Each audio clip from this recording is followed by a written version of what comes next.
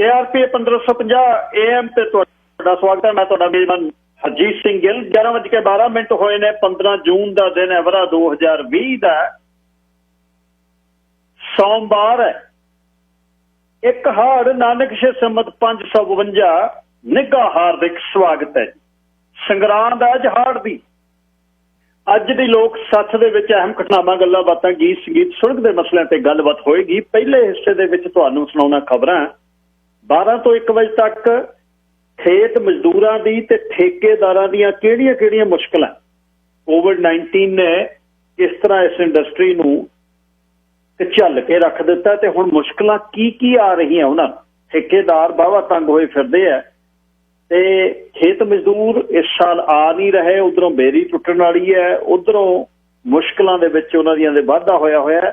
ਉਹਨਾਂ ਦੇ ਬਾਰੇ ਗੱਲਬਾਤ ਕਰਾਂਗਾ। ਫਾਰਮਰ ਸਾਰੇ ਹੁਣ ਸੁਣ ਲਿਓ ਪਹਿਲਾਂ, ਫਿਰ ਤੁਸੀਂ ਆਰਾਂ ਲਾਉਂਦੇ ਰਹਿੰਦੇ ਹੋ ਹਰ ਵਕਤ ਵੀ ਸਾਡੀ ਗੱਲ ਨਹੀਂ ਹੁੰਦਾ। ਫਾਰਮਰ, ਠੇਕੇਦਾਰ ਤੇ ਖੇਤ ਮਜ਼ਦੂਰ 12:20 ਤੋਂ 1 ਵਜੇ ਤੱਕ ਮੈਂ ਗੱਲ ਕਰਨੀ ਹੈ। ਸ਼ਾਮਲ ਹੋਇਓ ਨਾਲ। ਗੱਲਬਾਤ ਕਰਨ ਦਾ ਤਾਂ ਹੀ ਫਾਇਦਾ ਹੁੰਦਾ ਜੇ ਜਿਹੜੀ ਸਿੱਧੀ ਧਿਰ ਵਿੱਚ ਹੈ ਉਹ ਆ ਕੇ ਫੋਨ ਕਰੇ, ਦੱਸੇ ਕਿ ਹਾਂ ਆਹ ਮੁਸ਼ਕਿਲ ਹੈ, ਆਹ ਮੁਸ਼ਕਿਲ ਹੈ, ਆਹ ਮੁਸ਼ਕਿਲ ਹੈ। 12 ਤੋਂ 1 ਇਹ ਤੇ 1 ਤੋਂ 2 ਅੱਜ ਮੈਂ ਗੱਲਬਾਤ ਕਰਨੀ ਹੈ ਪੰਜਾਬੀ ਸੱਭਿਆਚਾਰ ਬਨਾਮ ਸਿੱਖ ਸੱਭਿਆਚਾਰ ਦੇ ਬਾਰੇ।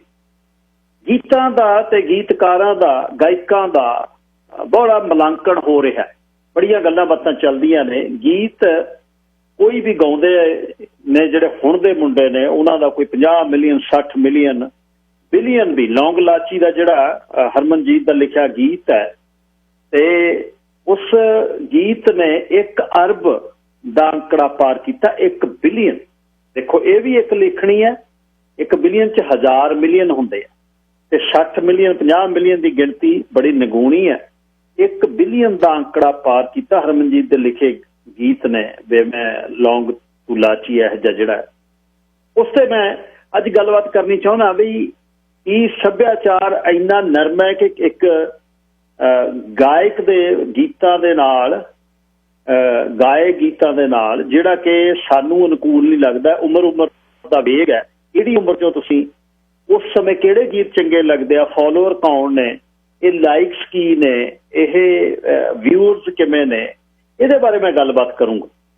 ਕਿ ਹੁਣ ਦੇ ਪੂਰ ਤੋਂ ਪਹਿਲੇ ਗਾਇਕਾਂ ਨੇ ਕਿ ਨਸ਼ੇ ਦੀ, ਹਥਿਆਰਾਂ ਦੀ, ਇਸਤਰੀ ਦੀ ਗੱਲ ਗੀਤਾਂ 'ਚ ਕੀਤੀ ਹੈ ਜਾਂ ਨਹੀਂ ਕੀਤੀ, ਜਾਂ ਉਸ ਸਮੇਂ ਸੋਸ਼ਲ ਮੀਡੀਆ ਹੈ ਨਹੀਂ ਸੀ, YouTube ਹੈ ਨਹੀਂ ਸੀ, ਟੇਪ ਰਿਕਾਰਡ ਜਾਂ CD ਲੈ ਕੇ ਆਉਂਦੇ ਤਾਂ ਸੁਣਦੇ, ਤਾਂ ਉਹਦਾ ਚੀਰਾ ਹੁੰਦਾ, ਫਿਰ ਗੱਲਾਂ ਚੱਲਦੀਆਂ। ਕਿਉਂਕਿ ਹੁਣ ਸੋਸ਼ਲ ਮੀਡੀਆ ਉਹਦੇ ਤੇ ਗੱਲ ਚੱਲ ਪੈਂਦੀ ਹੈ, ਫੇਸਬੁੱਕ ਤੇ ਤੱਕ ਚੀਰਾ ਸ਼ੁਰੂ ਹੋ ਜਾਂਦਾ ਤੇ ਇਸ ਤੇ ਅੱਜ ਮੈਂ ਗੱਲ ਖੁੱਲ੍ਹ ਕੇ ਕਰਨੀ ਚਾਹੁੰਦਾ। ਮੈਂ ਕਦੇ ਇਹ ਹੁਣ ਦੇ ਗਾਇਕਾਂ ਬਾਰੇ ਬਹੁਤ ਘੱਟ ਗੱਲਬਾਤ ਕੀਤੀ ਹੈ, ਪਰ ਅੱਜ ਆਪਾਂ ਕਰਾਂਗੇ ਵੀ ਇਹ ਵਿਗਾੜ ਜਿਹੜਾ 94-95 ਦੇ ਵਿੱਚ ਜਦ ਸ਼ੁਰੂ ਹੋਇਆ, ਜਦ 78 ਤੋਂ 95 ਤੱਕ ਪੰਜਾਬ ਦਾ ਪੇੜ ਸੁੰਨਾ ਸੀ, 95 ਤੋਂ ਇਹ ਗਾਇਕੀ ਦਾ ਜਦ ਸਫ਼ਰ ਹੋਇਆ ਸ਼ੁਰੂ, ਹੌਲੀ ਹੌਲੀ ਜਦ ਕੁੜਤੀਆਂ ਲਾਲ ਤੇ ਪੀਲੀਆਂ ਭਿੱਜੀਆਂ ਹੋਈਆਂ ਦਿਖਾਈਆਂ, ਸਰੀਰ ਨਾਲ ਲੱਗੀਆਂ ਹੋਈਆਂ, ਹੌਲੀ ਹੌਲੀ ਹੁਣ ਦੇ ਗਾਇਕਾਂ ਤੱਕ ਜਿੱਥੇ ਹਥਿਆਰ, ਇੱਕ ਗਰੁੱਪ ਆ ਜਿਹੜਾ ਹਥਿਆਰਾਂ ਦੀ ਗੱਲ ਕਰਦਾ, ਇੱਕ ਗਰੁੱਪ ਆ ਜਿਹੜਾ ਹਥਿਆਰਾਂ ਨਾਲ ਨਸ਼ਿਆਂ ਦੀ ਗੱਲ ਕਰਦਾ, ਇੱਕ ਗਰੁੱਪ ਆ ਜਿਹੜਾ ਹਥਿਆਰਾਂ ਦਾ ਤੇ ਨਸ਼ਿਆਂ ਦੇ ਨਾਲ ਇਸਤਰੀ ਨੂੰ ਇੱਕ ਵਰਤਣ ਵਾਲੀ ਚੀਜ਼ ਦੇ ਤੌਰ ਤੇ ਪੇਸ਼ ਕਰਦਾ। ਪਹਿਲਾਂ ਇਸ YouTube ਤੇ ਸੋਸ਼ਲ ਮੀਡੀਆ ਦੇ ਮਾਮਲੇ ਤੋਂ ਪਹਿਲਾਂ ਵੀ ਗਾਇਕ ਗਾਉਂਦੇ ਰਹੇ ਇਸਤਰੀਆਂ ਨੂੰ, ਪਿੰਡ ਦੀਆਂ ਕੁੜੀਆਂ ਨੂੰ ਟੱਕਰਨ ਦੀ ਗੱਲ, ਭੈਣ ਦੀ ਨਨਾਣ ਦਾ ਕੰਡਾ ਕੱਢਣ ਦੀ ਗੱਲ, ਇਹ ਗੱਲਾਂ ਚੱਲਦੀਆਂ ਨੇ ਜਿਨ੍ਹਾਂ ਦੀਆਂ ਵਰਸੀਆਂ ਮਨਾਈਆਂ ਜਾਂਦੀਆਂ ਇੱਥੇ। ਉਹਨਾਂ ਦੀ ਗੱਲ ਮੈਂ ਅੱਜ ਤੁਹਾਡੇ ਨਾਲ ਕਰਨੀ ਚਾਹੁੰਦਾ। ਅਜੋਕੇ ਗਾਇਕ, ਉਹਦਾ ਪੇਂਡੂ ਪਿਛੋਕੜ, ਜ਼ਿੰਦਗੀ ਦਾ ਦੁੱਖ, ਜ਼ਿੰਦਗੀ ਦੀ ਗਰੀਬੀ ਕੱਢਣ ਲਈ ਮਿਲਿਆ ਸਾਹ ਦੇ ਵਿੱਚੋਂ ਬੰਦਾ ਹੋਇਆ ਹਿੱਟ ਦੇ ਕਰਕੇ ਕਿੱਥੇ ਗੱਲ ਖੜੀ, ਕਿਹੜੇ ਕਾਰਨ ਨੇ ਬੰਦਾ ਜਦ ਆਪਣੇ ਉਹਨੂੰ ਸੱਭਿਆਚਾਰ ਕਿਹੜਾ, ਪੰਜਾਬੀ ਸੱਭਿਆਚਾਰ ਨੂੰ ਉਹ ਕਿਵੇਂ ਲੈਂਦਾ, ਉਹਦੀ ਸੋਚ ਕੀ ਹੈ। 20ਵੇਂ 22ਵੇਂ 21ਵੇਂ 22ਵੇਂ ਸਾਲ ਦੀ ਉਮਰ 'ਚ ਆਪਣਾ ਹਥਿਆਰਾਂ ਨਾਲ ਕਿੰਨਾ ਪਿਆਰ ਸੀ, ਆਪਾਂ ਕੀ ਸੋਚਦੇ ਸੀ, ਇਹਦੇ ਤੇ ਅੱਜ ਖੁੱਲ੍ਹ ਕੇ ਮੈਂ ਗੱਲ ਕਰਨੀ ਹੈ। ਤੁਸੀਂ ਸ਼ਾਮਲ ਹੋਣਾ, ਫਿਰ ਇਹਦੇ 'ਚ ਕੁਝ ਕੱਢਾਂਗੇ ਤੇ ਫਿਰ ਕਿੱਧਰ ਨੂੰ ਜਾ ਰਹੀ ਹੈ ਇੰਡਸਟਰੀ, ਉਸ ਤੇ ਗੱਲ ਕਰਾਂਗੇ। ਵਧੀਆ ਗਾਇਕ ਕਿਹੜੇ ਨੇ, ਮਾੜੇ ਗਾਇਕ ਕਿਹੜੇ ਨੇ, ਇਹਨਾਂ ਦਾ ਮੁਲਾਂਕਣ ਕਿਵੇਂ ਹੋ। 1844 247 1550 184424715550 ਵਾਹਿਦ ਤਮਾਨੀਆ ਅਰਬਾ ਅਰਬਾ ਤਨੀਨ ਅਰਬਾ ਸਬਾ ਵਾਹਿਦ ਖਮਸ ਖਮਸ ਸਿਫਰ। ਅਹਲਨ व सहलन। krpradio.com ਤੇ ਸਿੱਧਾ ਪ੍ਰਸਾਰਣ ਪ੍ਰੋਗਰਾਮ ਰਹਿ ਜੇ ਤਾਂ YouTube ਤੇ ਪਾਇਆ ਹੁੰਦਾ ਤੇ ਲੋਕ ਸੱਤ ਦੇ ਥੱਲੇ ਦਫ਼ਤਰ ਦਾ ਨੰਬਰ 6044406462 ਨਿਮੀ ਡੌਲਾ ਜੀ ਦਾ ਨੰਬਰ ਹੈ। ਹਰਜੀਤ ਸਿੰਘ ਗਿੱਲ ਦਾ ਫੇਸਬੁੱਕ ਦਾ ਅਕਾਊਂਟ ਜਿੱਥੇ ਤੁਸੀਂ ਨਾਲ ਰਹਿੰਦੇ ਹੋ harjeet.g@krpradio.com ਹੈ। ਈਮੇਲ ਹੈ 604729 1224 604 7291224 ਇਹ WhatsApp ਤੇ ਤੁਹਾਡੇ ਟੈਕਸਟ ਦੇ ਲਈ ਨੰਬਰ ਹੈ। ਅੱਕ ਦੀਆਂ ਫੰਬੀਆਂ ਬੁੱਢੀਆਂ ਮਾਈਆਂ ਰਲ ਕੇ ਨਾਲ ਹਵਾਵਾਂ ਆਈਆਂ ਖੈ ਖੈ ਲੰਘਣ ਰੱਬ ਦੀਆਂ ਜਾਈਆਂ ਤੇਰੇ ਪਿੰਡ ਖੁਸ਼ਬੂਆਂ ਵੇ। ਅੱਕ ਦੀਆਂ ਫੰਬੀਆਂ ਬੁੱਢੀਆਂ ਮਾਈਆਂ ਰਲ ਕੇ ਨਾਲ ਹਵਾਵਾਂ ਆਈਆਂ ਖੈ ਖੈ ਲੰਘਣ ਰੱਬ ਦੀਆਂ ਜਾਈਆਂ ਤੇਰੇ ਪਿੰਡ ਖੁਸ਼ਬੂਆਂ ਵੇ। ਉੱਡ ਪਈ ਧੂੜ ਗਿੱਧੇ ਦੇ ਪਿੜ ਚੋਂ ਟੁੱਟ ਗਈ ਚੁੱਪ ਸੀ ਜਿਹੜੀ ਚਿਰ ਤੋਂ ਤੈਨੂੰ ਵੇਖਣ ਖਾਤਰ ਫਿਰ ਤੋਂ ਲੈਨੇ ਆ ਕਨਸੂਆਂ ਵੇ। ਸਾਨੂੰ ਪੁੰਨਿਆ ਵਰਗੀਆਂ ਰਾਤਾਂ ਪਾਉਂਦੇ ਨਾਲ ਧਰੂ ਦੇ ਬਾਤਾਂ ਸੋਨੇ ਰੰਗ ਦੀਆਂ ਪਰਵਾਤਾਂ ਕਿਰਨਾਂ ਚਾਂਦੀ ਰੰਗੀਆਂ ਵੇ। ਦਿਨ ਵੀ ਤੇਰੇ ਹਾਸਿਆਂ ਵਰਗੇ ਸਾਡੀ ਦੇਹਲੀਏ ਚਾਨਣ ਭਰ ਗਏ ਸੁੱਤੇ ਲੇਖ ਕਿਉਂ ਸੁੱਜੋ ਸੁੱਚੇ ਕਰ ਗਏ ਚੱਕ ਗਏ ਦਿਲ ਦੀਆਂ ਤੰਗੀਆਂ ਵੇ। ਲੱਖ ਲੱਖ ਵਾਰ ਦੁਆਵਾਂ ਭਰ ਕਰਕੇ ਆਪਣੀਆਂ ਖਾਲੀ ਬੁਕਚੀਆਂ ਭਰ ਕੇ ਲੈਕ ਤੇਰੇ ਕਰਕੇ ਹਰ ਗਏ ਬਾਜੀ ਜ਼ਿੱਦ ਕੇ ਜਿੱਤੀ ਵੇ। ਲੈ ਹੁਣ ਰੱਖ ਲੈ ਜਾਂ ਠੁਕਰਾ ਦੇ ਭੰਨ ਦੇ ਕਾਸੇ ਖੈਰ ਜਾਂ ਪਾ ਦੇ ਜਾਂ ਇਸ ਬੰਨੇ ਜਾਂ ਉਸ ਲਾ ਦੇ ਆ ਜਿੰਦੜੀ ਤੈਨੂੰ ਦਿੱਤੀ ਵੇ ਆ ਜਿੰਦੜੀ ਤੈਨੂੰ ਦਿੱਤੀ ਵੇ। ਦਾਊ ਮਾਜਰਾ ਲਿਖਦਾ ਹੈ। ਸਾਰਿਆਂ ਦਾ ਧੰਨਵਾਦ ਜੀ। ਸੋਮਵਾਰ ਦਾ ਦਿਨ ਹਫ਼ਤੇ ਦੀ ਸ਼ੁਰੂਆਤ ਯੂਜੂਅਲ ਮੀਂਹ ਪੈਂਦਾ ਗਰਮੀ ਤਾਂ ਲੱਗਦਾ ਕਿਤੇ ਦੂਰ ਭੱਜ ਗਈ। ਜੂਨ ਲੰਘ ਚੱਲਿਆ ਸਿੱਲੇ ਦੀ ਹੜਦੀ ਯਾਰ ਕੀ ਕਰੂਗਾ ਬੰਦਾ। ਚੱਲ ਕਰਦੇ ਹਾਂ ਗੱਲਬਾਤ ਸ਼ੁਰੂ ਅੱਜ ਦੀ। ਤੇ ਕੈਨੇਡਾ ਐਮਰਜੈਂਸੀ ਬੈਨੀਫਿਟ ਨੇ ਜਿਹੜੇ ਸਰਬ ਨਾਂ ਬਹੁਤ ਵਧੀਆ ਕੱਢਿਆ ਕੈਨੇਡਾ ਐਮਰਜੈਂਸੀ ਰਿਸਪੌਂਸ ਬੈਨੀਫਿਟ। ਪ੍ਰਧਾਨ ਮੰਤਰੀ ਟਰੂਡੋ ਨੇ ਕਿਹਾ ਕਿ ਮੈਂ ਇਹ ਐਕਸਟੈਂਡ ਕਰਨੀ 4 ਮਹੀਨੇ ਦੀ ਤਾਂ 16 ਵੀਕ ਦੀ ਤਾਂ ਹੈ ਹੀ ਹੈ। ਉਹ ਕਹਿੰਦੇ ਵੀ ਮੈਂ ਇਸ ਨੂੰ ਅੱਗੇ ਵੀ ਕਰਨਾ। ਇਸ ਤੇ ਗੱਲ ਬਹੁਤ ਹੋ ਰਹੀ ਹੈ ਕਿ ਇਹ ਕੈਨੇਡੀਅਨਸ ਲਈ ਇਸ ਦੀ ਜ਼ਰੂਰਤ ਸੀ ਕਿ ਕੈਨੇਡੀਅਨਸ 1 ਮਹੀਨਾ ਵੀ ਨਹੀਂ ਕੱਢ ਸਕੇ। ਸਸਟੇਨੇਬਲ ਕੰਟਰੀਜ਼ ਜਿਹੜੀਆਂ ਨੇ ਕਿ 1 ਮਹੀਨੇ 'ਚ ਹੀ 1 ਮਹੀਨੇ ਜੋਗੇ 2 ਮਹੀਨੇ ਜੋਗੇ ਵੀ ਸੇਵਿੰਗ ਨਹੀਂ ਹੈ ਇਸ ਦੇਸ਼ ਦੇ ਬੰਦਿਆਂ ਕੋਲ। ਇਹ ਗੱਲ ਦਾ ਇੱਕ ਵਿਸ਼ਾ ਜ਼ਰੂਰ ਚੱਲਦਾ ਰਿਹਾ ਵੀ ਇੰਨਾ ਜਲਦੀ ਬੈਨੀਫਿਟਸ ਜਿਹੜੇ ਨੇ ਉਹ ਦਿੱਤੇ ਗਏ। ਮਤਲਬ ਜੇ ਇੰਨਾ ਵੀ ਹੈ ਨਹੀਂ ਕਿ 2-3 ਮਹੀਨੇ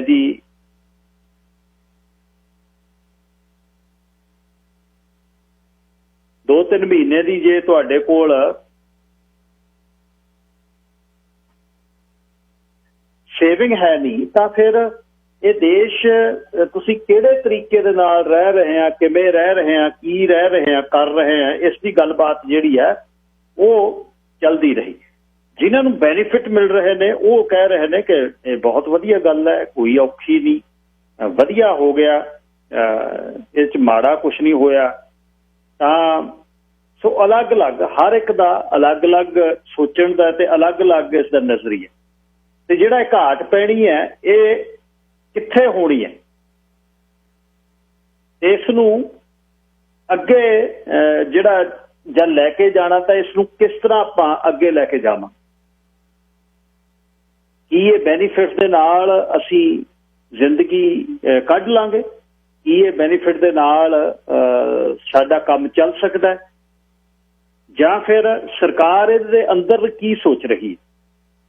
ਇਹ ਜਿਹੜੇ ਬੈਨੀਫਿਟ ਐਕਸਟੈਂਡ ਹੋ ਰਹੇ ਨੇ, ਜਿਹੜੀਆਂ ਅੰਦਰ ਦੀਆਂ ਸਰਕਾਰ ਦੇ ਕੁਝ ਸੋਰਸਿਸ ਨੇ ਦੱਸਿਆ ਕਿ ਦਫ਼ਤਰ ਨਹੀਂ ਖੁੱਲ ਰਹੇ, ਨੈਕਸਟ ਵੇਵ ਤੋਂ ਡਰ ਰਹੇ ਨੇ, ਹੋ ਸਕਦਾ ਸਤੰਬਰ 'ਚ ਇਲੈਕਸ਼ਨ ਵੀ ਕਾਲ ਹੋ ਜਾਵੇ। ਇਹ ਸਭ ਕੁਝ ਜਿਹੜਾ ਉਹ ਇਹਦੇ ਦੌਰਾਨ ਇਹ ਚੱਲ ਰਿਹਾ।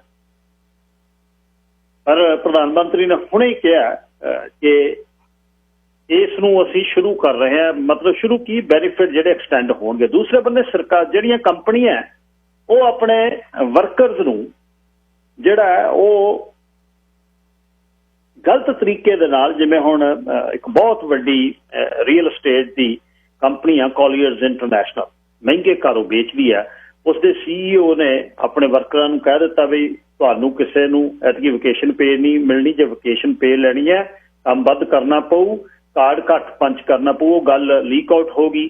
ਉਸ ਤੇ ਬਹੁਤ ਵੱਡੀ ਇੱਕ ਸੈਗਮੈਂਟ ਗੋ ਪਬਲਿਕ ਤੇ ਜਾ ਕੇ CBC ਨੇ ਕੀਤੀ। ਉਸ ਬਾਰੇ ਚੱਲਦਾ ਦੱਸਦਾ ਬਾਅਦ ਚ। ਪਹਿਲਾਂ ਕਾਲਰ ਨੇ ਪ੍ਰਭਜੋਤਪਾਲ ਸਿੰਘ ਜੀ, ਲਾਈਨ ਨੰਬਰ 3।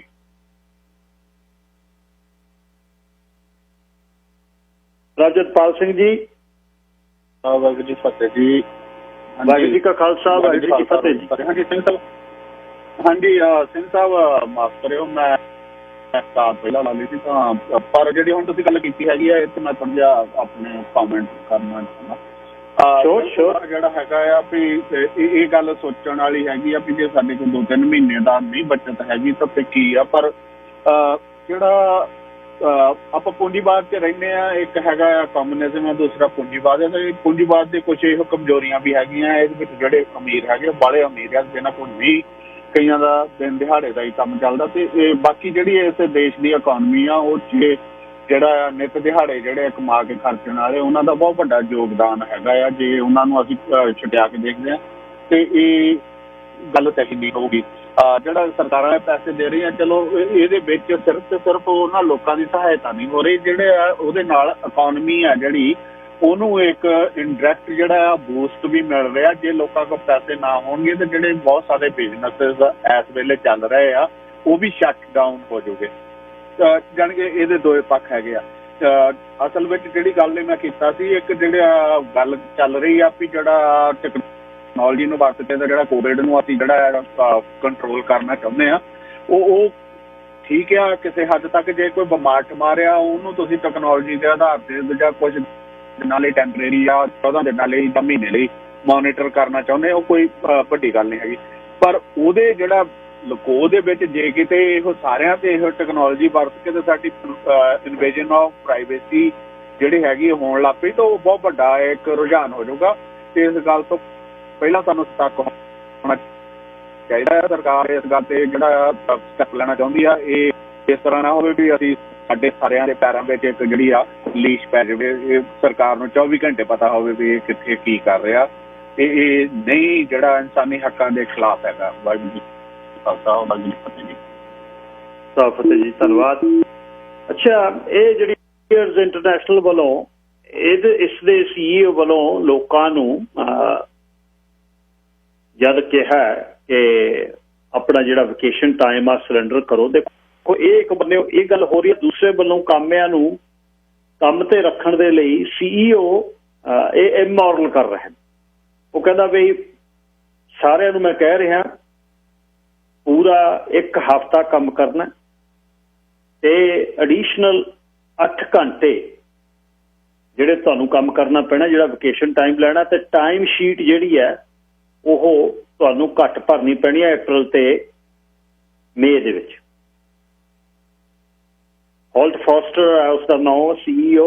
ਉਹ ਕਿਸੇ ਨੇ EMPLOYEE ਨੇ ਹੁਣ ਲੀਕ ਕਰ ਦਿੱਤੀ। ਉਹਦੇ ਤੇ ਜਿੰਨੇ ਵੀ ਇਸ ਇੰਡਸਟਰੀ 'ਚ ਕੰਮ ਕਰਨ ਵਾਲੇ ਨੇ, ਐਗਜ਼ੈਕਟਿਵ ਡਾਇਰੈਕਟਰ ਨੇ ਲੇਬਰ ਮਾਰਕੀਟ ਇਨਫੋਰਮੇਸ਼ਨ ਕੌਂਸਲ ਦੇ ਸਟੀਵਨ ਟੋਬਿਨ, ਉਸ ਤੋਂ ਬਾਅਦ ਵਕੀਲ ਨੇ ਐਮਪਲੋਇਮੈਂਟ ਲਾਇਰ ਹਾਵਰਡ ਲਿਵਿਟ, ਤੇ ਉਸ ਤੋਂ ਬਾਅਦ ਐਮਪਲੋਇਮੈਂਟ ਤੇ ਹਿਊਮਨ ਰਾਈਟਸ ਲਾਇਰ ਨੇ ਐਰਨ ਰੋਜ਼ਨਬਰਗ, ਤੇ UBC ਦੀ ਸੋਸ਼ੀਓਲੋਜੀ ਪ੍ਰੋਫੈਸਰ ਸਿਲਵੀਆ ਫਿਊਲਰ। ਤੇ ਇਹ ਹੁਣ ਇਹ ਕਹਿੰਦੇ ਵੀ ਇਹ ਤਾਂ COVID-19 ਦੇ ਕਰਕੇ ਲੋਕਾਂ ਦੇ ਹੱਕਾਂ ਤੇ ਡਾਕਾ ਪੈ ਰਿਹਾ। ਐਡੀ ਵੱਡੀ ਕੰਪਨੀ ਦੁਨੀਆ ਦੇ ਵਿੱਚ 9 ਬਿਲੀਅਨ $3 ਬਿਲੀਅਨ ਦਾ ਉਹਦਾ ਨੈਟਵਰਥ ਹੈ, ਜਿਹੜਾ 4 ਬਿਲੀਅਨ ਕੈਨੇਡੀਅਨ ਦਾ ਲਾਸਟ ਈਅਰ ਦਾ। ਤੇ ਇਹ ਔਰ ਸਰਕਾਰ ਤੋਂ ਉਹ ਇਨਫਰਾਸਟਰਕਚਰ ਦਾ ਕੰਮ ਲੈ ਰਹੀ। ਗਵਰਨਮੈਂਟ ਫੈਡਰਲ ਗਵਰਨਮੈਂਟ ਦਾ ਇਨਫਰਾਸਟਰਕਚਰ ਦਾ ਜਿਹੜਾ ਕੰਟਰੈਕਟ ਆ ਉਹਨੇ 250 ਮਿਲੀਅਨ ਦਾ ਪਿਛਲੇ 5 ਸਾਲਾਂ 'ਚ ਉਹਨੂੰ ਮਿਲਿਆ। ਤੇ ਉਹ ਆਪਣੇ EMPLOYEE ਨੂੰ ਇਹ ਕਹਿ ਰਿਹਾ ਵੀ 8-8 ਦਿਨ 8-8 ਘੰਟੇ ਵੱਧ ਕੰਮ ਕਰਨਾ, ਰਾਦਰ ਪੂਰਾ ਹੀ ਹਫ਼ਤਾ ਕੰਮ ਕਰਨਾ, ਸੈਟਰਡੇ ਸੰਡੇ ਵੀ ਕਰਨਾ ਮਈ ਤੇ ਅਪ੍ਰੈਲ ਦੇ ਵਿੱਚ, ਤਾਂ ਤੁਹਾਡੀ ਵਕੇਸ਼ਨ ਪੇ ਆ ਜਿਹੜੀ ਉਹ ਵਕੇਸ਼ਨ ਹੈ ਜਿਹੜੀ ਉਹ ਤੁਹਾਨੂੰ ਮਿਲਣੀ। ਪਰ ਕਾਰਡ ਮੈਂ ਤੁਹਾਨੂੰ ਪੰਚ ਨਹੀਂ ਕਰਦਾ। ਇਹ ਕੈਨੇਡਾ ਦੀਆਂ ਗੱਲਾਂ। थर्ड वर्ल्ड कंट्री की गल की होनी है ये रब जानदा। सो इसते मैं मतलब ये जिहड़ियां खबरां ये की कह रही है, ये कर की रही है, ये ते गल की हो रही है। तो ये बेनीफिट्स $2,000 कितना चिर सानू सरवाइव कराउणगे, कितना चिर तक कनेडियन हले बहुत ये लोग गल कह रहे हैं बहुत ज़्यादा कि ये समा जिहड़ा हुण लंघ रहा है, ये जिहड़ा जिथे दी हुण तुसीं तुर रहे हो, ये तां पता जिस दिन लगना जिदन ये सर्व बंद होया। बहुत बंदियां दे मन च है ये गल बिल्कुल ठीक रही। सेखों साहब उन्हां दी पिछले दिनी भी गल कर रहे सी, कहना भी ये देश जिन्होंने दुनिया के वधिया देशों च असीं मनदे हां, उत्थे पहले महीने की लोड़ पै गई भी साडे पैसे मुक गए। किसी को $5-10 हज़ार की सेविंग है नहीं, किसी को ग्रोसरी 2 महीने की है नहीं सी। ये देश किहड़ा फिर होया तुसीं one of the best country in the world, best place on the earth. ये जिहड़े स्लोगन ने दुनिया ढा के कनेडा नूं तुरी आउंदी, अमरीका नूं, अमरीका वाले पासियों भी की सर्व की जरूरत सी जां ये राजनीति? ਜਿਹੜੀਆਂ ਸਤੰਬਰ ਦੀਆਂ ਇਲੈਕਸ਼ਨਾਂ ਦੀ ਫਾਲ ਦੀ ਗੱਲ ਚੱਲ ਰਹੀ ਹੈ ਵੀ ਜਿਉਂ ਹੀ ਕੰਸਰਵੇਟਿਵ ਦਾ ਲੀਡਰ ਚੁਣਿਆ ਜਾਣਾ ਉਹ ਲੀਡਰ ਨੂੰ ਸਮਾਂ ਨਹੀਂ ਦੇਣਾ ਐਸਟੈਬਲਿਸ਼ ਹੋਣ ਲਈ ਤੇ ਜਿਹੜੀ ਸਰਕਾਰ ਸਿੱਟਣੀ ਹੈ ਤੇ ਦੁਬਾਰਾ ਵੋਟਾਂ ਪਾਉਣੀਆਂ ਨੇ। ਬਹੁਤ ਇਹ ਕਹਿ ਰਹੇ ਨੇ ਗੁੱਡੀ ਚੜੀ ਹੋਈ ਆ, ਹੁਣ ਟਰੂਡੋ ਦੀ ਗੁੱਡੀ ਚੜੀ ਹੋਈ ਆ, ਟਰੂਡੋ ਦੀ ਗੁੱਡੀ ਚੜੀ ਹੋਈ ਤਾਂ ਲੋਕ ਦੱਸਣਗੇ ਜਦ ਵੋਟਾਂ ਪੈਣੀਆਂ ਨੇ ਕਿ ਟਰੂਡੋ ਦੀ ਗੁੱਡੀ ਚੜੀ ਹੋਈ ਹੈ ਜਾਂ ਨਹੀਂ ਚੜੀ ਹੋਈ। ਸਾਡੇ ਪੈਸੇ ਸਾਨੂੰ ਹੀ ਦੇ ਕੇ ਜੋ ਕੋਈ ਕਹਿੰਦਾ ਵੋਟਾਂ ਖਰੀਦ ਰਹੀਆਂ ਨੇ, ਫਿਰ ਆਟਾ ਦਾਲ ਸਕੀਮ ਤਾਂ ਭਾਰਤ 'ਚ ਵੀ ਚੱਲ ਰਹੀ ਹੈ, ਫਿਰ ਬਾਦਲ ਉਹਨਾਂ ਨੂੰ ਕਾਹਦੇ ਲਈ ਕਹਿੰਦੇ ਆ ਉਹਨੇ ਫੋਟੋ ਲਵਾ ਕੇ ਭੇਜਤੀ, ਜਾਂ 53 ਇੰਚਾਂ ਦੀ ਛਾਤੀ ਵਾਲੇ ਪ੍ਰਧਾਨ ਮੰਤਰੀ ਸਾਹਿਬ ਨੂੰ ਜਦ ਕਹਿੰਦੇ ਆ ਵੀ ਇਹ ਕੀ ਕਰ ਰਿਹਾ, ਇਹ ਫਿਰ ਸਭ ਕੁਛ ਰਾਜਨੀਤੀ ਤੋਂ ਪਹਿਲਾਂ ਤਾਂ ਜ਼ਰੂਰਤ ਨੇ। ਦੇਖੋ ਦੂਸਰੀਆਂ ਕੰਟਰੀਆਂ ਜਿਹੜੀਆਂ ਦੁਨੀਆ 'ਚ ਦੇਖੋ ਮਾਡਲ ਤੁਸੀਂ ਵੇਖੋ ਵੀ ਕਿੰਨੀ ਬਰਬਾਦੀ ਕਿਹੜੇ ਦੇਸ਼ 'ਚ ਹੋਈ ਤੇ ਬੈਨੀਫਿਟਸ ਕਿੰਨੇ ਹੋਏ, ਜਾਂ ਜਿੱਥੇ ਹੋਈ ਨਹੀਂ ਉੱਥੇ ਬੈਨੀਫਿਟ ਕੀ ਹੋਇਆ। ਆਸਟ੍ਰੇਲੀਆ ਕਿਹੋ ਜਿਹਾ ਰਿਹਾ, ਨਿਊਜ਼ੀਲੈਂਡ ਕਿਹੋ ਜਿਹਾ, ਸਕੈਂਡੀਨੇਵੀਅਨ ਕੰਟਰੀ ਜਿਹੜੀਆਂ ਅਮੀਰ, ਨਾਰਵੇ ਵਰਗੇ ਦੇਸ਼, ਸਵੀਡਨ ਵਰਗੇ ਦੇਸ਼, ਫਿਨਲੈਂਡ ਵਰਗੇ, ਡੈਨਮਾਰਕ, ਉਹਨਾਂ ਲੋਕਾਂ ਨੇ ਕੀ ਦਿੱਤਾ, ਜਰਮਨੀ ਨੇ ਕੀ ਦਿੱਤਾ, ਕਿਹੜੇ ਬੈਨੀਫਿਟ ਦਿੱਤੇ। ਜੇ ਤੁਹਾਡੇ ਇੱਕ ਸ਼ਹਿਰੀ ਦੇ, ਜੇ ਮੈਂ ਆਪਾਂ ਕਿਸੇ ਇੰਪਲਾਇਰ ਕੋਲ ਕੰਮ ਕਰ ਰਹੇ ਹਾਂ, ਜੇ ਮੈਨੂੰ ਇੰਨੀ ਤਨਖਾਹ ਨਹੀਂ ਮਿਲ ਰਹੀ, ਮੈਂ 2 ਮਹੀਨੇ ਦੇ ਮੇਰੇ ਕੋਲ ਰੋਟੀ ਦਾ ਹੀਲਾ ਹੋਵੇ, ਕਾਹਦੀ ਨੌਕਰੀ ਆ ਫਿਰ ਮੈਂ ਕੀ ਕਰ ਰਿਹਾ ਉੱਥੇ? ਇਹਦਾ ਮਤਲਬ ਸਮਾਂ ਵੇਸਟ ਕਰ ਰਿਹਾ। ਜਾਂ ਤਾਂ ਮੈਨੂੰ ਆਪਣੀਆਂ ਜਿਹੜੀਆਂ ਨੇ ਕੁਆਲੀਫਿਕੇਸ਼ਨ ਜਾਂ ਮੇਰਾ ਤਜਰਬਾ ਮੈਨੂੰ ਰਿਵਾਈਜ਼ ਕਰਨਾ ਪੈਣਾ, ਜਾਂ ਮੈਨੂੰ ਇੰਪਲਾਇਰ ਬਦਲਣਾ ਪੈਣਾ। ਇਹ ਗੱਲ ਜਿਹੜੀ ਬਈ ਹਲੇ COVID-19 ਆਇਆ ਤੇ ਚੱਕ ਦੋ ਜੀ, ਚੱਕ ਦੋ, ਬੈਨੀਫਿਟ ਹੋ ਬੈਨੀਫਿਟ, ਬੈਨੀਫਿਟ ਹੋ ਬੈਨੀਫਿਟ। ਉਹਨੇ ਬੰਦਿਆਂ ਨੇ ਨੌਕਰੀ ਕਿੰਨਿਆਂ ਨੇ ਛੱਡੀ ਹੈ COVID-19 ਕਰਕੇ, ਵੇਖੋ। ਸਿਸਟਮ ਤੁਹਾਡਾ ਇਨ ਪਲੇਸ ਆ, ਇੰਪਲਾਇਮੈਂਟ ਇੰਸ਼ੋਰੈਂਸ ਅਸੀਂ ਦੇ ਰਹੇ ਹਾਂ। ਕੰਮ ਤੋਂ ਸਾਨੂੰ ਜਦ ਕੱਢਿਆ ਜਾਊਗਾ, ਕੰਮ ਤੇ ਕੋਵਿਡ ਕਰਕੇ ਕੰਮ ਬੰਦ ਹੋਊਗਾ, ਸਾਨੂੰ ਅਨਐਮਪਲਾਇਮੈਂਟ ਇੰਸ਼ੋਰੈਂਸ ਮਿਲਣਾ। ਉਧਰੋਂ ਵੀ ਤੁਸੀਂ ਇਹ ਦੇਖੋ ਵੀ ਇੱਕੋ ਹੀ ਚੀਜ਼ ਮਿਲ ਰਹੀ ਹੈ ਦੋਨੇ ਬੰਦੇ, ਪਰ ਰੌਲਾ ਇਹਦੇ ਤੇ ਵੇਟੇਜ ਕਰਕੇ, ਕਿਉਂਕਿ ਅਨਐਮਪਲਾਇਮੈਂਟ ਇੰਸ਼ੋਰੈਂਸ ਦੇਣਾ ਸੀ, ਉਹ ਸਿਸਟਮ ਦੇ ਵਿੱਚੋਂ ਆਉਣਾ ਸੀ, ਉਹਦੀ ਗੱਲ ਨਹੀਂ ਸੀ ਬਣਨੀ, ਉਹ ਕਹਾਣੀ ਨਹੀਂ ਸੀ ਬਣਨੀ। ਪਰ ਸਰਵ ਕਰਕੇ ਵੀ ਲਿਬਰਲ ਪਾਰਟੀ ਜੀ, ਪ੍ਰਧਾਨ ਮੰਤਰੀ ਜੀ ਟਰੂਡੋ ਉਹਨਾਂ ਨੇ ਕੀਤਾ ਵੀ ਉਸ ਦਾ ਜਿਹੜਾ ਗੁਰਜਾ ਮੋਢੇ ਤੇ ਰੱਖਿਆ ਜਾਵੇ। ਕੀ ਇਹ ਰਾਜਨੀਤੀ ਹੈ ਇਹਦੇ ਵਿੱਚ? ਹੁਣ ਇੱਕੋ ਹੀ ਮਿਲਦਾ ਜੇ ਤੁਸੀਂ ਜਾਂ ਸਰਵ ਤੇ ਹੋ ਜਾਂ ਅਨਐਮਪਲਾਇਮੈਂਟ ਇੰਸ਼ੋਰੈਂਸ ਤੇ।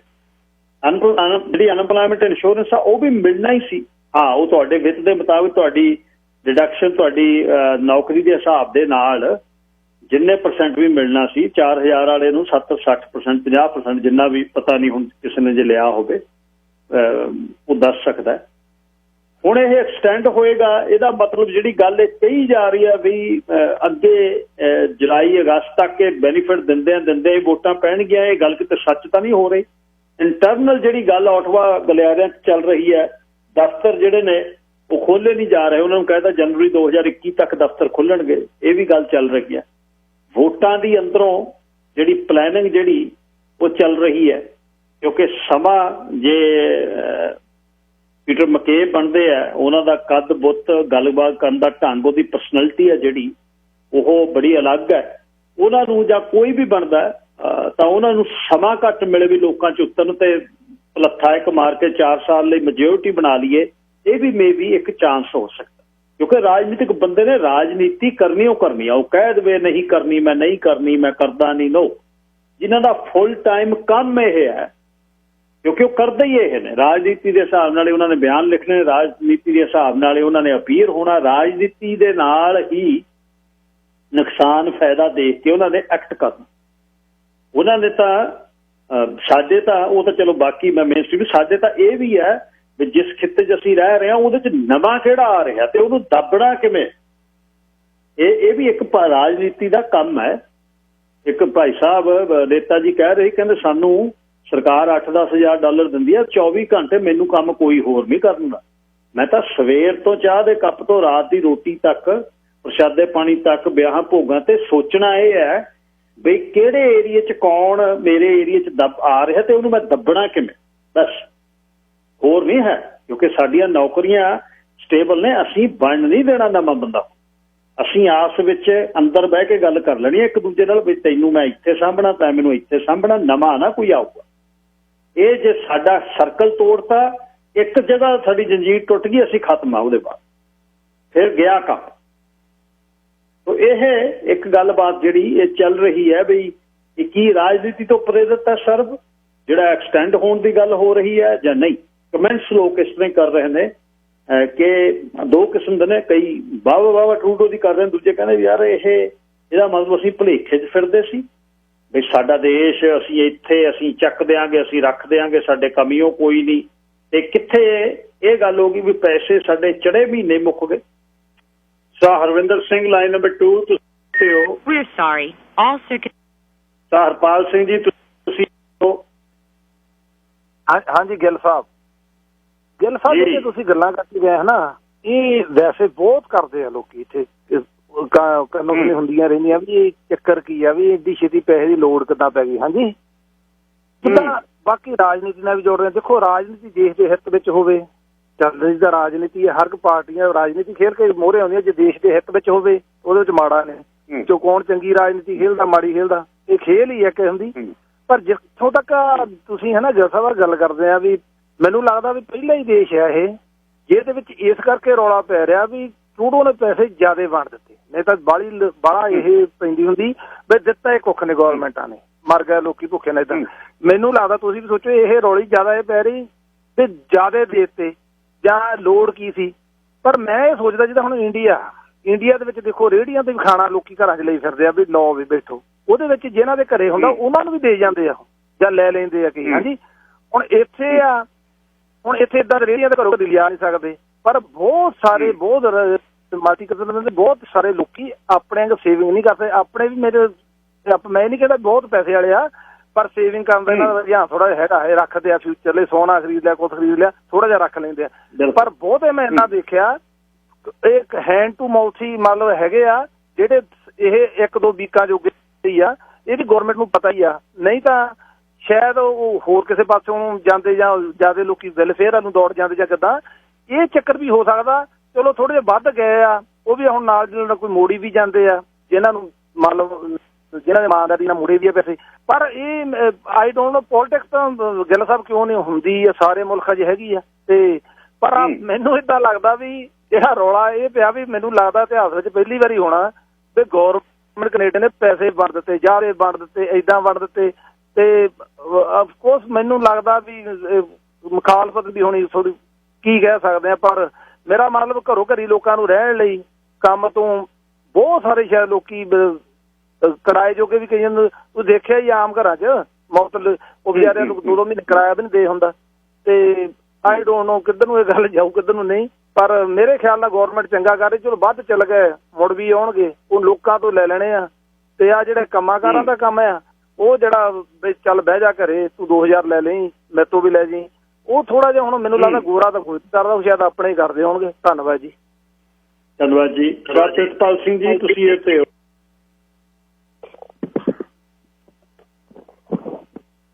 ਹੈਲੋ ਸੇਖੋ ਸਾਹਿਬ ਜੀ, ਸਤਿ ਸ਼੍ਰੀ ਅਕਾਲ। ਸਤਿ ਸ਼੍ਰੀ ਅਕਾਲ ਗਿੱਲ ਸਾਹਿਬ ਤੇ ਸਤਿ ਸ਼੍ਰੀ ਅਕਾਲ ਤੁਹਾਡੇ ਸਰੋਤਿਆਂ ਨੂੰ ਜੀ। ਤੇ ਮੈਂ ਤੁਹਾਡੀ ਸ਼ੁਕਰਗੁਜ਼ਾਰ ਹਾਂ ਕਿ ਤੁਸੀਂ ਮੈਨੂੰ ਟਾਈਮ ਦਿੰਦੇ ਹੋ ਤਾਂ ਜੋ ਮੈਂ ਸਰੋਤਿਆਂ ਦੇ ਰੂਬਰੂ ਹੋ ਕੇ ਸਰਕਾਰਾਂ ਦੇ ਵਿੱਚ ਜੋ ਕਮੀਆਂ ਨੇ ਤੇ ਉਹ ਲੋਕਾਂ ਅੱਗੇ ਰੱਖ ਸਕਾਂ। ਔਰ ਜਿਹੜਾ ਤੁਸੀਂ ਇਸ ਵੇਲੇ ਵਿਸ਼ਾ ਸ਼ੁਰੂ ਕੀਤਾ ਹੈਗਾ ਉਹ ਵਿਸ਼ਾ ਇਸ ਵੇਲੇ ਮੇਨ ਸਟ੍ਰੀਮ ਮੀਡੀਆ ਦੇ ਵਿੱਚ, ਲੋਕਲ ਮੀਡੀਆ ਦੇ ਵਿੱਚ ਇਹ ਵਿਸ਼ਾ ਸਵੇਰ ਦਾ ਵਿਚਾਰਿਆ ਜਾ ਰਿਹਾ ਹੈ। ਔਰ ਇਸ ਵਿਸ਼ੇ ਦੇ ਉੱਪਰ ਮੈਂ ਤੁਹਾਨੂੰ ਯਾਦ ਹੋਏਗਾ ਕਿ ਤਕਰੀਬਨ ਪਹਿਲੇ ਦਿਨ ਤੋਂ ਫਲੈਗਿੰਗ ਕਰਦਾ ਆ ਰਿਹਾ ਕਿ ਕਿਤੇ ਨਾ ਕਿਤੇ ਗੜਬੜ ਹੋ ਰਹੀ ਹੈ, ਕਿਤੇ ਨਾ ਕਿਤੇ ਸਿਸਟਮ ਦਾ ਅਬਿਊਜ਼ ਹੋ ਰਿਹਾ। ਔਰ ਅੰਕੜੇ ਰੱਖ ਕੇ ਮੈਂ ਤੁਹਾਡੇ ਸਰੋਤਿਆਂ ਨੂੰ ਤੇ ਆਪ ਜੀ ਨੂੰ ਹਮੇਸ਼ਾ ਦੱਸਦਾ ਰਿਹਾ ਕਿ ਅਨਇੰਪਲੋਇਮੈਂਟ ਰੇਟ ਤੇ ਪਲੱਸ ਸਰਵ ਲੈਣ ਵਾਲੇ ਨੰਬਰ ਜਿਹੜੇ ਨੇ ਉਹ ਮੈਚ ਨਹੀਂ ਕਰ ਰਹੇ, ਬਹੁਤ ਵੱਡਾ ਡਿਫਰੈਂਸ ਹੈ, ਜਿੰਦਾ ਖੁਲਾਸਾ ਵੀਕਐਂਡ ਤੇ ਫਾਈਨੈਂਸ਼ੀਅਲ ਪੋਸਟ ਨੇ ਕੀਤਾ ਹੈ ਕਿ ਫਰਾਡ ਕਰਨ ਵਾਲੇ ਲੋਕ 2 ਮਿਲੀਅਨ ਤੋਂ ਲੈ ਕੇ 3 ਮਿਲੀਅਨ ਤੱਕ ਹੋ ਸਕਦੇ ਸਰਵ ਦਾ ਜਿਨ੍ਹਾਂ ਨੇ ਫਰਾਡ ਕੀਤਾ ਹੈ। ਔਰ ਜਦੋਂ ਬਹਿਸ ਹੋ ਰਹੀ ਸੀਗੀ ਪਿਛਲੇ ਹਫ਼ਤੇ ਪਾਰਲੀਮੈਂਟ ਦੇ ਵਿੱਚ ਔਰ ਪਾਰਲੀਮੈਂਟ ਕਮੇਟੀਆਂ ਅੱਗੇ ਡਿਸਕਸ਼ਨਸ ਹੋ ਰਹੀਆਂ ਸੀਗੀਆਂ, ਉੱਥੇ ਕਈ ਚੀਜ਼ਾਂ ਸਾਹਮਣੇ ਆਈਆਂ ਜਿਹੜੀਆਂ ਸਮਝਣ ਵਾਲੀਆਂ ਨੇ। ਸਭ ਤੋਂ ਪਹਿਲਾਂ ਤਾਂ ਓਰੀਜਨਲੀ $24 ਬਿਲੀਅਨ ਦੇ ਕਰੀਬ ਦਾ ਬਜਟ ਸੀਗਾ ਸਰਵ ਦੇ ਲਈ, ਜਿਹਨੂੰ CERB ਕਹਿੰਦੇ ਅਸੀਂ, ਉਹ ਐਕਸਟੈਂਡ ਹੋ ਕੇ 35 ਬਿਲੀਅਨ ਹੋ ਗਿਆ। ਔਰ ਉਸ ਤੋਂ ਬਾਅਦ ਪਤਾ ਲੱਗਾ ਕਿ ਫਸਟ ਵੀਕ ਆਫ ਜੂਨ ਦੇ ਵਿੱਚ $43 ਬਿਲੀਅਨ ਆਲਰੇਡੀ ਵੰਡਿਆ ਜਾ ਚੁੱਕਿਆ ਹੈ। ਔਰ 3 ਜੂਨ ਤੋਂ ਬਾਅਦ ਸਰਵ ਦੀ ਪੇਮੈਂਟ ਦੇਣ ਲਈ ਸਰਕਾਰ ਕੋਲ ਪੈਸਾ ਨਹੀਂ ਹੈਗਾ, ਜਿੰਦੇ ਲਈ ਉਹ ਪਾਰਲੀਮੈਂਟ 'ਚ ਗਈ। ਔਰ ਪਾਰਲੀਮੈਂਟ ਦੇ ਵਿੱਚ ਜਦੋਂ ਇਹ ਜਵਾਬਦੇਹੀ ਹੋਈ ਗਿੱਲ ਸਾਹਿਬ ਕਿ ਤੁਹਾਡਾ ਓਰੀਜਨਲ ਬਜਟ 24 ਬਿਲੀਅਨ ਦਾ ਸੀਗਾ, ਕਿਵੇਂ 45 ਬਿਲੀਅਨ ਜਾਂ 60 ਬਿਲੀਅਨ ਦੇ ਕਰੀਬ ਤੁਸੀਂ ਪ੍ਰੋਜੈਕਸ਼ਨਾਂ ਲੈ ਕੇ ਆ ਗਏ ਹੋ। ਔਰ ਉਸ ਤੋਂ ਬਾਅਦ ਜਦੋਂ ਡਿਬੇਟ ਹੋ ਰਹੀ ਸੀ ਤਾਂ ਪਤਾ ਲੱਗਾ ਜੇ ਸੈਕਿੰਡ ਵੇਵ ਆ ਗਈ, ਇਹਨੂੰ ਐਕਸਟੈਂਡ ਕਰਨਾ ਪਿਆ 2021 ਤੱਕ, ਤਾਂ ਇਹ 100 ਬਿਲੀਅਨ ਵੀ ਕ੍ਰਾਸ ਕਰ ਜਾਏਗਾ।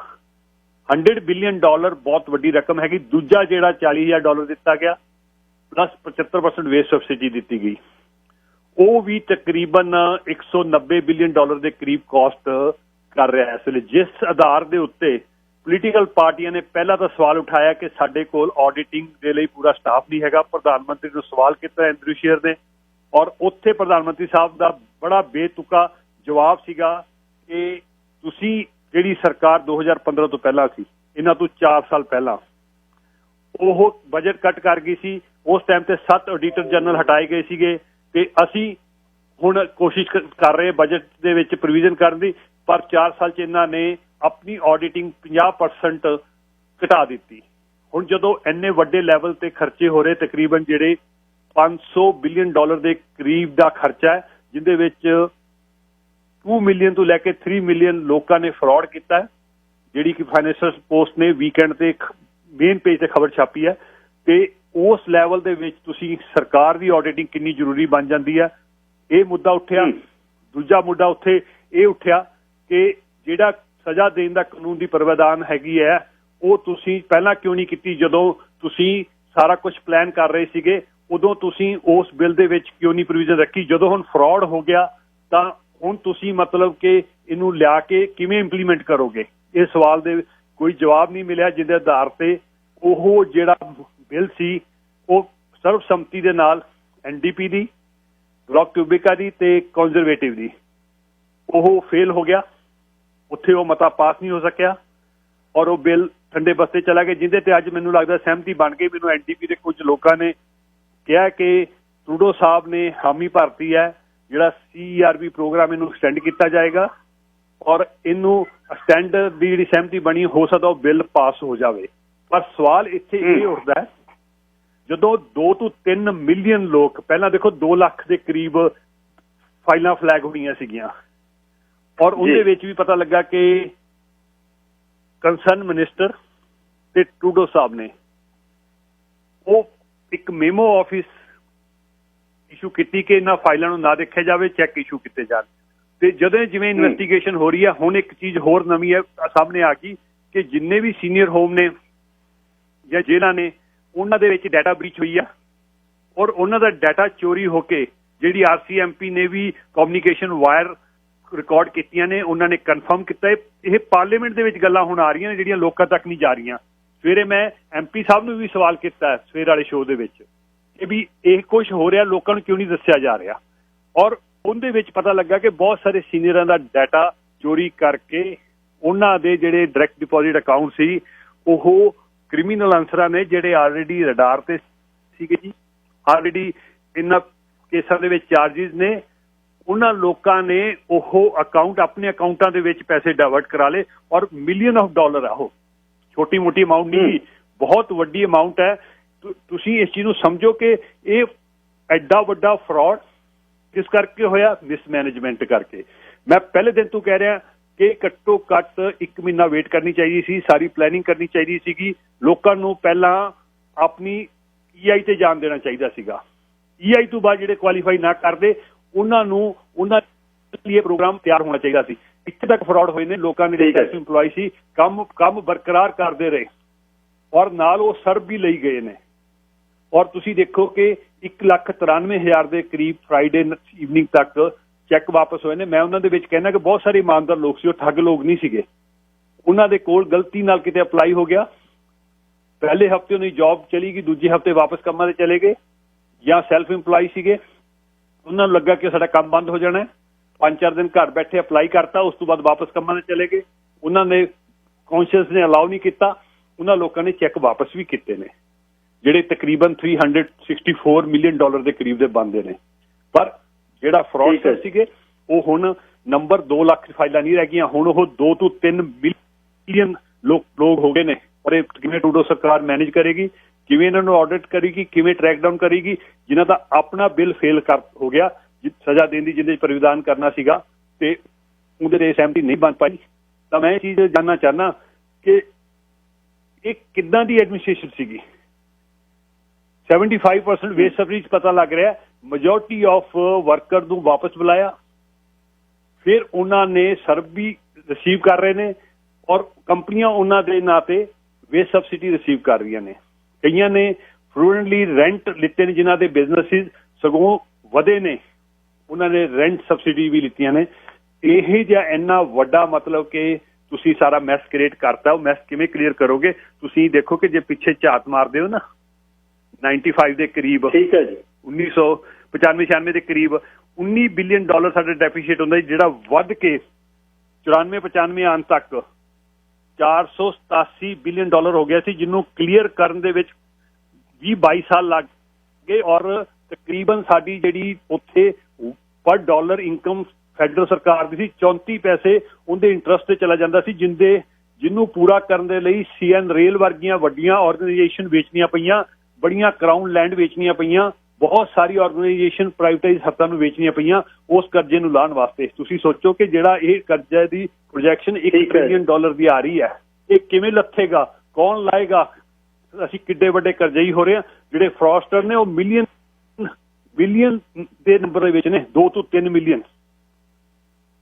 ਧੰਨਵਾਦ ਜੀ ਸੇਖੋ ਸਰ। ਧਿਆਨ 'ਚ ਰੱਖਦੇ ਹੋਏ ਮੈਂ ਤੁਹਾਡਾ ਬਹੁਤ ਸ਼ੁਕਰਗੁਜ਼ਾਰ ਹਾਂ ਕਿ ਲੋਕਾਂ ਦੇ ਵਿੱਚ ਇਹ ਐਜੂਕੇਸ਼ਨ ਆਉਣੀ ਚਾਹੀਦੀ ਹੈ ਕਿ ਸਰਕਾਰ ਨੇ ਕਿੱਡਾ ਵੱਡਾ ਮੈਸ ਕ੍ਰੀਏਟ ਕਰਤਾ ਹੈਗਾ ਜੀ।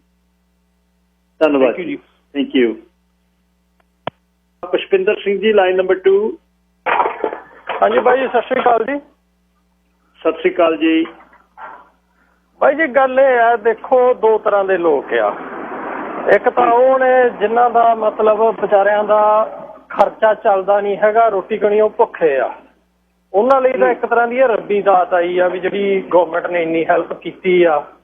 ਤੇ ਉਹਨਾਂ ਚੋਂ ਜੇ ਕੋਈ ਐਲੀਜੀਬਲ ਨਹੀਂ ਵੀ ਸੀ, ਪਹਿਲਾਂ ਕੰਡੀਸ਼ਨਾਂ ਕਲੀਅਰ ਨਹੀਂ ਸੀ, ਬੰਦਾ ਪੈਸਾ ਲੈ ਗਿਆ, ਉਹ ਗਰੀਬ ਬੰਦਾ ਪੈਸਾ ਨਹੀਂ ਮੋੜ ਸਕਦਾ ਛੇਤੀ, ਉਹ ਤਾਂ ਇਹਨਾਂ ਨੇ ਜਾਂ ਰਗੜ ਦੇਣਾ ਜਾਂ ਫਿਰ ਭਾਈ ਡਰਾਵਾ ਜਿਹਾ ਦਿੱਤਾ ਵੀ ਜਿੰਨੇ ਕੁ ਆਉਂਦੇ ਆ ਜਾਣ, ਬਾਕੀਆਂ ਦੀ ਬਾਅਦ ਚ ਪਾਲਿਸੀ ਡਿਸਾਈਡ ਕਰਾਂਗੇ ਕੀ ਕਰਨਾ। ਪਰ ਇੱਕ ਉਹ ਨੇ ਜਿਨ੍ਹਾਂ ਦੇ ਹੈਗੇ ਆ ਪੋਲੀਟੀਕਲ ਇੰਟਰਸਟ, ਉਹ ਜਿਵੇਂ ਹੁੰਦਾ ਨਾ ਵੀ ਮੈਂ ਆਪਦੇ ਵਾਲੇ ਸਰਪੰਚ ਦੀ ਛੇਤੀ ਵਾਹਵਾ ਕਰਦਾ, ਉੱਠਦੇ ਸਾਰ ਚਾਹ ਪੀਣ ਤੋਂ ਪਹਿਲਾਂ ਮੇਰਾ ਪਤਾ ਨਹੀਂ ਨਿਤਨੇਮ ਮਨਜ਼ੂਰ ਹੋ ਜਾਊਗਾ। ਉਹਨਾਂ ਲੋਕਾਂ ਨੂੰ ਇਹ ਸੋਚਣਾ ਚਾਹੀਦਾ ਕਿ ਜਿਹੜੀ ਤੁਹਾਡੀ ਰਾਜਨੀਤੀ ਆ ਨਾ, ਇਲੈਕਸ਼ਨ ਹੋਣੀ ਆ, ਜਿੰਨੀ ਮਰਜ਼ੀ ਕਰ ਲਿਓ, ਉਦੋਂ ਅੰਕੜੇ ਕੱਢ ਲਿਓ, ਮੀਡੀਆ ਰਿਪੋਰਟਾਂ ਕੱਢ ਲਿਓ, ਫਾਈਨੈਂਸ ਰਿਪੋਰਟਾਂ ਕੱਢ ਲਿਓ, ਜੋ ਮਰਜ਼ੀ ਕਰ ਲਿਓ, ਪਰ ਅੱਜ ਦੀ ਤਰੀਕ ਦੇ ਵਿੱਚ ਸੋਚਣ ਦੀ ਲੋੜ ਆ ਉਹਨਾਂ ਲੋਕਾਂ ਦੀ ਜਿਹੜੇ ਲੋਕ ਸੱਚੀ ਸਟਰਗਲ ਕਰ ਰਹੇ ਆ, ਜਿਨ੍ਹਾਂ ਲੋਕਾਂ ਨੂੰ ਮਦਦ ਦੀ ਲੋੜ ਆ, ਜਿਨ੍ਹਾਂ ਨੂੰ ਮਦਦ ਮਿਲੀ ਆ, ਜਿਨ੍ਹਾਂ ਨੂੰ ਹਜੇ ਵੀ ਨਹੀਂ ਮਿਲੀ। ਬਹੁਤ ਜ਼ਿਆਦਾ ਸਮਾਲ ਬਿਜ਼ਨਸ ਆ ਜਿਹੜਾ ਪੇਰੋਲ ਕੰਡੀਸ਼ਨਾਂ ਪੂਰੀਆਂ ਨਹੀਂ ਕਰਦਾ। ਮਈ 19 ਨੂੰ ਅਨਾਉਂਸ ਕੀਤਾ ਸੀ ਵੀ ਅਸੀਂ ਚੇਂਜ ਕਰਾਂਗੇ ਸੀਬਾ ਦਾ, ਉਹ ਅੱਜ ਤੱਕ ਹਜੇ ਇੰਪਲੀਮੈਂਟ ਨਹੀਂ ਹੋਇਆ 40K line of credit changed conditions ਦੇ ਨਾਲ। ਸੋ ਬਹੁਤ ਕੁਛ ਐਸਾ ਜਿਹੜਾ ਹਜੇ ਪਾਈਪਲਾਈਨ 'ਚ ਹੀ ਆ, ਐਂਡ ਤੇ ਪਹੁੰਚੇ ਹੀ ਨਹੀਂ। ਸੋ ਮੇਰੀ ਤਾਂ ਇੰਨੀ ਕੁ ਗੁਜ਼ਾਰਿਸ਼ ਹੈ ਵੀ ਭਾਈ ਜਿਹਨਾਂ ਦਾ ਸਰਦਾ, ਜਿਨ੍ਹਾਂ ਕੋਲ ਪੈਸੇ ਹੈਗੇ ਨੇ, ਤੁਸੀਂ ਆਪਦਾ ਕਮਾਓ ਖਾਓ, ਜਦੋਂ ਇਲੈਕਸ਼ਨ ਆਊਗੀ ਉਦੋਂ ਰੌਲਾ ਪਾ ਲਿਓ, ਆਪਦੇ ਸਰਪੰਚਾਂ ਨੂੰ ਉਦੋਂ ਖੁਸ਼ ਕਰ ਲਿਓ। ਉਹਨਾਂ ਚਿਰ ਜੇ ਕੋਈ ਕਿਸੇ ਗਰੀਬ ਦਾ ਭਲਾ ਹੁੰਦਾ ਨਾ ਤਾਂ ਹੋ ਲੈਣ ਦਿਓ, ਉਹਨੂੰ ਰੋਟੀ ਖਾ ਲੈਣ ਦਿਓ। ਧੰਨਵਾਦ ਬਾਈ। ਧੰਨਵਾਦ ਜੀ ਪੁਸ਼ਪਿੰਦਰ ਸਿੰਘ ਜੀ, ਥੈਂਕ ਯੂ। ਦਰਿਆ ਕਰੋ। ਡਾਂਡੀ ਜੀ ਤੁਸੀਂ ਏਅਰ ਤੇ ਹੋ।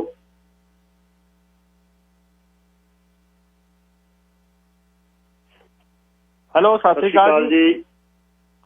ਦੇਖੋ ਜੀ, ਆਹ ਜਿਹੜੀ ਤੁਸੀਂ ਗੱਲ ਕੀਤੀ ਨਾ, ਇਹ 2000 ਵਾਲੀ ਵੀ 2000 ਤੇ ਰਾਜਨੀਤੀ ਹੋਣੀ ਆ, ਜਿੱਦਾਂ ਕਹਿ ਲਓ ਆਉਣ ਵਾਲੇ ਸਮੇਂ ਦੇ ਵਿੱਚ। ਜਿੱਦਾਂ ਪਹਿਲੇ ਫਰੰਟ ਪੇਜ ਤੇ ਇਹ ਮੁੱਦਾ ਹੋਊਗਾ ਜੇ ਚੋਣਾਂ ਹੁੰਦੀਆਂ, ਤੇ NDP ਨੂੰ ਵਧਾਈ ਦੇ ਪਾਤਰ ਆ ਵੀ ਉਹਨਾਂ ਨੂੰ ਵਧਾਈ ਦਿੰਦੇ ਆ ਕਿ ਲੋਕ ਉਹ ਨਹੀਂ ਬਚਾ ਲਏ। ਇਹਦੇ ਵਿੱਚ ਹੁਣ ਲੋਕਾਂ ਦਾ ਕੋਈ ਕਸੂਰ ਨਹੀਂ। ਕੋਈ EI ਲੈਂਦਾ ਸੀ, ਉਹਨੇ 2000 ਵਾਲਾ ਵੀ ਅਪਲਾਈ ਕਰ ਦਿੱਤਾ, ਜਾਂ ਕੋਈ ਘੱਟ ਕੰਮ ਕਰਦਾ ਸੀ ਉਹਨੇ ਵੀ ਅਪਲਾਈ ਕਰ ਦਿੱਤਾ। ਹੁਣ ਲੋਕਾਂ ਨੂੰ ਤਾਂ ਇਸ ਗੱਲ ਦਾ ਪਤਾ ਨਹੀਂ ਸੀਗਾ, ਹੁਣ ਮੋੜਦੇ ਆ ਲੋਕੀ ਜਾਂ ਕਿਤੇ ਉਹ ਪਤਾ ਕਰਦੇ ਆ। ਤਾਂ ਇਹ ਸਿਸਟਮ ਦੇ ਵਿੱਚ ਇਹਨਾਂ ਦੇ ਖਰਾਬੀ ਸੀ ਟਿਊਡੋ ਦੇ।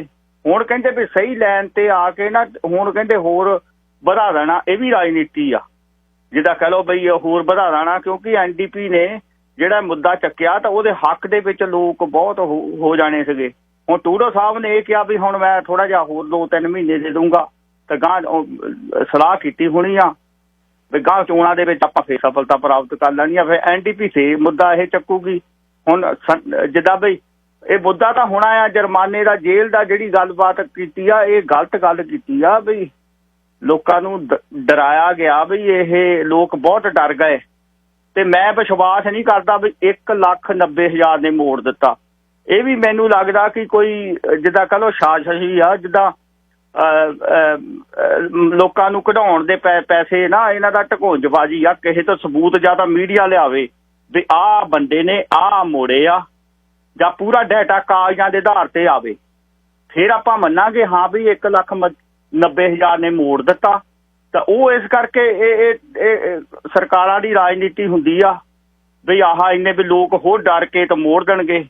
ਇਹ ਟਿਊਡੋ ਸਾਹਿਬ ਵੱਲੋਂ ਜੋ ਵੀ ਇਹ ਡਰਾਇਆ ਗਿਆ ਨਾ ਲੋਕਾਂ ਨੂੰ, ਤੇ ਲੋਕ ਬਹੁਤ ਗਾਲਾਂ ਕੱਢਦੇ ਆ। ਜਿੱਦਾਂ ਕਹਿ ਲਓ ਖਾਸ ਕਰਕੇ ਔਰਤਾਂ ਬਹੁਤ ਗਾਲਾਂ ਕੱਢਦੀਆਂ। ਉਹਨਾਂ ਨੇ ਅਪਲਾਈ ਕਰ ਦਿੱਤਾ ਕਈਆਂ ਨੇ, ਸਾਰਾ ਕੁਛ ਹੀ ਆ, ਤੇ ਉਹ ਕਹਿੰਦੇ ਹੁਣ ਮੋੜੀਏ। ਉਹ ਡਰਦੀਆਂ ਜ਼ਿਆਦਾ ਆ ਜਿਹੜੀਆਂ ਜੌਬਾਂ ਤੇ ਔਰਤਾਂ ਜਾਂਦੀਆਂ, ਉਹ ਇਹਨੂੰ ਗਾਲਾਂ ਕੱਢਣ ਡਈਆਂ ਟਿਊਡੋ ਨੂੰ ਬਈ ਆਹ ਕੀ ਗੱਲ ਹੈਗੀ ਆ, ਹਨਾ। ਤੋ ਪੰਜਾਬ ਵਾਲੀ ਆਹ ਰਾਜਨੀਤੀ ਹੋ ਗਈ। ਇਹ ਮੈਂ ਕਹਿੰਦਾ ਵੀ ਸਰਕਾਰ ਬਹਿ ਕੇ ਸੋਚੇ ਵਿਚਾਰੇ। ਹੁਣ ਵੀ ਜਿਹੜਾ ਇਹਨੀ 3-4 ਮਹੀਨੇ ਭੇਜਣਾ ਆ, ਉਹ ਧਿਆਨ ਦੇ ਵਿੱਚ ਰੱਖ ਕੇ ਭੇਜੇ ਵੀ ਏਦਾਂ ਨਾ ਹੋਵੇ ਅੱਗੇ ਆਂਗੀ ਹੋ ਜਾਵੇ। ਫਿਰ ਹੁਣ ਤਾਂ ਫਿਰ ਲੋਕ ਜੌਬਾਂ ਵਾਲੇ ਜਿਹੜੇ ਜਾਂਦੇ ਆ ਉਹ ਵੀ ਅਪਲਾਈ ਫੇਰ ਕਰ ਦੇਣਗੇ, ਫੇਰ ਉਹੀ ਗੱਲ ਫੇਰ ਖੋਰਾ ਲੱਗੂਗਾ। ਤਾਂ ਅਖੀਰ ਤੇ ਇਹ ਕਹਿਣਾ ਵੀ ਐਤਕੀ ਹੁਣ ਜਿਹੜੇ NDP ਆ, ਉਹ ਇਸ ਵੇਲੇ ਜਗਮੀਤ ਨੇ ਤਾਂ ਕਰ ਦਿੱਤੀ ਬਹੁਤ ਜ਼ਿਆਦਾ। ਬਾਕੀ ਟੋਰੀ ਪਾਰਟੀ ਵੀ ਇਹਨਾਂ ਨਾਲ ਸਹਿਮਤ ਸੀਗੀ ਵੀ ਹਾਂ ਵੀ ਲੋਕਾਂ ਨੂੰ ਏਦਾਂ ਹੀ ਜਿੱਦਾਂ ਵੀ ਜੇਲ੍ਹ ਹੋਣੀ ਚਾਹੀਦੀ ਆ, ਫਾਈਨ ਹੋਣੇ ਚਾਹੀਦੇ ਆ। ਤੇ NDP ਦੀ ਬਹੁਤ ਵੱਡੀ ਦੇਣ ਆ ਹੁਣ ਲੋਕਾਂ ਨੂੰ। ਮੈਂ ਤਾਂ ਇੰਨਾ ਹੀ ਕਹਿ ਸਕਦਾ ਜੀ। ਸਤਿ ਸ੍ਰੀ ਅਕਾਲ ਜੀ। ਸਤਿ ਸ਼੍ਰੀ ਅਕਾਲ ਜੀ। ਅਗਲੇ ਹਿੱਸੇ ਦੇ ਵਿੱਚ ਵਰਕਰਾਂ ਦੇ ਹਿਸਾਬ ਦੇ ਨਾਲ ਹੀ ਗੱਲਬਾਤ ਚੱਲਣੀ ਹੈ। ਆਹ ਸਮਾਂ ਜਿਹੜਾ ਹੁਣ ਸਾਡਾ ਫਸਲ ਵਾਲਾ ਸਮਾਂ, ਬੇਰੀ ਨੇੜੇ ਲੱਗ ਰਹੀ ਹੈ, ਔਰਚਰਡ ਦਾ ਕੰਮ ਹੈ। ਵਰਕਰ ਇਸ ਵਾਰ ਆਏ ਨੇ। ਵਰਕਰ ਜਿਹੜੇ ਲੋਕਲ ਹੈ ਉਹਨਾਂ ਦੇ ਲਈ ਤੰਗੀ ਜਿਹੜੀ ਹੋ ਰਹੀ ਹੈ ਉਹ ਇਹ ਹੋ ਰਹੀ ਹੈ ਕਿ ਠੇਕੇਦਾਰ ਬਹੁਤ ਔਖੇ ਆ। ਉਹ ਕਹਿੰਦੇ ਜੇ ਕੁਛ ਲੈਂਦੇ ਨਹੀਂ ਤਾਂ ਕੰਮ ਕਰਦੇ ਆ, ਜੇ ਕੰਮ ਕਰਦੇ ਆ ਤਾਂ ਅਸੀਂ ਤੰਗ ਇਸ ਗੱਲੋਂ ਨੇ। ਉਹ ਕਹਿੰਦੇ COVID-19 ਨੇ ਸਾਡਾ ਇਹ ਚੱਕਰ ਪਾਇਆ ਪਿਆ ਕਿ ਬੱਸਾਂ ਦੇ ਵਿੱਚ ਇੱਕ ਸੀਟ ਛੱਡ ਕੇ ਬੰਦੇ ਬਿਠਾਓ। ਹੁਣ 20 ਵਾਲੀ ਸੀਟ 'ਚ 10 ਬੰਦੇ ਬਹਿੰਦੇ ਆ, 40 ਵਾਲੇ 'ਚ 20 ਬਹਿੰਦੇ ਆ। ਤੇ ਉਹ ਕਹਿੰਦੇ ਸਾਡਾ ਇਤਰਾਜ਼ ਇਹ ਆ ਕਿ BC ਟ੍ਰਾਂਜ਼ਿਟ ਦੀਆਂ ਬੱਸਾਂ ਦੇ ਵਿੱਚ ਬੰਦੇ ਉਸ ਤਰ੍ਹਾਂ ਹੀ ਬਹਿੰਦੇ ਆ। ਇਹ ਫਰਕ ਕੀ ਆ? ਫਿਰ ਸਾਡੇ ਵਾਲੇ ਬੰਦੇ ਅਸੀਂ ਹਰ ਰੋਜ਼ ਨਵੇਂ ਨਹੀਂ ਲੈ ਕੇ ਜਾਣੇ, ਪੁਰਾਣੇ ਨੇ। BC ਟ੍ਰਾਂਜ਼ਿਟ ਦੀਆਂ ਬੱਸਾਂ ਦੇ ਵਿੱਚ ਬੰਦੇ ਨਵੇਂ ਬਹਿੰਦੇ ਆ ਤੇ ਉਹ ਇੱਕ ਦੂਜੇ ਦੇ ਨਾਲ ਖਹਿ ਕੇ ਬਹਿੰਦੇ ਆ, ਉੱਥੇ ਡਰ ਕੋਈ ਨਹੀਂ। ਪਰ ਸਾਡੇ ਅਸੀਂ ਬੱਸਾਂ ਜਿਹੜੀਆਂ ਅਸੀਂ ਛੱਡ ਕੇ ਲਿਜਾਂਦੇ ਆ, BC ਟ੍ਰਾਂਜ਼ਿਟ ਦੀਆਂ ਬੱਸਾਂ 'ਚ ਸੀਟ ਬੈਲਟਾਂ ਵੀ, ਸਾਡੇ ਸੀਟ ਬੈਲਟਾਂ ਵੀ ਲਵਾਉਂਦੇ ਆ। ਬੱਸਾਂ ਤਾਂ ਬੱਸਾਂ ਹੀ ਨੇ। ਉਹ ਕਹਿੰਦੇ ਗਾਂਹ ਹੁਣ ਅਸੀਂ ਜਦ ਲੋਕ ਲੈ ਕੇ ਜਾਣੇ ਆ ਆਪਣੇ ਦੇ ਬੇਰੀ ਲਈ, ਫਿਰ ਸਾਨੂੰ ਇਹਦਾ ਮਤਲਬ ਬੱਸਾਂ ਹੋਰ ਲੈ ਕੇ ਹੋਣਗੀਆਂ। 40 ਬੰਦੇ ਲਿਜਾ ਰਿਹਾ ਤਾਂ 20 ਵਾਲੇ ਸਾਨੂੰ 4 ਬੱਸਾਂ ਸਾਨੂੰ ਚਾਹੀਦੀਆਂ। ਫਿਰ ਇਹਦਾ ਮਤਲਬ ਅਸੀਂ ਕਿੱਥੋਂ ਕਮਾਵਾਂਗੇ? ਇਹ ਕਹਿੰਦਾ ਜਿੱਥੇ ਜੀ ਕਰਦੇ ਆ ਸਾਨੂੰ ਘੇਰ ਕੇ ਖੜ ਜਾਂਦੇ ਆ, ਵਿੱਚੇ ਆਪਣੇ WCB ਵਾਲੇ ਆ, ਵਿੱਚੇ ਹੀ ਆਪਣੇ CBSA ਵਾਲੇ ਆ, ਇੱਕ ਨਾਲ ਹੀ ਕਹਿੰਦਾ ਕਮਰਸ਼ੀਅਲ ਵਹੀਕਲ ਜਿਹੜੇ ਇੰਸਪੈਕਸ਼ਨ ਵਾਲੇ ਉਹ ਆ। ਵੀ ਅਸੀਂ ਠੇਕੇਦਾਰ ਕਿਵੇਂ ਸਰਵਾਈਵ ਕਰਾਂਗੇ? ਜੇ ਹੁਣ ਆਪਾਂ ਇਹ ਚਾਹੁੰਦੇ ਆ ਕਿ ਬਈ COVID-19 ਕਰਕੇ ਇੱਕ ਨੂੰ ਛੱਡ ਕੇ ਬਿਠਾਉਣਾ ਹੈ, ਤਾਂ ਫਿਰ ਸਾਡੀਆਂ ਬੱਸਾਂ ਤੇ ਇਕੱਲੀਆਂ ਕਿਉਂ ਲਾਗੂ ਹੈ? ਅਤੇ ਨਾਲ ਹੀ ਕਹਿੰਦੇ ਵੀ ਜਿਹੜਾ ਹੁਣ ਅਸੀਂ ਲੈ ਕੇ ਆਉਣੇ ਨੇ ਬੰਦੇ, ਗਾਂਹ ਰੱਖਣੇ ਨੇ, ਤਾਂ ਸਾਨੂੰ ਉਹਦੇ ਲਈ ਜ਼ਿਆਦਾ ਜੇ ਬੱਸਾਂ ਚਾਹੀਦੀਆਂ ਨੇ ਤਾਂ ਫਿਰ ਸਾਨੂੰ ਪਤਾ ਲੱਗੇ ਵੀ ਇਉਂ ਅਸੀਂ ਫਿਰ ਕਿਵੇਂ ਖਰਚੇ ਕਿਵੇਂ ਪੂਰੇ ਕਰਾਂਗੇ। ਇੱਕ ਠੇਕੇਦਾਰ ਕਹਿੰਦਾ ਹੈ, ਉਹ ਕਹਿੰਦੇ ਯਾਰ ਸਾਨੂੰ ਰਾਹ 'ਚੋਂ ਘੇਰਦੇ ਵੀ ਇੱਥੇ ਖੜਾ ਕੇ ਬੱਸਾਂ ਦੀ ਇੰਸਪੈਕਸ਼ਨ ਕਰਾਓ। ਕਹਿੰਦਾ ਸਾਨੂੰ ਸੱਦ ਲੈਣ, ਅਸੀਂ ਬੱਸਾਂ ਸਾਰੀਆਂ ਲੈ ਜਾਈਏ। ਇੱਕ ਦਿਨ ਸਾਨੂੰ ਸੱਦ ਲੈਣ, ਅਸੀਂ ਬੱਸਾਂ ਸਾਰੀਆਂ ਲੈ ਜਾਈਏ, ਚੈੱਕ ਕਰ ਲੈਣ। ਉੱਧਰੋਂ ਅਸੀਂ 20 ਬੰਦੇ ਬਿਠਾਏ ਹੁੰਦੇ, ਉਧਰ ਸੜਕ ਤੇ ਸਾਨੂੰ ਘੇਰ ਕੇ ਖੜਾ ਦਿੰਦੇ।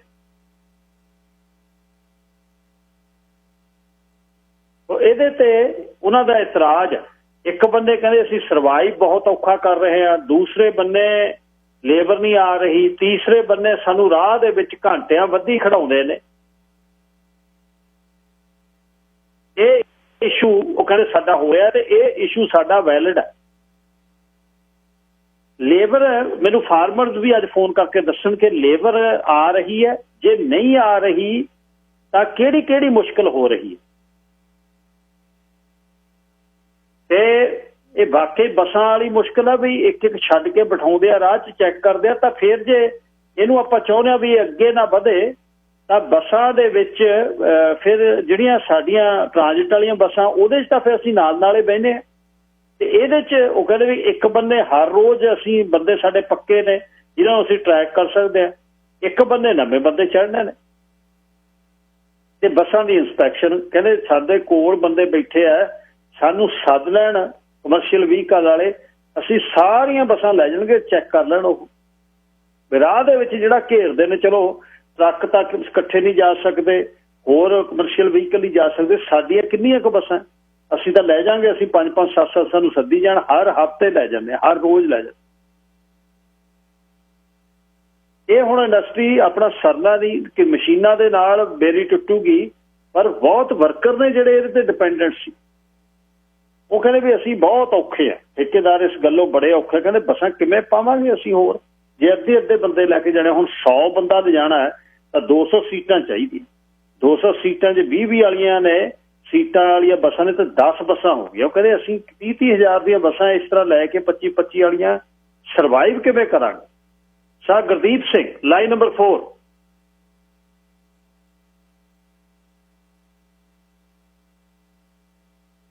Line number 4। ਗਿੱਲ ਸਾਹਿਬ ਸਤਿ ਸ੍ਰੀ ਅਕਾਲ ਜੀ। ਸਤਿ ਸ੍ਰੀ ਅਕਾਲ ਜੀ। ਗਿੱਲ ਸਾਹਿਬ ਬਹੁਤ ਵਧੀਆ ਮੁੱਦੇ ਚੱਕਦੇ ਹੋ ਤੁਸੀਂ।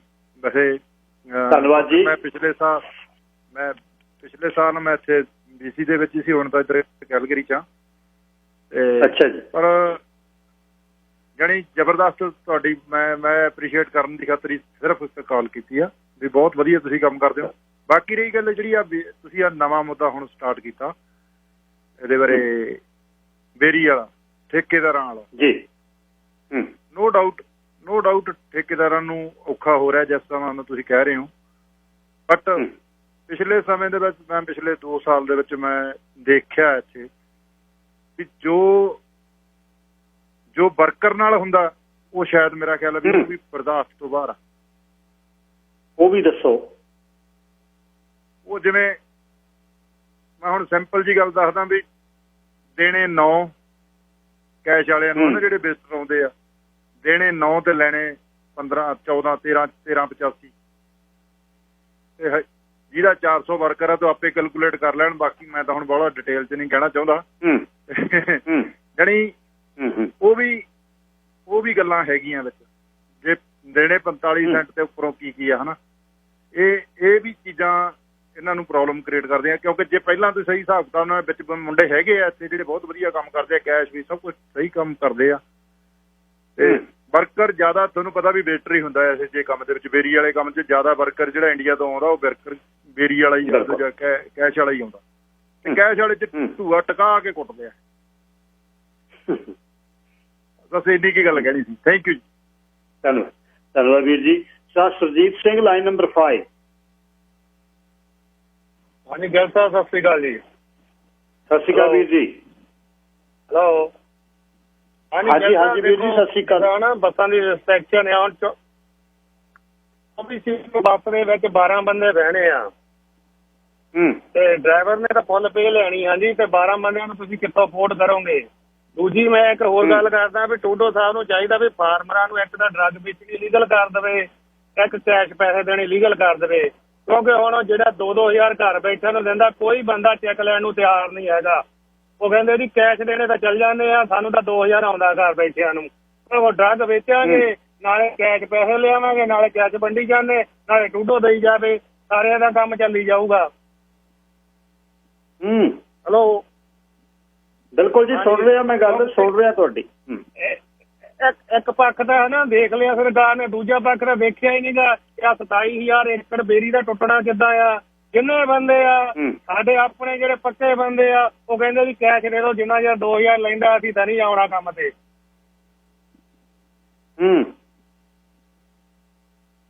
ਫਾਰਮਰ ਨੂੰ ਤਾਂ ਦੋਨੇ ਪਾਸੇ ਮਾਰ ਪੈ ਰਹੀ ਆ, ਤੇ ਜੇ ਮਸ਼ੀਨ ਨਾਲ ਜ਼ਿਆਦਾ ਬੇਰੀ ਪੈਕ ਹੁੰਦੀ ਉਹ ਪ੍ਰੋਸੈਸ 'ਚ ਜ਼ਿਆਦਾ ਜਾਣੀ ਆ, ਫਰੈਸ਼ ਨਿਕਲਣੀ, ਉਹਨਾਂ ਪ੍ਰਾਈਸ ਡਰੋਪ ਹੋ ਜਾਣੀ ਆ। ਜਿਹੜੀਆਂ ਗੱਲ ਸਾਹਿਬ ਕਹਿੰਦੇ ਨਾ ਵੀ ਇਹ ਲੁੱਟ ਦੇ ਜਾਂ ਫਲਾਨਾ, ਨਾ ਲੈ ਕੇ ਗੱਲ ਕਰਿਆ ਕਰੋ, ਸਵਾਦ ਤਾਂ ਆਉਂਦਾ। ਮੈਂ ਪਿਛਲੇ 2006 ਤੋਂ ਫਾਰਮਿੰਗ ਕਰਦਾ, ਇੱਕ ਵੀ ਬੰਦਾ ਕਹਿ ਦੇਵੇ ਸਰੀ 'ਚ ਕਿਸੇ ਬੰਦੇ ਦਾ ਮਾੜਾ ਬੋਲੇ, ਕਿਸੇ ਦਾ ਸੈਂਟ ਦਿੱਤਾ, ਮਾਰਕੀਟ ਪ੍ਰਾਈਸ ਤੋਂ ਘੱਟ ਪੈਸੇ ਦਿੱਤੇ, ਸਵਾਦ ਫੇਰ ਗੱਲ ਕਰਨ ਦਾ। ਓਕੇ ਜੀ, ਧੰਨਵਾਦ। ਧੰਨਵਾਦ ਜੀ। ਇਹ ਬਹੁਤ ਵੱਡਾ ਇੱਕ ਵਿਸ਼ਾ ਜੀ। ਅਸਲ ਨਾ ਇਹ ਠੀਕ ਹੈ ਕਿ ਇਹਦੇ ਵਿੱਚ ਕੈਸ਼ ਇਨਵੋਲਵ ਹੋ ਜਾਂਦਾ ਹੈ, ਪਰ ਹੁਣ ਗੱਲ ਇਹ ਆ ਵੀ ਉਹ ਮੁਸ਼ਕਲ ਇਹ ਆ ਵੀ ਬੰਦੇ ਨਹੀਂ ਮਿਲਦੇ। ਉਹ ਕਹਿੰਦੇ ਅਸੀਂ ਤੜਵਾਈਏ ਕਿਵੇਂ ਇਹਨੂੰ? ਜੇ ਕੋਈ ਰਿਕੁਆਇਰਮੈਂਟ ਕਰਦਾ ਹੈ ਤਾਂ ਉਹ ਰਿਕੁਆਇਰਮੈਂਟ ਆ ਉਹ ਪੂਰੀ ਨਹੀਂ ਹੁੰਦੀ, ਫਿਰ ਲੋਕਾਂ ਦੀਆਂ ਬੈਰੀਆਂ ਜਾਂ ਡਿੱਗਦੀਆਂ ਨੇ। ਉਹ ਕਹਿੰਦੇ ਯਾਰ ਠੇਕੇਦਾਰ ਦੇ ਰੌਲਾ ਪਾਉਂਦੇ, ਠੇਕੇਦਾਰ ਕਹਿੰਦਾ ਬੰਦੇ ਲਾਈਏ। ਬੰਦੇ ਕਿੱਥੋਂ ਲਿਆਉਣੇ ਨੇ? ਬੰਦੇ ਜਿਹੜਾ ਇੱਥੇ ਫੁੱਲ ਟਾਈਮ ਜੌਬ ਕਰਦਾ ਉਹ ਤਾਂ ਬੇਰੀ ਤੋੜਨ ਨਹੀਂ ਜਾਂਦਾ। ਬੇਰੀ ਤੋੜਨ ਵਾਲੇ ਬਹੁਤ ਘੱਟ ਨੇ। 5-7 ਏਕੜ ਵਾਲਿਆਂ ਨੂੰ ਮਸ਼ੀਨ ਅਫੋਰਡ ਨਹੀਂ ਕਰਦੇ। ਉਹ ਬਰਾੜ ਸਾਹਿਬ ਲਾਈਨ ਨੰਬਰ 3। ਸਤਿ ਸ੍ਰੀ ਅਕਾਲ ਸਾਹਿਬ ਜੀ। ਸਤਿ ਸ਼੍ਰੀ ਅਕਾਲ ਜੀ। ਆਪਣਾ ਜੀ ਗੱਲ ਸਾਹਿਬ ਠੀਕ ਹੈ ਜੀ। ਇਸ ਟਾਈਮ ਆਪਾਂ ਕਹਿ ਦਿੰਦੇ ਆ ਵੀ ਫਾਰਮਾਂ ਵਾਲਿਆਂ ਨੂੰ ਔਖਾ ਏ ਵੀ ਬੱਸਾਂ ਦਾ ਕਰਕੇ, ਪਰ ਬਾਈ ਜੀ ਸੱਚ ਗੱਲ ਤਾਂ ਇਹੀ ਆ ਵੀ ਜਿਹੜਾ ਬਾਈ ਪਹਿਲਾ ਕਾਲਰ ਕਹਿ ਕੇ ਗਿਆ ਨਾ, ਇਹ ਆਪਣੇ ਤਣ ਤੇ ਹੰਡੀਆਂ ਇਹ ਚੀਜ਼ਾਂ। ਇਹ ਬੰਦੇ ਅੱਜ ਕਰੋਨਾ ਟਾਈਮ ਕਰਕੇ ਨਾ ਉਤਲੀ ਥੱਲੇ ਆ ਗਈ, ਥੱਲੜੀ ਉੱਪਰ ਹੋ ਗਈ, ਉਹ ਗੱਲ ਹੋ ਗਈ। ਪਰ ਆਪਾਂ ਇਹ ਨਹੀਂ ਸਾਰੇ, ਜਿਵੇਂ ਹੁਣ ਬਾਈ ਪਿਛਲਾ ਕਾਲਰ ਵੀ, ਸਾਰੇ ਵੀ ਨਹੀਂ ਇੱਕੋ ਜਿਹੇ ਵੀ ਸਾਰੇ, ਪਰ ਮੋਸਟਲੀ ਬੰਦੇ ਨਾ ਬਈ ਬੰਦਿਆਂ ਨੂੰ ਨਾ ਬਹੁਤ ਬੰਦਿਆਂ ਨਾਲ ਮੈਸੇਜ ਯੂਜ਼ ਕਰ ਰਹੇ ਆ। ਬੰਦਿਆਂ ਨਾਲ ਲੈਂਦੇ ਪੈਸੇ ਹੋਰ ਆ, ਦਿੰਦੇ ਕੁਛ ਹੋਰ ਆ। ਮੈਂ ਹੁਣ ਕਹਿੰਦੇ ਆ ਵੀ ਬੱਸਾਂ ਇੱਕ ਦਿਨ ਆਪਾਂ ਲੈ ਕੇ ਉੱਠ ਜਾਣਾ। ਤੁਹਾਡੇ ਰੇਡਵੇ ਤੇ ਤੁਸੀਂ ਆਪ ਕਹਿੰਦੇ ਰਹੇ ਪਿਛਲੇ ਸੀਜ਼ਨ, ਹਰ ਸੀਜ਼ਨ ਤੁਸੀਂ ਕਹਿੰਦੇ ਹੁੰਦੇ ਆ ਵੀ ਬੱਸਾਂ ਦੇ ਫੱਟੇ ਫੁੱਟੇ ਟਾਇਟ ਕਰਾ ਲਓ, ਵੀ ਬਜ਼ੁਰਗਾਂ ਨੇ ਬਹਿਣਾ ਏ। ਕੋਈ ਫੱਟੇ ਟਾਇਰ ਨਹੀਂ ਹੁੰਦੇ, ਕੁਛ ਨਹੀਂ ਹੁੰਦਾ। ਜਦੋਂ ਫਿਰ ਡਰਦੇ ਕਿਉਂ ਆ? ਜੇ ਇੰਸਪੈਕਸ਼ਨ ਨਿਕਲਦੀ ਆ, ਅਸੀਂ ਨੈਟ ਟਰੱਕ ਚਲਾਉਣੇ ਆ, ਤਾਂ ਡਰਦੇ ਨਹੀਂ ਯਾਰ, ਜਿਹੜਾ ਹੈਗਾ ਨੁਕਸ ਉਹਦਾ ਕੱਢਣਾ ਹੀ ਆ। ਜੇ ਇਹ ਇੰਸਪੈਕਸ਼ਨ ਵਾਲੇ ਨਾ ਖੜਨ, ਆਪਣੇ ਬੰਦੇ ਸੁੱਬੀਆਂ ਨਾਲ ਬੰਨ ਟਰੱਕ ਦੇ ਬੱਸਾਂ ਚਲਾ ਦੇਣ, ਸੁੱਬੀਆਂ ਨਾਲ ਬੰਨ ਇੰਜਣ। ਇਹਨਾਂ ਨੂੰ ਕੋਈ ਮਤਲਬ ਨਹੀਂ, ਕਿਸੇ ਦਾ ਮਰ ਗਿਆ। ਇਹਨਾਂ ਨੂੰ ਹੋਰ ਆਜੂ ਵਰਕਰ, ਸਟੂਡੈਂਟ ਹੈਗੇ ਆ, ਸਾਰਾ ਕੁਛ ਹੈਗਾ। ਹੁਣ ਜੇ ਦੇਖਿਆ ਜਾਵੇ ਕਿ ਅੱਖਾਂ ਤੇ ਪੱਟੀ ਬੰਨੀ ਆ ਆਪਣੇ ਸਾਰਿਆਂ ਦੇ, ਸਰਕਾਰ ਦੇ ਜਿਹਦਾ ਵੀ ਹੱਕ ਆ, ਵੀ ਉਹ ਸਮਝ ਨਹੀਂ ਸਕਦੇ ਵੀ ਕੈਸ਼ ਕੰਮ ਹੋਈ ਜਾਂਦੇ ਆ, ਸ਼ਰੇਆਮ ਹੋਈ ਜਾਂਦੇ ਆ। ਇਹਦੇ ਵਿੱਚ ਕੋਈ ਨਹੀਂ ਰਹਿ ਗਿਆ। ਟਰੂਡੋ ਦਾ $2000 ਆਈ, ਸ਼ਰੇਆਮ ਕਿਆ ਚੱਲ ਰਿਹਾ? ਦੱਸੋ ਕਿੰਨੇ ਬੰਦਿਆਂ ਬਾਰੇ ਦੱਸੀਏ, ਕਿੰਨੇ ਬੰਦਿਆਂ ਬਾਰੇ ਦੱਸੀਏ? ਇਹ ਇਕੱਲੀ ਵਰਕਰ ਦੀ ਗਲਤੀ ਨਹੀਂ, ਇਹ ਸਭ ਦੀ ਗਲਤੀ ਹੈ। ਜਿਹੜਾ ਦਿੰਦਾ ਉਹਦੀ ਵੀ ਆ, ਜਿਹੜਾ ਲੈਂਦਾ ਉਹਦੀ ਵੀ ਆ। ਮੈਂ NDB ਦੀ ਇਹ ਬਹੁਤ ਵੱਡੀ ਗਲਤੀ ਹੈ ਜਿਹੜੀ ਉਹਨਾਂ ਨੇ ਸਪੋਰਟ ਨਹੀਂ ਕੀਤੀ। 6 ਮਹੀਨੇ ਦੀ ਜੇਲ੍ਹ ਤੇ ਹੋਣੇ ਚਾਹੀਦੇ ਸੀ ਲਾਜ਼ਮੀ। ਇਹਦਾ ਸ਼ਰੇਆਮ ਧੱਕਾ ਹੋਈ ਆ। ਇਹ ਫਿਰ ਰਿਸ਼ਵਤ ਉੱਥੋਂ ਦੀ ਤੇ ਇੱਥੋਂ ਦਾ ਕੋਈ ਫਰਕ ਹੀ ਨਹੀਂ ਰਹਿ ਗਿਆ। ਗੱਲ ਸਾਹਿਬ ਤੁਸੀਂ ਸੱਚੇ ਦਿਲੋਂ ਦੱਸੋ, ਇਹਦਾ ਸ਼ਰੇਆਮ ਹੀ ਰਿਸ਼ਵਤ ਆ ਫਿਰ ਯਾਰ।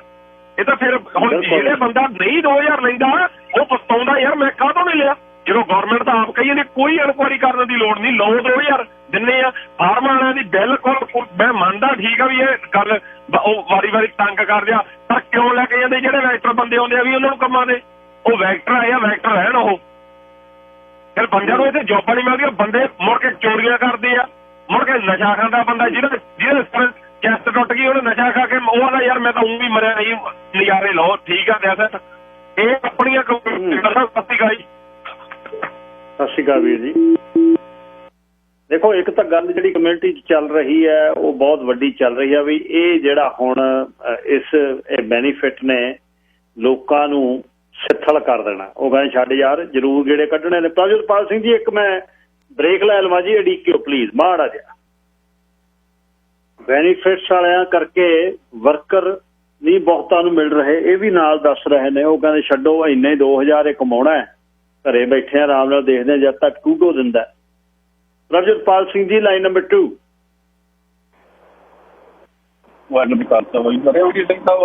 ਜਿਹੜਾ ਹੈਗਾ ਆ ਇੱਕ ਤਾਂ ਬੈਨੀਫਿਟ ਵਾਲੀ ਜਿਹੜੀ ਗੱਲ ਹੈਗੀ ਆ ਵੀ ਅਸੀਂ ਜਿੱਦਾਂ ਤੁਹਾਡੇ ਕਾਲਰ ਕਹਿ ਕੇ ਵੀ ਗਿਆ ਵੀ ਉਹ ਜਿਹੜਾ ਹੈਗਾ ਆ ਅਸੀਂ ਫਾਈਨ ਕਰਾਂਗੇ, ਜੇਲ੍ਹ ਕਰਾਂਗੇ। ਉਹ ਇੱਕ ਮਾਨਸਿਕਤਾ ਜਿਹੜੀ ਆ ਸਪੈਸ਼ਲੀ ਜਿਹੜੀ ਆ ਸਾਡੇ 'ਚ ਇਹੋ ਜਿਹੀ ਭਰ ਦਿੱਤੀ ਗਈ ਆ ਵੀ ਜਿਹੜਾ ਆ ਜੇ ਕੋਈ ਕੰਮ ਨਹੀਂ ਸਰਦਾ ਤਾਂ MLA ਨੂੰ MP ਨੂੰ ਫੋਨ ਕਰੋ। ਬਹੁਤ ਸੋਹਣਾ ਇੱਕ ਜਿੱਦਾਂ ਇਹਨੀ ਢੰਗ ਬਣਾ ਲਿਆ ਵੀ ਲੈ ਵੀ ਜੇ ਹੁਣ ਫਸ ਚੱਲਿਆ ਤੇ ਦੂਜਾ MLA ਜਾਂ MP ਨੂੰ ਫੋਨ ਕਰ ਲਓ ਤੇ ਉਹ ਸਾਨੂੰ ਬਚਾਊਗਾ। ਈਵਨ ਜੇ ਇੰਡੀਆ ਤੋਂ ਵੀ ਆ ਸਾਡੇ ਜਿਹੜੇ MP ਸਾਹਿਬ ਆ ਉਹ ਜਾਂ MLA ਉਹ ਜਿਹੜੇ ਉਹਨਾਂ ਨੇ ਇਹ ਕੰਮ ਫੜ ਲਿਆ ਵੀ ਜੇ ਤੁਹਾਡੀ ਸੀਟ ਬੁੱਕ ਨਹੀਂ ਹੁੰਦੀ ਤਾਂ ਸਾਨੂੰ ਫੋਨ ਕਰੋ। ਜਿਹੜੀ ਤੁਸੀਂ ਅਕਸਰ ਗੱਲ ਕਰਦੇ ਰਹਿੰਦੇ ਆ ਵੀ ਇਹਨਾਂ ਦੇ ਹੱਥ ਪੱਲੇ ਇਹਨਾਂ ਕੋਈ ਬਾਹਲਾ ਨਹੀਂ ਹੁੰਦਾ। ਜੇ ਕਾਨੂੰਨ ਹੈਗਾ ਆ ਤਾਂ ਸਾਰਿਆਂ ਲਈ ਆ, ਜੇ ਨਹੀਂ ਹੈਗਾ ਤਾਂ ਫਿਰ ਇਹ ਕੁਛ ਕਰ ਨਹੀਂ ਸਕਦੇ। ਇਹਨਾਂ ਦਾ ਕੰਮ ਆ ਕਾਨੂੰਨ ਜਿਹੜੇ ਆ ਉਹ ਬਣਵਾਉਣੇ, ਨਾ ਕਿ ਇਕੱਲੇ ਦੀ ਚੁੱਕ ਕੇ ਫਾਈਲ ਆ ਜਿਹੜੀ ਆ ਹੈਡ ਆਫਿਸ ਨੂੰ ਭੇਜਣੀ ਵੀ ਆ ਜੀ ਆ ਫਾਈਲ ਆ ਜਿਹੜੀ ਇਹਨੂੰ ਗਾਂਹ ਕਰੋ। ਇਹੋ ਜਿਹੀ ਜਿਹੜੀ ਰਵਾਇਤ ਹੈ ਗਲਤ ਚੱਲ ਰਹੀ ਆ ਤੇ ਇਸ ਗੱਲ 'ਚ ਕਿਤੇ ਨਾ ਕਿਤੇ ਸਾਡਾ ਮੀਡੀਆ ਵੀ ਜਿਹੜਾ ਸਾਡੇ ਪੋਲੀਟੀਸ਼ੀਅਨਾਂ ਦਾ ਗਲਤ ਸਾਥ ਦੇ ਰਿਹਾ। ਜਿਹੜੀ ਕੋਈ ਪਾਲਿਸੀ ਹੁੰਦੀ ਆ ਉਹਨੂੰ ਇਹੋ ਸੁਧਾਰ ਕੇ ਤੇ ਜਿਹੜੇ ਰਿਲੇਟਡ ਆਫਿਸ ਆ ਉਹਨਾਂ ਦੇ ਇਹਨਾਂ ਨੂੰ ਨੰਬਰ ਦੇ ਦੇਣੇ ਚਾਹੀਦੇ ਆ ਕਿ ਭਾਈ ਆ ਫਲਾਣੇ ਦਫ਼ਤਰ 'ਤੇ ਫੋਨ ਕਰੋ, ਉੱਥੋਂ ਤੁਹਾਨੂੰ ਜਿਹੜਾ ਤੁਹਾਡਾ ਮਸਲਾ ਹੱਲ ਕਰੂਗਾ, ਸਾਨੂੰ ਤੁਸੀਂ ਫੋਨ ਨਾ ਕਰੋ।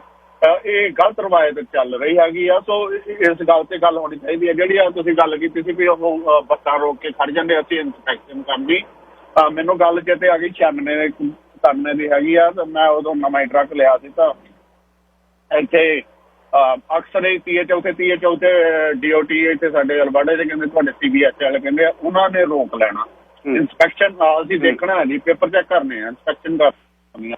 ਮੈਂ ਦੇਖਿਆ ਵੀ ਇਹ ਹਟਦੇ ਨਹੀਂ। ਫਿਰ ਮੈਂ ਜਦੋਂ ਉਹਨੇ ਮੈਨੂੰ ਰੋਕਣਾ ਮੈਂ ਉਹਨਾਂ ਨੂੰ ਕਹਿਣਾ ਹੁਣ ਏਦਾਂ ਕਰੋ ਕਿ ਤੁਸੀਂ ਸਾਰੇ ਟਰੱਕ ਦੀ ਇੰਸਪੈਕਸ਼ਨ ਕਰ ਦਿਓ। ਨਹੀਂ ਸਾਡੇ ਕੋਲ ਟਾਈਮ ਹੈ ਨਹੀਂ ਗਾ, ਤੇਰਾ ਟਾਈਮ ਬਹੁਤ ਲੱਗ ਜਾਣਾ। ਮੈਂ ਕੋਈ ਨਹੀਂ, ਮੈਂ ਵੀ ਵਿਹਲਾ ਹੀ ਆ, ਫਿਰ ਤੁਸੀਂ ਕਰੋ। ਸੋ ਚਾਹੀਦਾ ਇਹਨਾਂ ਨੂੰ ਬੱਸਾਂ ਇਕੱਠੀਆਂ ਕਰਕੇ ਤਾਂ ਉੱਥੇ ਸਕੇਲ ਹਾਊਸ 'ਤੇ ਲੈ ਜਾਣ ਜੇ ਇੱਦਾਂ ਨਜਾਇਜ਼ ਤੰਗ ਕਰਦੇ ਆ। ਤੇ ਇੱਕ ਵਾਰੀ ਇੰਸਪੈਕਸ਼ਨ ਕਰਾ ਲਿਆਉਣੀ ਚਾਹੀਦੀ ਆ। ਸਟਿੱਕਰ ਉਹ ਕਿੰਨਾ ਕੁ ਮਹੀਨਿਆਂ ਵਾਲਾ ਲੱਗ ਜਾਂਦਾ, ਲਵਾ ਲੈਣਾ ਚਾਹੀਦਾ ਆ। ਸੋ ਕਈ ਵਾਰੀ ਆ ਜਿਹੜਾ ਜੇ ਸਿੱਧੇ ਉਂਗਲ ਨਾਲ ਘੇ ਨਹੀਂ ਨਿਕਲਦਾ ਤੁਸੀਂ ਟੇਢੀ ਕਰ ਲੈਣੀ ਚਾਹੀਦੀ ਆ। ਵਾਹਿਗੁਰੂ ਜੀ ਖਾਲਸਾ, ਵਾਹਿਗੁਰੂ ਜੀ ਫਤਿਹ ਜੀ। ਵਾਹਿਗੁਰੂ ਜੀ ਖਾਲਸਾ, ਵਾਹਿਗੁਰੂ ਜੀ ਫਤਿਹ ਜੀ। ਧਾਲੀਵਾਲ ਸਾਹਿਬ ਲਾਈਨ ਨੰਬਰ 3।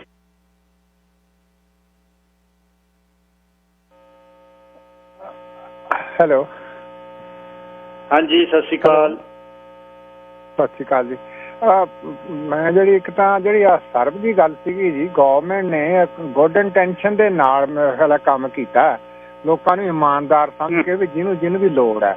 ਪਰ ਉਹਨਾਂ ਨੂੰ ਗਵਰਨਮੈਂਟ ਨੂੰ ਇਹ ਨਹੀਂ ਪਤਾ ਵੀ ਇੰਨੇ ਫਰਾਸਟਰ ਬੈਠੇ ਨੇ ਤੇ ਇੰਨਾ ਜ਼ਿਆਦਾ ਇਹ ਹੋ ਗਿਆ। ਹੁਣ ਇਹ ਹੋ ਗਿਆ ਤਾਂ ਹੁਣ ਮੈਨੇਜ ਕਰਨਾ ਬੜਾ ਔਖਾ ਹੋਣਾ। ਹੁਣ ਇੱਕ ਹੈ ਵੀ ਜਿਹੜੇ ਬੰਦੇ ਨੇ ਕੰਮਾਂ ਤੇ ਨਹੀਂ ਜਾ ਰਹੇ, ਜਿਹੜੇ ਇੱਥੇ ਕਮਾਈ ਕਰਦੇ ਨੇ $1400-1500 ਮਹੀਨੇ ਦਾ ਹੁੰਦਾ, ਉਹਨੂੰ 2000 ਘਰੇ ਬੈਠੇ ਕੰਮ ਤੇ ਕਿਉਂ ਜਾਣ। ਹੁਣ ਇਹਨਾਂ ਨੂੰ ਇੱਕ ਚੀਜ਼ ਚਾਹੀਦੀ ਹੈ, ਜਿਹੜੇ ਅੰਪਲਾਇਰ ਹੈ ਉਹ ਕਹਿੰਦਾ ਮੇਰੇ ਕੋਲ ਬੰਦੇ ਨਹੀਂ ਆ ਰਹੇ, ਉਹਨੂੰ ਕਹੋ ਵੀ ਮੇਰੇ ਬੰਦੇ ਆ ਜੀ ਮੈਂ ਮੰਗਾ ਰਿਹਾ ਬੰਦੇ, ਉਹਨੂੰ ਲਿਸਟ ਭੇਜੇ ਗਵਰਨਮੈਂਟ ਨੂੰ। ਇੱਦਾਂ ਜਿਹੜੇ ਬੰਦੇ ਕਲੇਮ ਕਰੀ ਜਾਂਦੇ 2000, ਉਹ ਕਹਿੰਦੇ ਮਹੀਨੇ ਦੇ ਮਹੀਨੇ ਰਿਪੋਰਟ ਦੇਣੀ ਪੈਂਦੀ ਆ ਵੀ ਸਾਨੂੰ ਅਸੀਂ ਕੰਮ ਹੈ ਨਹੀਂ ਗਾ। ਉਹਦੇ ਤੇ ਕਾਲਮ ਹੋਵੇ ਮੈਨੂੰ ਕੋਈ ਕਾਲ ਨਹੀਂ ਆ ਰਹੀ, ਮੇਰੇ ਕੋਲ ਕੋਈ ਕੰਮ ਨਹੀਂ ਹੈਗਾ। ਉਹ ਦੋਨੋਂ ਟੈਲੀ ਹੋ ਜਾਣਗੇ, ਆਪਣੇ ਪਤਾ ਲੱਗ ਜੂਗਾ। ਦੁਨੀਆ ਜਿਹੜੇ ਨਾ ਲਾ ਕੇ ਕੰਮਾਂ ਤੇ ਜਾਣੇ ਸ਼ੁਰੂ ਹੋ ਜਾਣਗੇ। ਦੂਜੀ ਗੱਲ ਜਿਹੜੀ ਆ ਗੱਡੀਆਂ ਦੀ ਇੰਸਪੈਕਸ਼ਨ ਹੈ, ਇਹ ਦੇਖੋ ਤੁਹਾਨੂੰ ਵੀ ਪਤਾ ਬਹੁਤ ਇੱਥੇ ਜਾ ਕੇ ਪ੍ਰੈਕਟੀਕਲ ਦੇਖਿਆ ਹੋਇਆ ਕੰਮ। ਇਹ ਗੱਡੀਆਂ ਦੇ ਵਿੱਚ ਤੇ ਉੱਥੇ ਜਿਹੜੇ ਬੇਰੀ ਤੋੜਦੇ ਨੇ ਉੱਥੇ ਸਾਰੇ ਜਦੋਂ ਆਉਂਦੇ ਆ ਨਾ ਚੈਕਿੰਗ ਵਾਲੇ, ਉਹਨਾਂ ਸਾਰੇ ਆਉਂਦੇ ਆ ਵੀ ਤੁਸੀਂ ਲੁਕ ਜਾਓ ਜੀ, ਤੁਸੀਂ ਆਹ ਹੋ ਜਾਓ ਜੀ। ਗੱਡੀਆਂ ਦੇ ਵਿੱਚ ਥੋੜਾ ਲੋਕਾਂ ਨੂੰ ਡਰ ਪੈ ਜਾਂਦਾ ਕੋਈ ਗੱਡੀ ਰੋਕ ਕੇ ਚੈੱਕ ਕਰਨ ਦਾ, ਗੱਡੀ ਕੋ ਕਦੀ ਫਿਟਨੈਸ ਨਹੀਂ ਦੇ, ਬੰਦੇ ਵੀ ਦੇਖਦੇ ਨੇ ਵੀ ਕਿਹੜੇ ਨੇ ਬੰਦੇ, ਇਹ ਦੂਜੇ ਵਿਜ਼ਟਰ ਨੇ ਜਾਂ ਤੁਹਾਡੇ ਇਹ ਉਹ ਨੇ। ਤੇ ਜਿਹੜੇ ਆਪਣੇ ਬੰਦੇ ਨੇ ਉਹਨਾਂ ਤੋਂ ਕੋਈ ਮਿਲਦਾ ਨਹੀਂ, ਜਿਹੜੇ ਦੂਜੇ ਪੈਨਸ਼ਨਰ ਵਗੈਰਾ ਦੂਜੇ ਹੁੰਦੇ ਕੈਸ਼ ਵਾਲੇ ਸਾਰੇ ਆਂਦੇ ਬੰਦੇ ਉੱਧਰ ਚੱਲਦੇ ਨੇ, ਤੇ ਉਹ ਜਿਹੜੇ ਚੈੱਕ ਕਰਨ ਜਾਂਦੇ ਆ ਰੇਡ ਪੈਂਦੇ, ਥੋੜਾ ਡਰ ਰਹਿੰਦਾ ਬੰਦੇ ਨੂੰ, ਭੈ ਰਹਿੰਦਾ। ਹੋਰ ਤਾਂ ਉੱਥੇ ਗੱਡੀ ਚੈਕਿੰਗ ਨਹੀਂ, ਜੇ ਇੰਸਪੈਕਸ਼ਨ ਵਾਲਾ ਕੰਮ ਹੈ ਉੱਥੇ ਜਾ ਕੇ ਕੋਈ ਬਹੁਤੀ ਵੱਡੀ ਗੱਲ ਨਹੀਂ ਹੋਣੀ। ਜਿਹੜੇ ਚੈੱਕ ਕਰਦੇ ਆ ਬੰਦੇ ਨਾ ਮੈਂਟਲੀ ਥੋੜਾ ਡਰ ਪੈ ਜਾਂਦਾ। ਆਹ ਉਹਦਾ ਚੰਗਾ, ਮੈਂ ਤਾਂ ਸਮਝਦਾ ਵੀ ਠੀਕ ਆ ਇਹ ਗੱਲ ਜੀ। ਅੱਗੇ ਸਤਿ ਸ਼੍ਰੀ ਅਕਾਲ ਜੀ। ਧੰਨਵਾਦ ਧਾਲੀਵਾਲ ਸਾਹਿਬ। Navir Kaur ji, line number 4। Hello, ਸਤਿ ਸ਼੍ਰੀ ਅਕਾਲ ਜੀ। ਸਤਿ ਸ਼੍ਰੀ ਅਕਾਲ ਜੀ। ਮੈਂ ਤਾਂ ਇਹ ਕਹਿਣਾ ਸੀ ਵੀ ਇਹ ਜਿਹੜਾ ਹੁਣ ਬੈਨੀਫਿਟ ਮਿਲਦਾ ਇਹਦੇ ਕਰਕੇ ਐਤਕੀ ਕਾਮਿਆਂ ਦੀ ਘਾਟ ਆ, ਕਿਉਂਕਿ ਅੱਗੇ ਵੀ ਮੇਰੀ ਪਹਿਲਾਂ 5-7-10 ਸਾਲ ਤੋੜਦੇ ਸੀ, ਕੋਈ ਵੈਸਟਰਨ ਨਹੀਂ ਸੀ ਆਉਂਦਾ, ਕੋਈ ਸੁਪਰ ਵੀਜੇ ਵਾਲਾ ਨਹੀਂ ਸੀ ਹੁੰਦਾ, ਉਦੋਂ ਵੀ ਬੇਰੀ ਟੁੱਟਦੀ ਸੀ। ਹੁਣ ਜਿਹੜੇ ਲੋਕੀ ਆ ਬੀਕਾਂ ਬਣਾਉਂਦੇ ਸੀਗੇ ਕੱਲੀ ਬੇਰੀ ਤੋੜ ਕੇ, ਉਹਨਾਂ ਨੂੰ ਹੁਣ 2 ਜਣਿਆਂ ਨੂੰ 1600 $1000 ਉਹ ਘਰੇ ਆਉਂਦਾ। ਅਗਲੇ ਕਹਿੰਦੇ ਅਸੀਂ ਬੇਰੀ ਤੋੜਨ ਦੀ ਲੋੜ ਹੀ ਨਹੀਂ। ਇਹ ਇਸ ਕਰਕੇ ਵੀ ਐਤਕੀ ਥੋੜੀ ਇਹ ਕਾਮਿਆਂ ਦੀ ਘਾਟ ਪਈ ਆ, ਨਹੀਂ ਤਾਂ ਅੱਗੇ ਵੀ ਤਾਂ ਬੇਰੀ ਟੁੱਟਦੀ ਸੀ ਹਰ ਸਾਲ, ਹਨਾ। ਤੇ ਹੁਣ ਕਈ ਲੋਕੀ ਆ ਜਿਹੜੇ ਐਵੇਂ ਲਈ ਜਾਂਦੇ ਆ, ਅਸੀਂ ਬਥੇਰਿਆਂ ਦਾ ਸਾਨੂੰ ਵੀ ਪਤਾ ਆ, ਹਨਾ। ਪਰ ਇਹ ਪਤਾ ਨਹੀਂ, ਇਹ ਕੁਛ ਹੋਣਾ ਨਹੀਂ ਚਾਹੀਦਾ। ਇਹ ਨਾ ਹੋਵੇ ਕਿ ਇਹ ਵੀ ਕੈਨੇਡਾ ਵੀ ਇੰਡੀਆ ਹੀ ਬਣ ਜਾਏ। Okay, thank you. ਧੰਨਵਾਦ ਜੀ। Charan Singh ji, line number 2। ਸਤਿ ਸ੍ਰੀ ਅਕਾਲ ਜੀ ਗਿੱਲ ਸਾਹਿਬ। ਸਤਿ ਸ਼੍ਰੀ ਅਕਾਲ ਜੀ ਜਨਾਬ। ਮੈਂ ਪਿਛਲੇ 10 ਸਾਲ ਤੋਂ ਬੇਰੀ ਤੋੜਦਾ ਜੀ, ਇੱਕੋ ਹੀ ਰੇਟ ਹੈ ਜੀ 45 ਸੈਂਟ ਹੀ ਮੇਰਾ ਤੋੜਨੇ ਦਾ, ਜਦ ਕਿ ਮਹਿੰਗਾਈ ਬਹੁਤ ਜ਼ਿਆਦਾ ਵੱਧ ਗਈ ਆ। ਅੱਛਾ ਜੀ। 12 ਘੰਟੇ ਬੇਰੀ ਤੋੜਨੀ ਪੈਂਦੀ ਆ ਜੀ, ਮੁਸ਼ਕਲ ਨਾਲ $50 ਮਸੀਂ ਬਣਦੇ ਆ ਜੀ, ਤਕਰੀਬਨ $4 ਘੰਟੇ ਦੇ ਜੀ। ਅਸੀਂ ਬਜ਼ੁਰਗ ਆਦਮੀ ਆ, ਲੱਕ ਟੁੱਟ ਜਾਂਦੇ ਜੀ, ਗੋਡੇ ਸਾਡੇ ਖਰਾਬ ਹੋ ਜਾਂਦੇ ਆ ਜੀ। 45 ਸੈਂਟ 10 ਸਾਲ ਦੇ ਵਿੱਚ ਰੇਟ ਹੀ ਨਹੀਂ ਵਧਾਇਆ ਜੀ ਫਾਰਮਾਂ ਨੇ, ਵੀ ਚਲੋ ਥੋੜਾ ਬਹੁਤ ਹੀ ਰੇਟ ਵਧਾਉਣਾ ਚਾਹੀਦਾ। 10 ਸਾਲ ਦੇ ਵਿੱਚ ਉਹਦਾ ਹੀ ਰੇਟ ਆ ਜੀ। ਜਿਹੜੀ ਅੱਜ ਤੋਂ 10 ਸਾਲ ਪਹਿਲਾਂ ਬੇਸਮੈਂਟ 500 ਨੂੰ ਮਿਲਦੀ ਸੀ, ਉਹ 1200 ਨੂੰ ਮਿਲਦੀ ਆ ਜੀ ਹੁਣ। ਬਿਲਕੁਲ ਮਿਲਦੀ ਆ। ਘਰ ਦਾ ਡਬਲ ਰੇਟ ਹੋ ਗਿਆ ਜੀ, ਜਿਹੜਾ 6 ਲੱਖ ਦਾ ਸੀ ਉਹ 12 ਲੱਖ ਦਾ ਹੋ ਗਿਆ ਹੁਣ। ਇੱਦਾਂ ਹੀ ਖਾਣ ਪੀਣ ਵਾਲਾ ਸਮਾਨ ਸਾਰਾ ਡਬਲ ਰੇਟ ਹੋ ਗਿਆ ਪਿਛਲੇ 10 ਸਾਲ 'ਚ ਜੀ। ਤਾਂ ਫਾਰਮਰ ਤਾਂ ਮੁਫਤ ਹੀ ਬੇਰੀ ਤੜਾਈ ਜਾਂਦੇ ਜੀ। ਹੁਣ ਕਹਿੰਦੇ ਲੇਬਰ ਨਹੀਂ ਮਿਲਦੀ ਸਾਨੂੰ। ਲੇਬਰ ਫਿਰ ਕੀ ਮਿਲਣੀ ਜਦ ਦੇਣਾ ਤਾਂ ਕੁਛ ਹੈ ਨਹੀਂ ਲੇਬਰ ਨੂੰ। ਕੋਈ ਵੀ ਬੇਰੀ ਤੋੜ ਕੇ ਖੁਸ਼ ਹੀ ਨਹੀਂ ਜਦ ਉਹਨੂੰ $4 ਘੰਟੇ 'ਚ ਕੌਣ ਬੇਰੀ ਤੋੜ ਦਊਗਾ ਜੀ। ਬਿਲਕੁਲ ਠੀਕ ਹੈ ਜੀ ਤੁਹਾਡੀ ਗੱਲ। ਕੁਝ ਰੇਟ ਵਧਾਉਣ ਦੀ ਕਾਰਨ ਜੀ ਸਰਕਾਰ ਦਾ ਵੀ ਫਰਜ਼ ਆ ਥੋੜਾ ਇਸ ਪਾਸੇ ਧਿਆਨ ਦੇਣ। ਜਾਂ ਤਾਂ ਘੰਟਿਆਂ ਦੇ ਹਿਸਾਬ ਨਾਲ ਬੇਰੀ ਤੜਾ ਲੈਣ, ਫਿਰ ਤਾਂ ਸਾਰੇ ਹੀ ਤੋੜ ਸਕਦੇ ਆ। ਉਹ ਫਿਰ ਪੀਸ ਭਰ ਗਿਆ ਜੀ, ਉਹ ਤੋਲ ਕੇ 45 ਸੈਂਟ ਦਿੰਦੇ ਆ। 45 ਸੈਂਟ ਦੇ ਵਿੱਚ $50 ਮਸੀਂ ਦਿਹਾੜੀ ਪੈਂਦੀ ਆ ਜੀ। ਠੀਕ ਹੈ, ਬਿਲਕੁਲ ਕੁਛ ਬਚਦਾ ਹੀ ਕੁਛ ਨਹੀਂ ਜੀ। Thank you. ਇੱਥੇ ਇੱਕ ਸੋਗਮਈ ਮੈਂ ਸੂਚਨਾ ਦੇ ਦਿਆਂ। ਜ਼ਿੰਦਗੀ ਦਾ ਵਿਸਾਹ ਕੋਈ ਨਹੀਂ। ਘਰ ਚੋਂ ਜੇ ਕੋਈ ਗਿਆ ਤਾਂ ਉਹਨੇ ਕਿਸ ਤਰ੍ਹਾਂ ਵਾਪਸ ਆਉਣਾ ਜਾਂ ਨਹੀਂ ਆਉਣਾ, ਇਹ ਰੱਬ ਜਾਣਦਾ।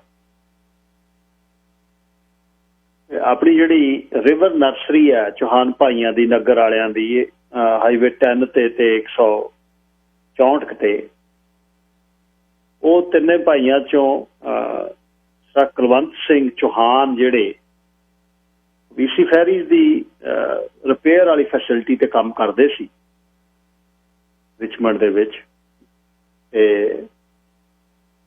ਰੱਬ ਜਾਣੇ ਸ਼ਿਫਟ ਖਤਮ ਹੋਈ 2:30 ਵਜੇ ਤੇ ਵਰਕਰ ਵਾਪਸ ਆ ਰਹੇ ਨੇ। ਕੰਮ ਕੋ ਚੱਕਣ ਚਕਈਆ ਕਰਨ ਗਏ ਤਾਂ ਪੈਰ ਕਿਤੇ ਸਲਿੱਪ ਹੋ ਗਿਆ ਤਾਂ ਉਹ ਉੱਥੇ ਪਾਣੀ 'ਚ ਡਿੱਗ ਪਏ।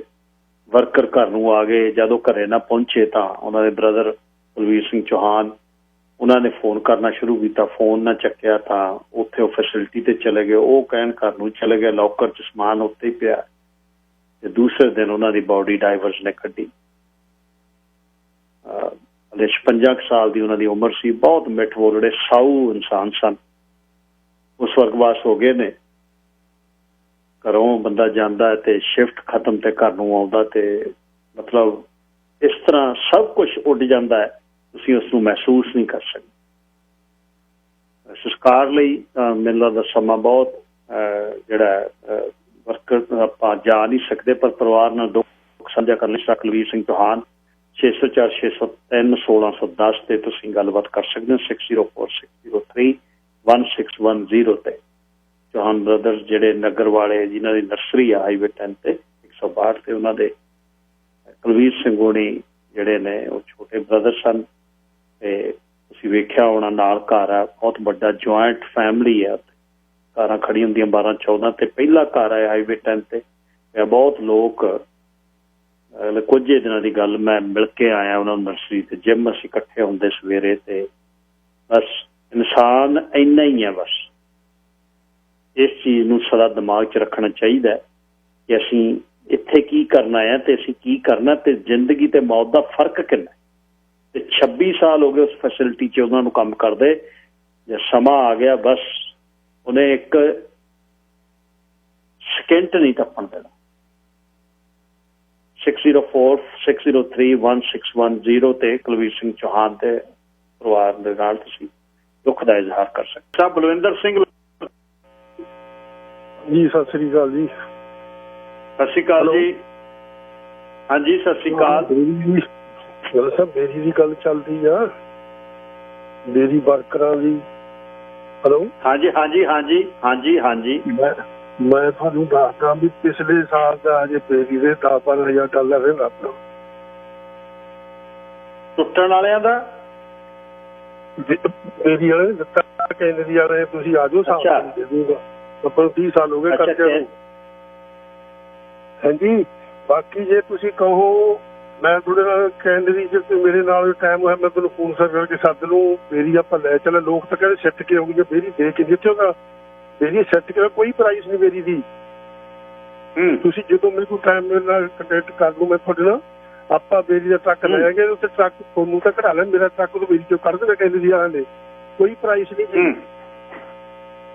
ਇਹ ਕਹਿੰਦੇ ਨਾ ਸਾਨੂੰ 45 ਸੈਂਟ ਅਸੀਂ 45 ਸੈਂਟ ਕੈਸ਼ ਦੇ ਕੇ ਵੀ ਸਾਨੂੰ ਮੇਰੇ ਕੋਲ ਪਿਛਲੇ ਅਸੀਂ ਘਾਹ ਜੀ 60 ਸੈਂਟ ਦਿੱਤੇ ਬਦਲੋ ਤੁਸੀਂ ਪਹਿਲਾਂ ਇੱਕ ਵੀਕ ਦਿੰਦੇ $70 ਵੀਕ ਦੇ ਵਿੱਚ ਉਦੋਂ ਅਜੇ ਬੇਰੀ ਦੀ ਲੋੜ ਹੁੰਦੀ ਆ ਉਹਦਾ ਟੁੱਟਦੀ ਘੱਟ ਆ ਤੇ ਉਦੋਂ ਬਾਅਦ 90 ਸੈਂਟ ਤੇ ਲਿਆਉਂਦੇ ਆ।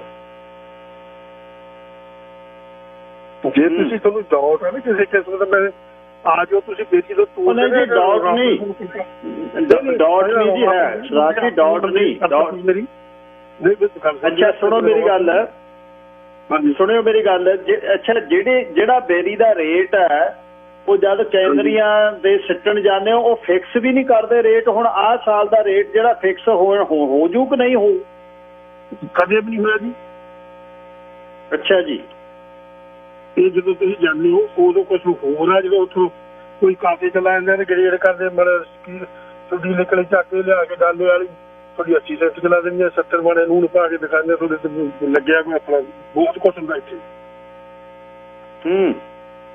ਜੇ ਤੁਸੀਂ ਮੈਂ ਤੁਹਾਡੇ ਕੋਲ ਟਾਈਮ ਨਾ ਰੌਲਾ ਪਾਉਂਦੇ ਅਸੀਂ ਸਾਨੂੰ 45 ਸੈਂਟ ਮੈਂ ਤੈਨੂੰ ਫੋਨ ਕਰ ਲੂ ਕਹਿ ਕਿਸੇ ਫਾਰਮ 'ਚ ਗੇੜੇ ਦਵਾ ਦੂ ਜੇ ਫਾਰਮ 'ਚ ਬੰਦਾ ਲੱਭ ਗਿਆ ਜੇ ਸਾਰੇ ਝਾਂਗਿਆਂ 'ਚ ਵੜ ਜਾਣ ਲੁੱਕ ਜਾਣ ਇਹ ਸਾਰੇ ਚੋਰ ਨੇ।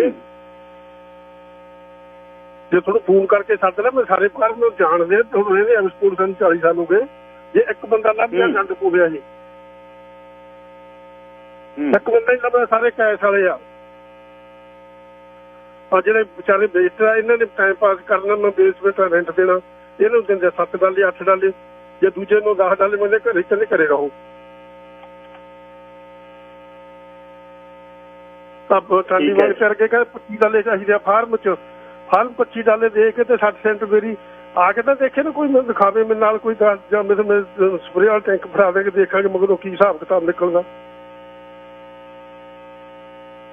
ਗੱਲਾਂ ਕੁਛ ਹੋਰ ਨੇ ਕਰਨਾ ਪੈਂਦਾ ਆਪ ਫੇਰ ਗੱਲ ਪਕੜ ਕੇ ਸਾਹਿਬ ਆਪਾਂ ਪਿੰਡਾਂ ਤੋਂ ਅੱਛਾ ਸਰ ਜੀ ਮੈਨੂੰ ਐ ਦੱਸੋ ਬਈ ਹੁਣ ਫਿਰ ਜਿਆਦੇ ਘਾਟੇ ਦਾ ਸੌਦਾ ਕਿੰਨਾ ਚਿਰ ਫਾਰਮਰ ਫਾਰਮਿੰਗ ਕਰੂਗਾ? ਔਰ ਨਵੇਂ ਬੰਦੇ ਲਈ ਤਾਂ ਸਿਰ ਤੋਂ ਪਾਣੀ ਹੋ ਗਿਆ ਜੀ। ਪੁਰਾਣੇ ਬੰਦੇ ਜਿਵੇਂ ਫੂਡ ਕਰਦੇ ਉਹ ਜ਼ਮੀਨ ਦਾ ਖਰਚੇ ਲਈ ਹੋਈ ਹੈ ਪ੍ਰਾਪਰਟੀ। ਨਵਾਂ ਬੰਦੇ ਨੂੰ ਜਿਹੜੇ ਟਰੱਕ ਚਲਾਉਂਦੇ ਉਹਨਾਂ ਲਈ ਉਹਨੂੰ ਟਰੱਕ ਪਾਰ ਕਰਨਾ ਔਖਾ ਉਹ ਲੈਂਦੇ ਆ ਜੇ 5 ਏਕੜ ਦੇ 10 ਏਕੜ ਦੇ ਤਾਂ ਜਿਹਦੇ ਨਾਲ ਘਰ ਆਉਂਦਾ ਵਾ ਅਗਲਾ ਕਹਿੰਦਾ ਕਿ ਉਹਨਾਂ ਕੋਲ 10 ਏਕੜ ਲੈ ਜੀ ਟਰੱਕ ਕਢਾਵਾਂਗੇ।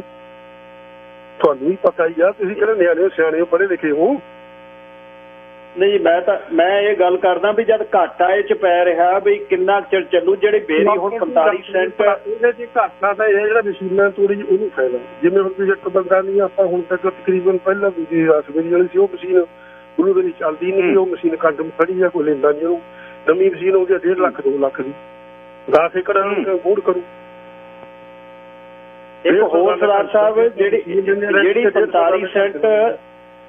45 ਸੈਂਟ ਤੋੜਨ ਦੇ ਲੈਣੇ ਆ 60 ਸੈਂਟ ਨੂੰ ਵਿਕਦੀ ਆ ਜੀ ਉਹ, ਤੇ ਪਿਛਲੇ ਸਾਲ ਦੀ ਬੇਰੀ ਦੇ ਪੈਸੇ ਮਿਲ ਗਏ ਤੁਹਾਨੂੰ? ਮੈਂ ਤੁਹਾਨੂੰ ਕਹਿੰਦਾ ਵੀ ਇਹ ਰੇਲਾ ਲਾ 12,000 ਨਾਲ ਆਪਣਾ ਆ ਜਾਓ, ਮੈਂ ਤੁਹਾਨੂੰ ਦਿਖਾ ਦੂੰ ਆਪਾਂ ਟਾਈਮ ਦਾ ਫੋਨ ਹੈ ਤੁਹਾਡੇ ਕੋਲ ਹੈਗਾ।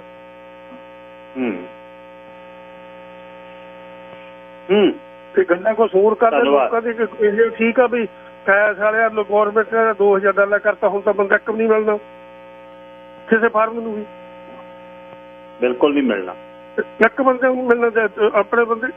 ਇਹ ਉਹ ਨਾ $100-150 ਦੀ ਬੇਰੀ ਇਹ ਤੋੜ ਜਿਹੜੀ ਡਿਊਕ ਆ, ਹਰੇਕ ਬੰਦਾ ਲੇਰਾ ਮਾਰੀ ਜਾਂਦੇ ਆ। ਇਹ ਜਦੋਂ ਪੂਰੀ ਹੁੰਦੀ ਆ ਨਾ 100 ਤੋਂ ਘੱਟ ਕੋਈ ਨਹੀਂ ਮੁੜਦਾ, ਜਦੋਂ ਘੰਟੇ ਜ਼ਰੂਰ ਬਦਲਾਉਣੇ ਪੈਂਦੇ ਆ। 100-150 $200 $300 ਦੀ ਤੋੜਦੇ ਲੋਕ ਇਹ ਇਹਦਾ ਰੌਲਾ ਪਾਉਣ ਤੁਹਾਡੇ ਕੋਲੇ ਲੈ ਲੈਂਦੇ ਪੈਨਸ਼ਨਾਂ। ਤੇ ਕੋਈ ਜਾਣ ਕੇ ਆ ਕੇ ਦੱਸਦਾ ਨਹੀਂ, ਜੇ ਕੋਈ ਟਾਈਮ ਹੈ ਤਾਂ ਆਪਾਂ ਮੈਂ ਲੈ ਚਲ ਜਿਹੜੇ ਫਾਰਮ ਦਿਖਾ ਦੂੰਗਾ, ਜੇ ਭੱਜ ਨਾ ਲੋਕਾਂ ਸਾਰੇ ਇਹ। ਓਕੇ ਜੀ, ਮਿਹਰਬਾਨੀ। ਆਹੋ ਜੇ ਟਾਈਮ ਆ ਦੇਖ ਲੈ ਮੂਹਰੇ ਆਉਣੀਆਂ ਤੇਰੀ ਦਿਖਾ ਦੇਗੇ, ਚੱਲ ਪੈਣਗੇ ਸਾਡਾ। ਆਊਗਾ ਜੀ, ਆ ਜਾਊਗਾ ਮੈਂ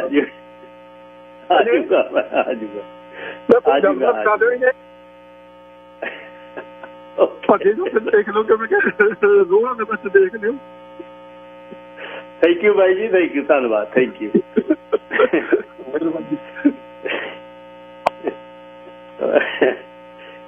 ਸੱਥ ਦਾ ਫਿਰ ਜਦ ਸੱਥ 'ਚ ਗੱਲ ਚੱਲਦੀ ਹੈ ਨਾ, ਇਉਂ ਅਗਲਾ ਬੌਕਰ ਫੇਰ ਕੇ ਤੁਰ ਜਾਂਦਾ। ਦੇਖਿਆ ਫੇਰ ਵੀ ਬੌਕਰ ਸੱਚ ਗੱਲ ਜਿਹੜੀ ਹੈ ਨਾ, ਪਰ ਸੱਚ ਦਾ ਸਟਾਈਲ ਇਹ ਹੈ।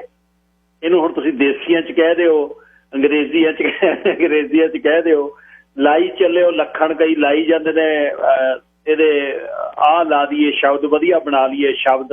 ਇੱਕ ਭਾਈ ਸਾਹਿਬ ਹੁੰਦੇ ਸੀ ਰੇਡੀਓ ਤੇ, ਵਧੀਆ ਸ਼ਬਦ ਬਣਾਉਣੇ ਉਹਦੇ ਗੱਲਾਂ ਹੀ ਭੁੱਲ ਜਾਂਦੇ ਹੁੰਦੇ ਸੀ ਅੱਗੇ 10 ਸਾਲ ਪਹਿਲਾਂ। ਉਹਨੇ ਅੱਧੀ ਸੰਸਕ੍ਰਿਤ ਬੋਲਣੀ, ਅੱਧੀ ਹਿੰਦੀ ਬੋਲਣੀ, ਤੇ ਉਹਨੇ ਗੱਲ ਭੁੱਲ ਜਾਣੀ। ਕਈ ਅੰਗਰੇਜ਼ੀ ਵਿੱਚ ਬੋਲਦੇ ਨੇ ਉਹ ਕਹਿੰਦੇ ਵੀ ਇਹਦੇ ਨਾਲ ਵਧੀਆ ਗੱਲ ਬਣਦੀ ਹੈ, ਤੇ ਉਹ ਕਹਿੰਦੇ ਬਾਕੀ ਲਾਣਾ ਦੇਸੀ ਆ। ਇੱਕ ਕਹਿੰਦੇ ਡਿਗਰੀਆਂ ਲਿਆਓ। ਮੈਂ ਵੀ ਹੁਣ ਪੰਜਾਬ ਯੂਨੀਵਰਸਿਟੀ ਜਾਂ ਪੰਜਾਬੀ 'ਚ ਨਾ ਇੱਕ ਡਿਗਰੀ ਲੈਣੀ ਹੈ ਡਾਕਟਰ ਵਾਲੀ, ਇੱਥੋਂ ਕੋਰਸ ਹੋਣ ਲੱਗ ਗਿਆ। ਮੈਂ ਵੀ ਹੁਣ ਡਾਕਟਰ ਲਾਉਣਾ ਨਾਲ। ਮਕਾਨ ਸਿੰਘ ਜੀ, ਲਾਈਨ ਨੰਬਰ 4।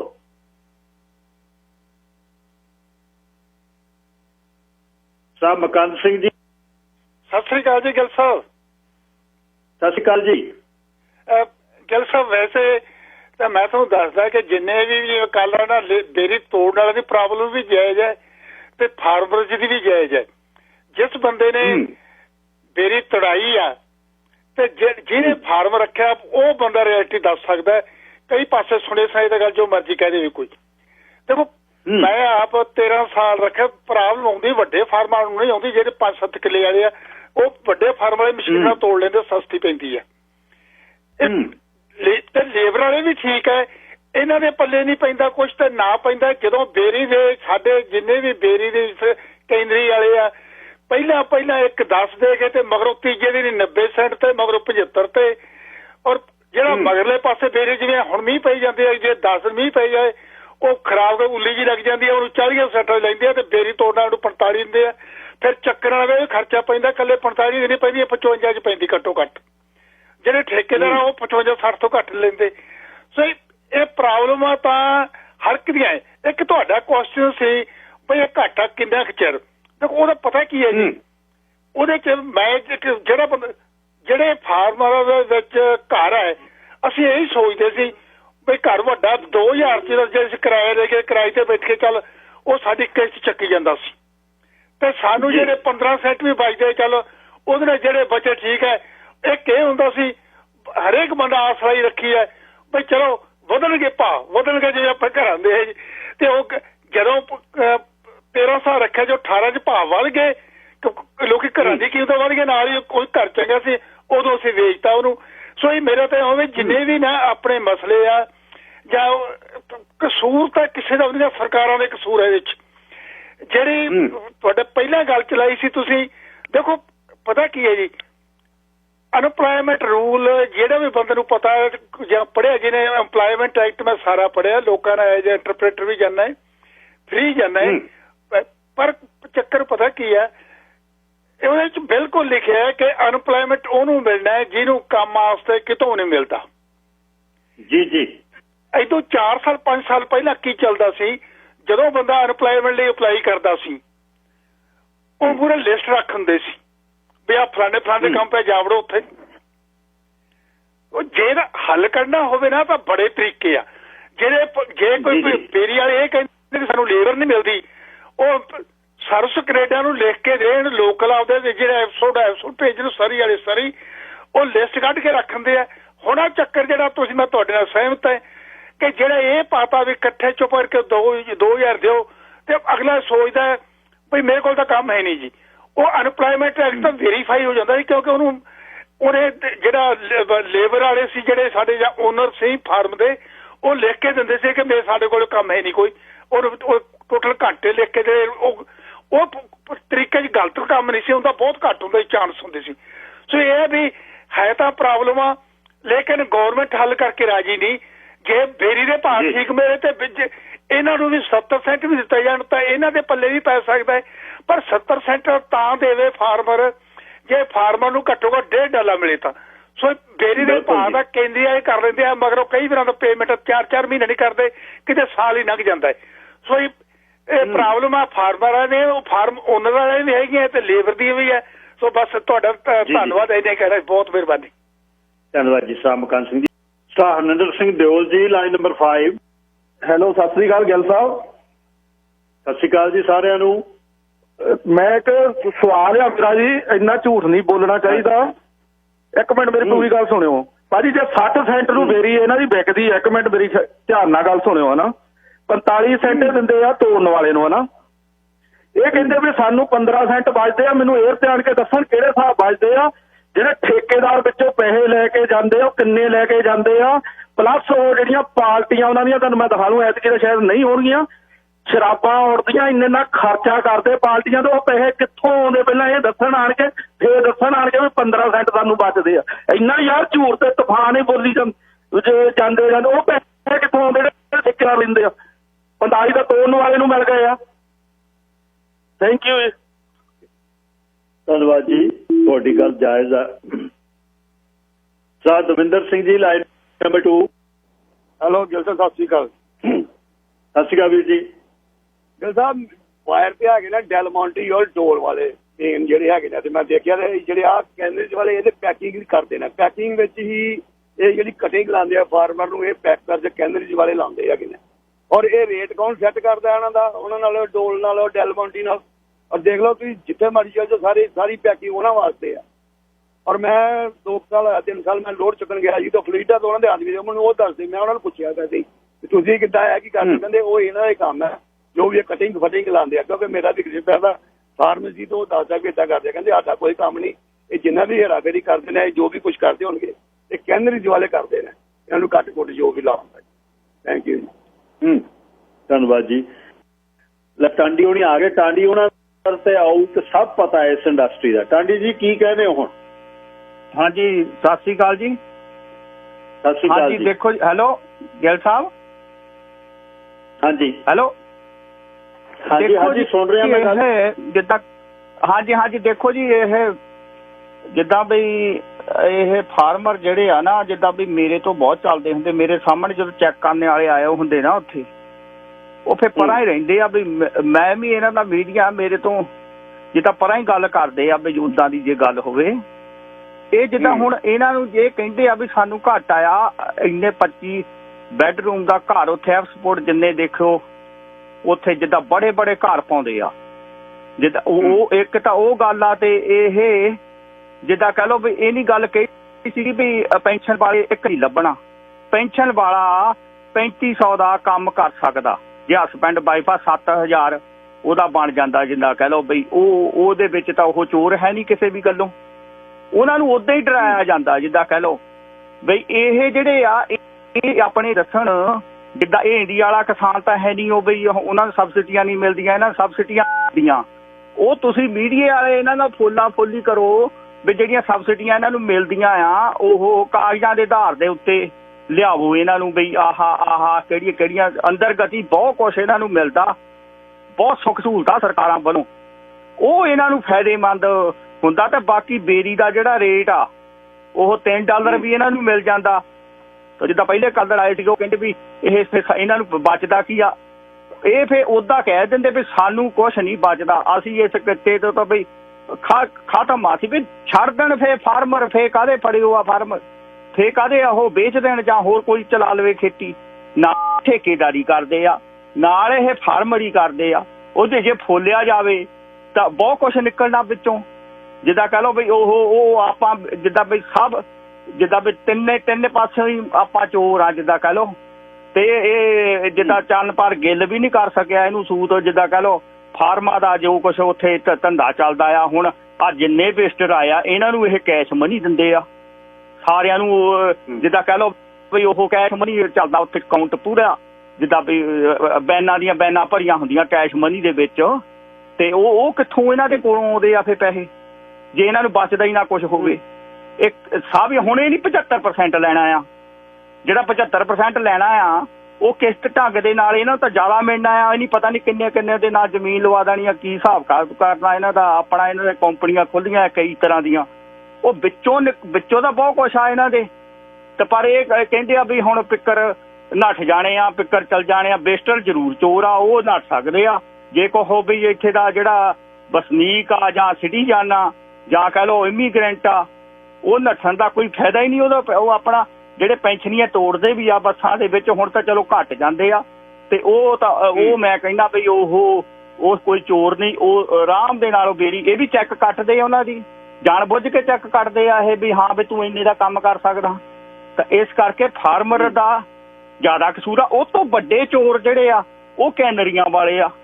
ਕੈਨਰੀਆਂ ਵਾਲੇ ਜਿਹੜੇ ਆ ਉਹ ਰੇਟ ਸਿੱਟ ਦਿੰਦੇ ਆ। ਜਦੋਂ ਉਹਨਾਂ ਦਾ ਪਹਿਲਾਂ ਜਿਹਨੇ ਸਿੱਟ ਲਈ ਤੇ ਉਹਨਾਂ ਦੇ ਫਿਰ ਗਾਂਹ ਤੋਂ ਗਾਂਹ ਫਿਰ ਉਹਨਾਂ ਦੀਆਂ ਗਾਂਹ ਜਿੱਦਾਂ ਕਹਿ ਲਓ ਬਾਹਰ ਉਹਨਾਂ ਦੀ ਜਾਂਦੀ ਬੇਰੀ, ਉਹ ਕੀ ਕੈਨਰੀਆਂ 'ਚ ਕਰਦੇ ਆ, ਕੀ ਧੰਦਾ ਕਰਦੇ ਆ, ਉਹ ਸਾਨੂੰ ਆਪ ਨੂੰ ਨਹੀਂ ਪਤਾ। ਇਹ ਮੀਡੀਆ ਨੂੰ ਪਤਾ ਕਰਨਾ ਚਾਹੀਦਾ ਵੀ ਚੱਕਰ ਕੀ ਆ, ਕੈਨਰੀ ਚੱਲੀ ਜਾਂਦੀ ਆ ਵੀ ਇਹਦੇ ਪਿੱਛੇ ਕੀ ਰਾਜ ਆ। ਇਹ ਰਾਜ ਬਹੁਤ ਕੁਛ ਆ। ਸਬਸਿਡੀਆਂ ਦਾ ਤਾਂ ਜ਼ਰੂਰ ਮੀਡੀਆ ਨੂੰ ਮੈਂ ਬੇਨਤੀ ਕਰਦਾ ਵੀ ਉਹ ਲਿਆਉਣ ਸਬਸਿਡੀਆਂ ਕਿਹੜੀਆਂ ਮਿਲਦੀਆਂ ਇਹਨਾਂ ਨੂੰ, ਉਹ ਦੱਸਦੇ ਨੇ। ਨਹੀਂ ਘਾਟਾ ਹੀ ਸ਼ੋਅ ਕਰਨਾ ਵੀ ਘੱਟ ਸਾਨੂੰ ਆਪਾਂ ਘੱਟ ਗਏ ਇਸ ਕਰਕੇ ਆ।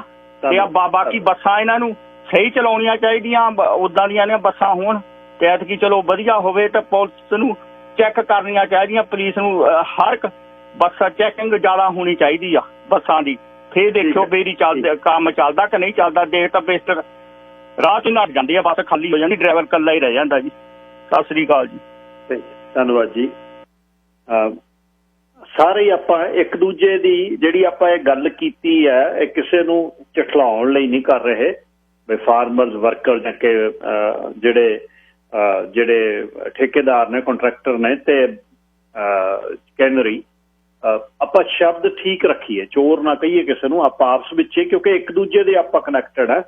ਇਹ ਨਾ ਕਹੀਏ ਆਪਾਂ ਵੀ ਇਸ ਤਰ੍ਹਾਂ ਨਹੀਂ ਗੱਲ। ਆਪਣਾ ਬਿਜ਼ਨਸ ਹੈ, ਸਾਰੇ ਆਪ ਕਰ ਰਹੇ ਨੇ, ਇਹ ਗੱਲ ਠੀਕ ਹੈ।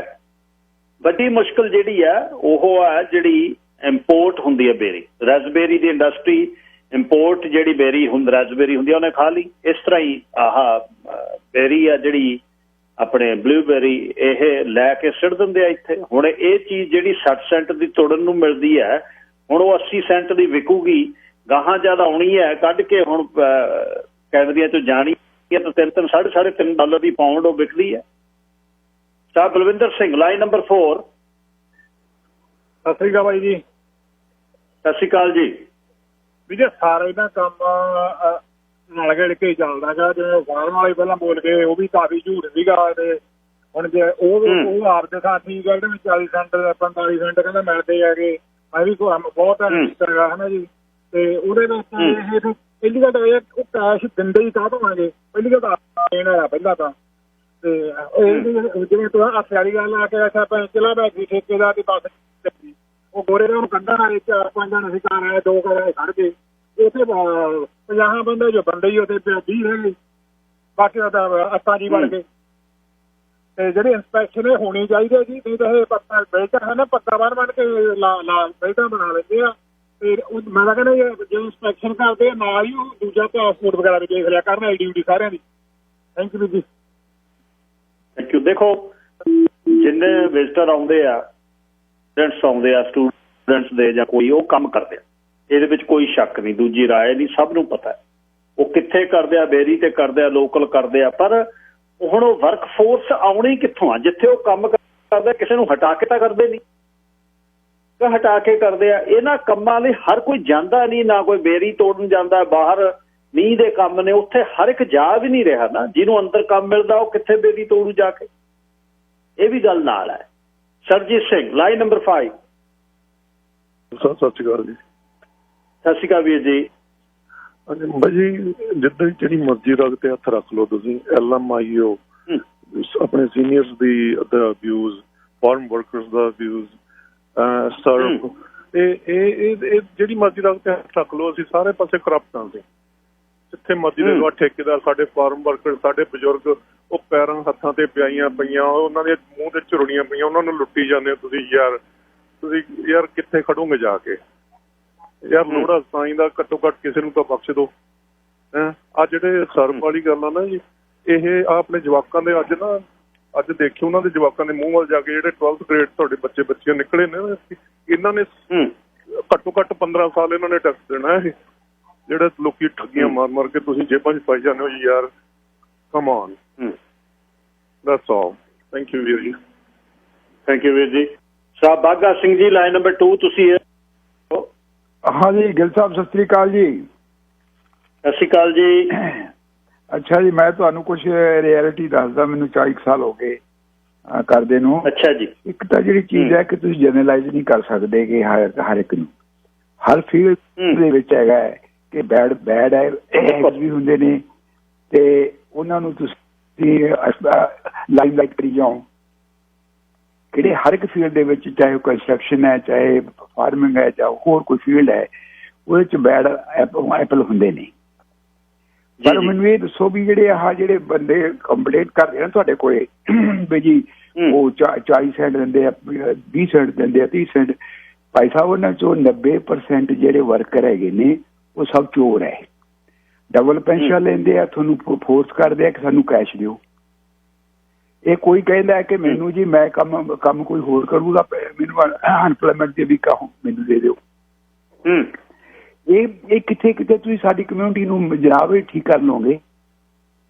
ਮੈਨੂੰ 40 ਇਅਰਸ ਹੋ ਗਏ ਨੇ। ਅਸੀਂ ਹੁਣ ਐਡਵਰਟਾਈਜ਼ ਕਰਦੇ ਹਾਂ, ਅਸੀਂ ਲਾਸਟ ਈਅਰ 65 ਸੈਂਟ ਦਿੰਦੇ ਸੀ ਮੇਰੀ ਤੋੜ ਦੇ, ਐਤਕੀ ਐਡਵਰਟਾਈਜ਼ ਕਰਦੇ 70 ਸੈਂਟ ਦਿੰਦੇ ਹੈ। ਉੱਥੇ ਪੇਪਰ ਚੱਕ ਕੇ ਦੇਖ ਲੈਣ ਪੰਜਾਬੀ ਪੱਤਰਕਾਰ 'ਚ। ਤੇ ਇਹ ਹੁਣ ਗੱਲਾਂ ਜਿਹੜੀਆਂ ਹੈਗੀਆਂ ਨਾ ਕਰਦੇ ਆ ਲੋਕ, ਤੁਹਾਡੇ ਇੱਕ ਬੰਦਾ ਆਮ ਕਰਦਾ ਹੈ ਟਾਂਡੀ ਮੰਗਦਾ, ਇਹਨੂੰ ਪਤਾ ਕਿਹੜੀ ਗ੍ਰਾਂਟ ਮਿਲਦੀ ਹੈ। ਅੱਜ ਮੇਰੇ ਕੋਲ ਮੈਂ ਇਹਨੂੰ $1000 ਦੇਊਂਗਾ ਤੇ ਮੈਨੂੰ ਸ਼ੋਅ ਕਰੇ ਵੀ ਕਿਹੜੀ ਗ੍ਰਾਂਟ ਮਿਲਦੀ ਹੈ। ਇਹ ਲੋਕ ਐਵੇਂ ਅਨਸੈਸਰੀ ਗੱਲਾਂ ਬਣਾਈ ਜਾਂਦੇ ਆ। ਐਵੇਂ ਹਰ ਇੱਕ ਜਿਹੜਾ ਬੰਦਾ ਝੂਠਾ ਹੈ ਉਹ ਡਬਲ ਝੂਠ ਬੋਲੂਗਾ, ਉਹ ਦੂਜਿਆਂ ਨੂੰ ਵੀ ਐਕਸਪਲੋਇਟ ਕਰਦਾ ਹੈ। ਹੁਣ ਦੇਖੋ ਜੀ, ਹਾਂ ਝੂਠੇ ਵਿਆਹ ਕਰਾਈ ਜਾਂਦੇ, ਉਹ ਸਾਰੇ ਕਰੀ ਜਾਂਦੇ ਆ ਜੀ। ਐਂ ਕਹਦੇ ਉਹ ਫਲਾਣੇ ਦੇ ਕਰਦੇ, ਸਾਰੇ ਹੀ ਕਰੀ ਜਾਂਦੇ ਆ ਜੀ। ਇਹ ਤਾਂ ਅਸੀਂ ਸਾਡੀ ਕਮਿਊਨਿਟੀ ਤਾਂ ਰੱਬ ਹੀ ਰੱਖਾ ਹੈ। ਤੁਸੀਂ ਹੁਣ 15-20 ਸਾਲ ਹੋ ਗਏ ਤੁਹਾਨੂੰ ਆਇਆ ਨੂੰ। ਮੈਂ ਕਦੇ ਫੋਨ ਨਹੀਂ ਕਰਦਾ ਹੁੰਦਾ ਸੀ। ਮੈਂ ਐਸੋਸੀਏਸ਼ਨ ਦਾ ਪ੍ਰੈਜ਼ੀਡੈਂਟ ਜਿਹੜੀ ਹੈ BC ਰੈਸਪੀਰੇਟਰੀ ਐਸੋਸੀਏਸ਼ਨ ਦਾ। ਪਰ ਦੇਖੋ ਇਹ ਸਾਡੀ ਕਮਿਊਨਿਟੀ 'ਚ ਕਿਉਂ ਇਹੋ ਜਿਹੀਆਂ ਗੱਲਾਂ ਕਿਉਂ ਹੈਗੀਆਂ ਨੇ? ਅਸੀਂ ਕੀ ਸਿਵਲਾਈਜ਼ ਨਹੀਂ ਗਏ ਕਿ ਸਾਡੇ 'ਚ ਕੋਈ ਐਥਿਕਸ ਵਾਲੀ ਗੱਲ ਨਹੀਂ ਹੈ? ਇਹਨਾਂ ਨੂੰ ਇਹ ਤਾਂ ਪੁੱਛੋ ਵੀ ਤੁਸੀਂ ਐਥਿਕਸ ਵਾਲੀ ਕਰਤਾ ਕਰੋ ਨਾ। ਤੁਸੀਂ ਜਾਣਦੇ ਹੋ ਪੈਨਸ਼ਨ ਜਾਂਦੇ ਆ, ਡਬਲ ਪੈਨਸ਼ਨ ਲੈਂਦੇ ਨੇ। ਹੁਣ ਮੈਨੂੰ ਦੱਸੋ, ਮੈਨੂੰ ਤਾਂ ਪੈਨਸ਼ਨ ਮਿਲਦੀ ਹੈ 670-80 ਮਿਲਦੇ ਆ, ਇਹ ਲੈਂਦੇ 14 ਲਈ ਜਾਂਦੇ ਨੇ। ਉਹ ਕੋਈ ਸ਼ੋਅ ਨਹੀਂ ਕਰਦੇ, ਘਰ ਕਿਸੇ ਨਾਲ ਮੁੰਡਿਆਂ ਦੇ ਨਾਲ ਲਵਾਤਾ ਤੇ ਪੈਨਸ਼ਨ ਸਾਡੇ ਕੋਲ ਇਨਕਮ ਹੈ ਨਹੀਂ, ਸਾਡੇ ਕੋਲ ਕੀ ਹੈ? ਇਹੀ ਜਿਹੀਆਂ ਗੱਲਾਂ ਸਭ ਤੁਸੀਂ ਜਾਣਦੇ ਹੋ। ਨਾਲੇ ਮੇਰਾ ਖਿਆਲ ਹੈ ਇਹ ਸਭ ਚੀਜ਼ਾਂ ਵੀ ਜਿਹੜਾ ਕੁਛ ਸਾਡੀ ਕਮਿਊਨਿਟੀ 'ਚ ਹੋ ਰਿਹਾ ਨਾ, ਇਟਸ ਨਾਟ ਰਾਈਟ। ਤੁਸੀਂ ਜਾਂ ਮੈਨੂੰ ਦੱਸ ਦਿਓ ਵੀ ਰਾਈਟ ਹੈਗਾ ਇਹ, ਚਾਹੇ ਕੋਈ ਬੰਦਾ ਕਹੇ ਵੀ ਹਾਂ ਅਸੀਂ ਰਾਈਟ ਹੈ, ਮੋਰਲੀ ਰਾਈਟ ਹੈ, ਕਿ ਅਸੀਂ ਤੇ ਐਥੀਕਲੀ ਰਾਈਟ ਹੈਗੇ ਹਾਂ। ਇਹ ਸਭ ਸਟੋਰੀਆਂ ਬਣਾ ਲੈਂਦੇ ਨੇ। ਜਿੰਨੇ ਮੇਰੇ ਕੋਲ ਪੈਨਸ਼ਨਰ ਆਉਂਦੇ ਨੇ, ਜਿੰਨੇ ਆਹ ਤੁਹਾਡੇ ਵਿਜ਼ਟਰ ਨੇ, ਸਭ ਕਹਿੰਦੇ ਉਹ ਕੈਸ਼ ਦਿਓ ਜੀ। ਉਹ ਫਾਰਮਰ ਦਾ ਹੁਣ ਕਿਹਨੇ ਇਨਵੈਸਟਮੈਂਟ ਕਰੀ ਹੈ, ਉਹ ਮਰਦਾ ਕਿਉਂ ਨਹੀਂ ਦੇਊਗਾ? ਦੂਸਰੀ ਗੱਲ ਇਹ ਰਹੀ कि साडी कम्यूनिटी जिवें आलू इंडिया च आलूआं दी बुरी हालत होई सी, ਉਹੀ ਗੱਲ ब्लूबेरी ਦੀ ਹੋ ਗਈ। ਅੱਜ ਤੋਂ 40 ਸਾਲ ਪਹਿਲਾਂ ਇੱਥੇ ਐਕਸਪੋਰਟ ਦੇ ਵਿੱਚ ਗੋਰਿਆਂ ਦੇ 2 ਛੋਟੇ ਫਾਰਮਰ ਹੁੰਦੇ ਸੀ, ਹੁਣ ਅਪ ਟੂ ਚਲਾਵੇ ਕੋਈ ਟੱਪ ਕੇ ਲੈ ਕੇ ਰਿਚਮੰਡ ਤੋਂ ਇਹ ਦੇਖਦੇ ਨਹੀਂ ਵੀ ਹਾਂ ਇਹ ਵਾਇਬਲ ਹੈ, ਬਿਜ਼ਨਸ ਹੈ ਕਿ ਨਹੀਂ ਹੈਗਾ। ਸੇਮ ਚੀਜ਼ ਟਰੱਕਾਂ ਸੀਗੀ, ਉਹ ਕਹਿੰਦੇ ਵੀ ਜਿਹੜਾ ਅੰਡਰ ਕੱਟ ਕਰੀ ਜਾਓ। ਇਹ ਚੀਜ਼ਾਂ ਇਹ ਜਿਹੜੀਆਂ ਸੋਚਣ ਵਾਲੀਆਂ ਹੈ ਕਮਿਊਨਿਟੀ ਨੂੰ, ਪਰ ਅਸੀਂ ਤਾਂ ਸੋਚਦੇ ਹਾਂ ਵੀ ਮੇਰਾ ਠੀਕ ਆ ਜੀ, ਮੈਂ ਜੋ ਮਰਜ਼ੀ ਕਰੀ ਜਾਵਾਂ, ਮੈਂ ਝੂਠ ਬੋਲੀ ਜਾਵਾਂ। ਫਿਰ ਲੇਬਲ ਲਾਉਣੇ, ਅਸੀਂ ਸਾਰਿਆਂ ਨੂੰ ਲੇਬਲ ਲਾ ਦਿੰਦੇ ਹਾਂ ਜੀ। ਇਹ ਇਸ ਕਰਕੇ ਆ ਵੀ ਤੁਸੀਂ ਇਹਨਾਂ ਨੂੰ ਕਹੋ ਵੀ ਰੱਬ ਦੇ ਵਾਸਤੇ ਪੰਜਾਬੀਓ, ਰੱਬ ਦੇ ਵਾਸਤੇ ਕੋਈ ਸੱਚ ਤੇ ਖੜਚੋ, ਕੋਈ ਮੋਰਲ ਵੀ ਮੋਰੈਲਿਟੀ ਵੀ ਕੋਈ ਚੀਜ਼ ਹੁੰਦੀ ਹੈ। ਰਿਲੀਜਨ ਤਾਂ ਇਹਨਾਂ ਨੇ ਛੱਡ ਹੀ ਦਿੱਤਾ, ਰਿਲੀਜਨ ਨੂੰ ਕੋਈ ਗੱਲ ਨਹੀਂ, ਸਭ 100% ਝੂਠ ਬੋਲੀ ਜਾਂਦੇ ਨੇ, ਕੋਈ ਰਿਲੀਜਨ ਦੀ ਪਕੜ ਹੀ ਨਹੀਂ ਗੀ। ਜੇ ਸਾਡੇ ਤੇ ਰਿਲੀਜਨ ਦੀ ਪਕੜ ਹੁੰਦੀ ਨਾ ਸਿੱਖ ਕੌਮ ਤੇ, ਤਾਂ ਸਾਡੀ ਹਾਲਤ ਇਹ ਨਹੀਂ ਹੋਣੀ ਸੀ।